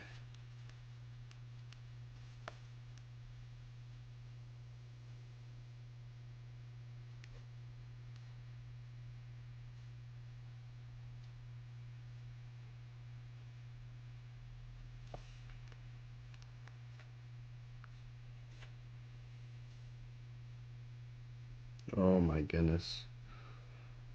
Well. Oh well. I'm just kind of rushing it now. I just want to get it done.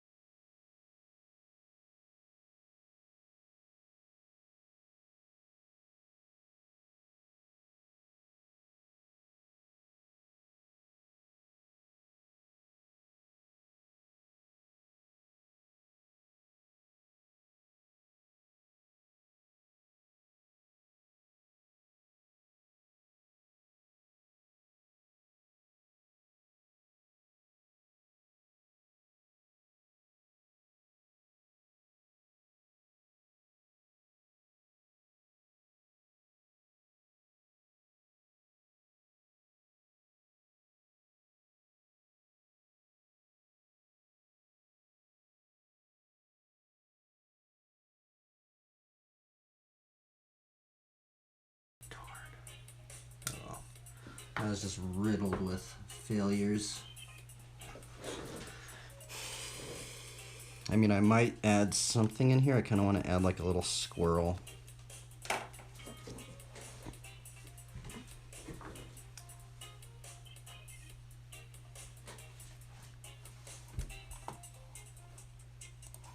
A little squirrel catching the seeds.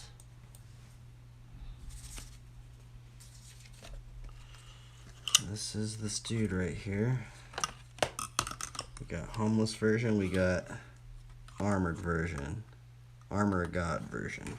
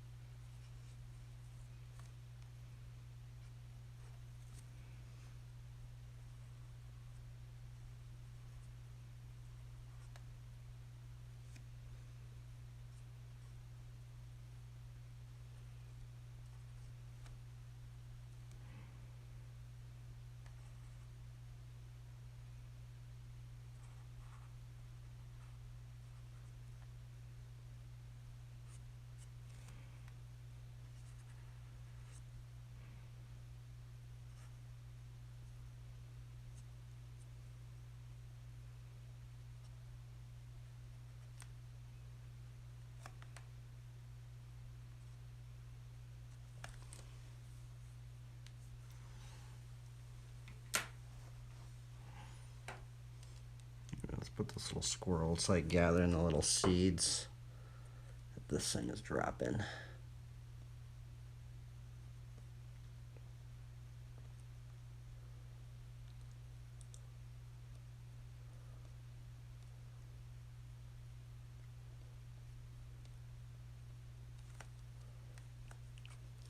Okay, let's see here.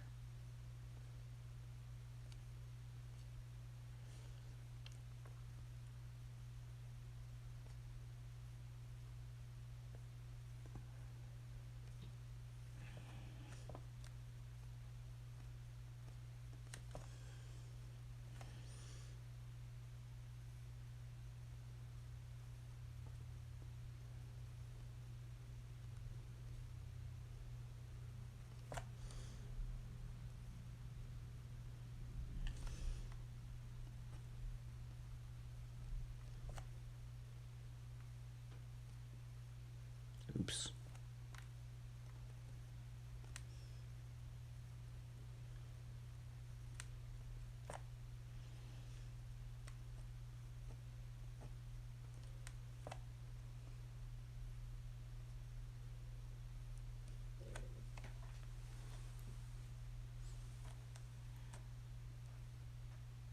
I kind of want to put a little halo on the squirrel, but I think people would be like, why is there a halo on that little squirrel? Well, maybe it hunts snakes, right? Should I put a little... Man, I really want to put a little halo on that squirrel, but... no, I'm not going to do it. No, people are going to say something. They're going to be like, why is there a halo on that squirrel? I mean, I think... honestly, squirrels hunt snakes, so maybe it's a holy squirrel. It's protecting this donkey from getting bit by a rattlesnake or something. Or maybe it protected this dude from getting bit by a snake.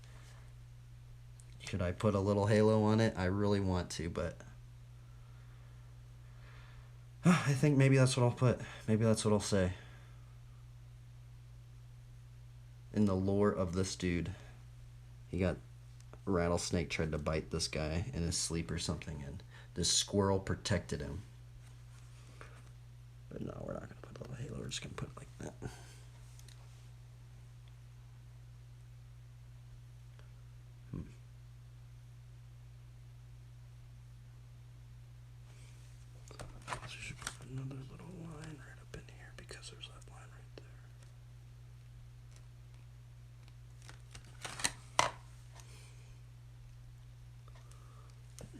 just finishing off all these little areas that we didn't get to.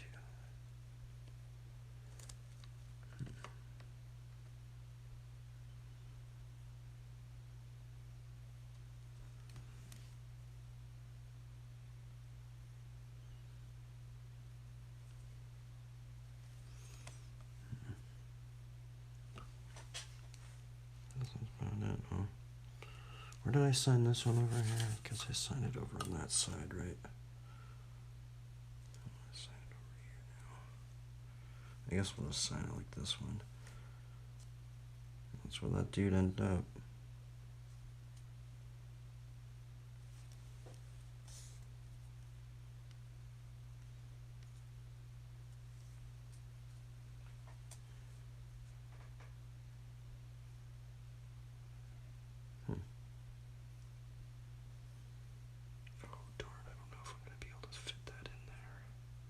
I mean, I guess I have the shield right there. I don't have to put that thing in there. Yeah, I mean, I guess that's, well, I don't have to put this thing in here because I have the shield of faith right there. So let's maybe sign it. I think I'm going to sign it right here. Right here.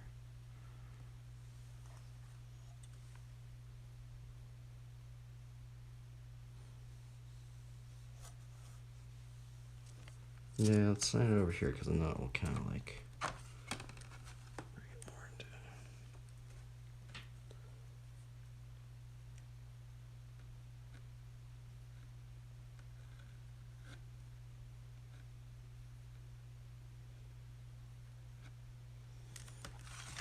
There we go. Now let's look at them side by side.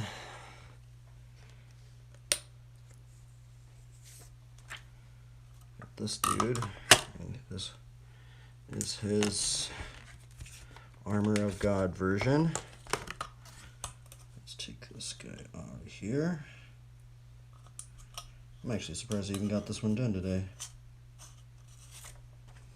This is actually the first time I've ever done a drawing like this, to be honest. I've never drawn two characters, one with the armor and one without. Actually really weird. Whoa. Dude, that's weird. This is where we can start analyzing things now.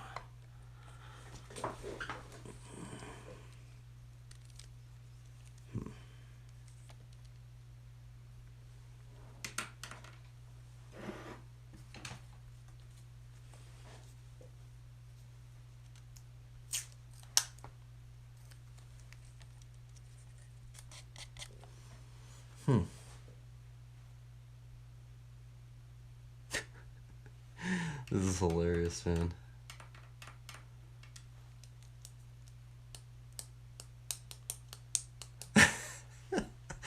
Oh my god, I'm probably never, I don't know if I'm gonna keep doing these drawings. Drawing the same dude over again, I mean, maybe I could.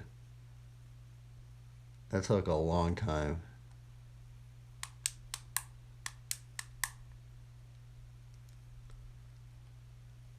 I think my favorite part, if there's anything, is this carrot on the stick and then the bike with the fish.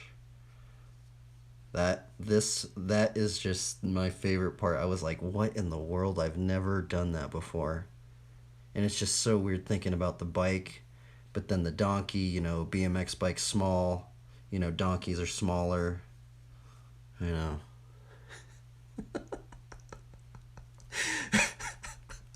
Oh, this is hilarious. I should have actually made this. I mean, I guess this could be an improv fishing pole.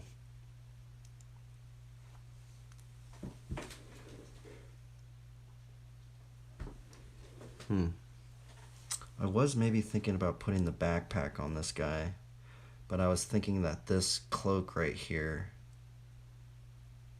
could actually be this right here that he's wearing.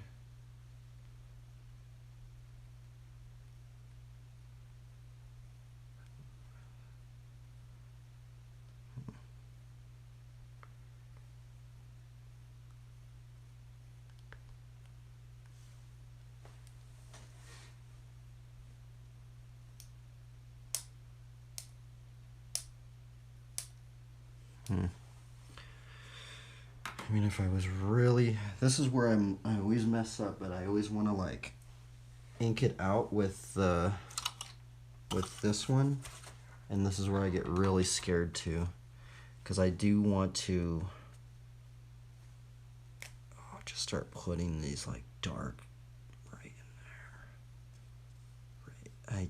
Right. Man, I'm just so scared, too. It's like... Because that thing took so long just inking all of this out. Making sure I didn't, it's just stressful just inking this by it's just the line work. And then just putting in the shadows is just such another one. But I mean, I could,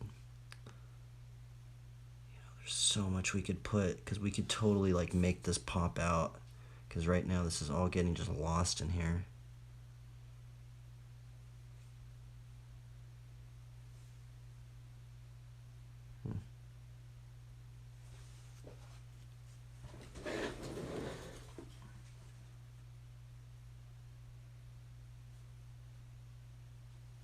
Well, I guess that was what we got done today. What else to do?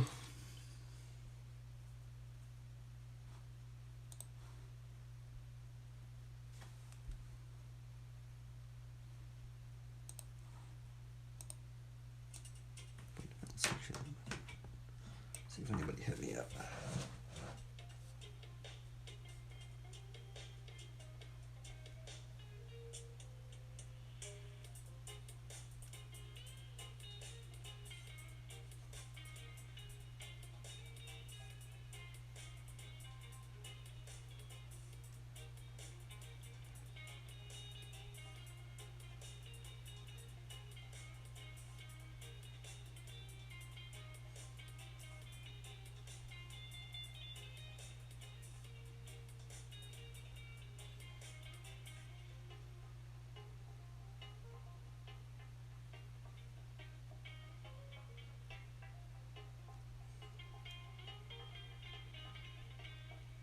At least I got to ride a little bit today.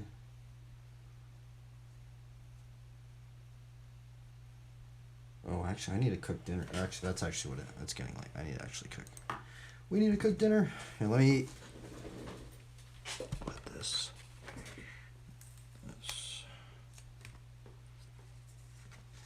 Let's put this on this wooden thing. Use this wooden thing to hold it up.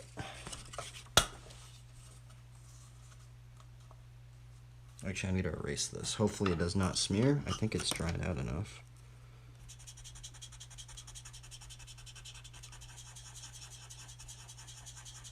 Little squirrel. The little squirrel gathering seeds.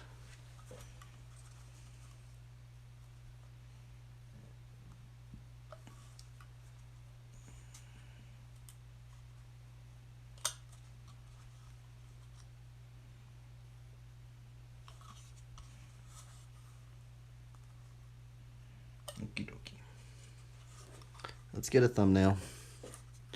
Okay, so that's what we got done today.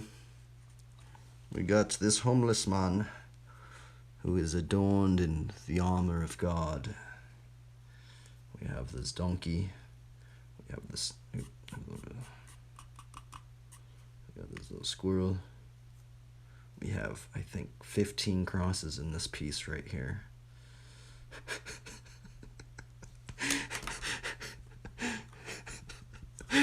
15. Got him. It's like I Spy or something. Where's Waldo? Where are all the crosses? Okay, let's see here. I'm gonna try and get a good little thumbnail up on here. Let's put this light a little bit more down. And that's what we got done today. I kind of rushed it. I should have done another pencil layer.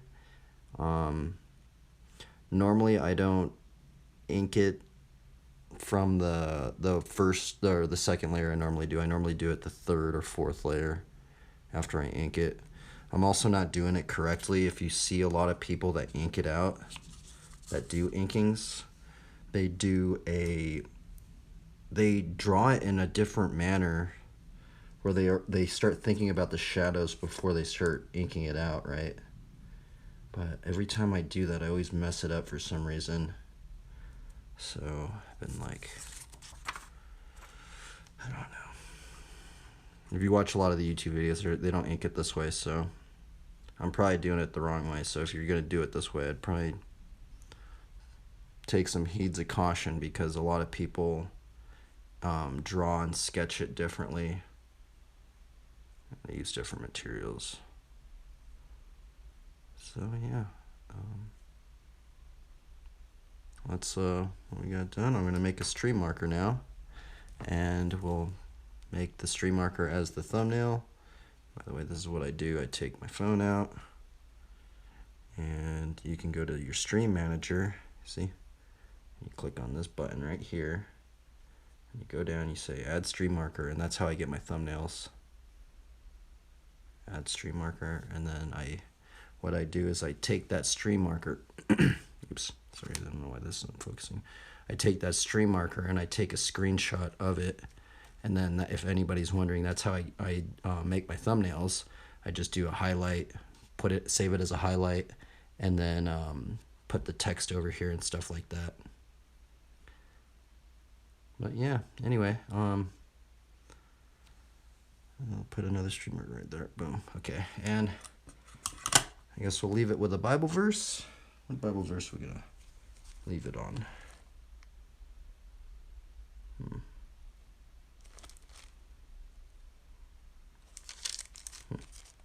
For God gave us a spirit not of fear, but of power and love and self-control.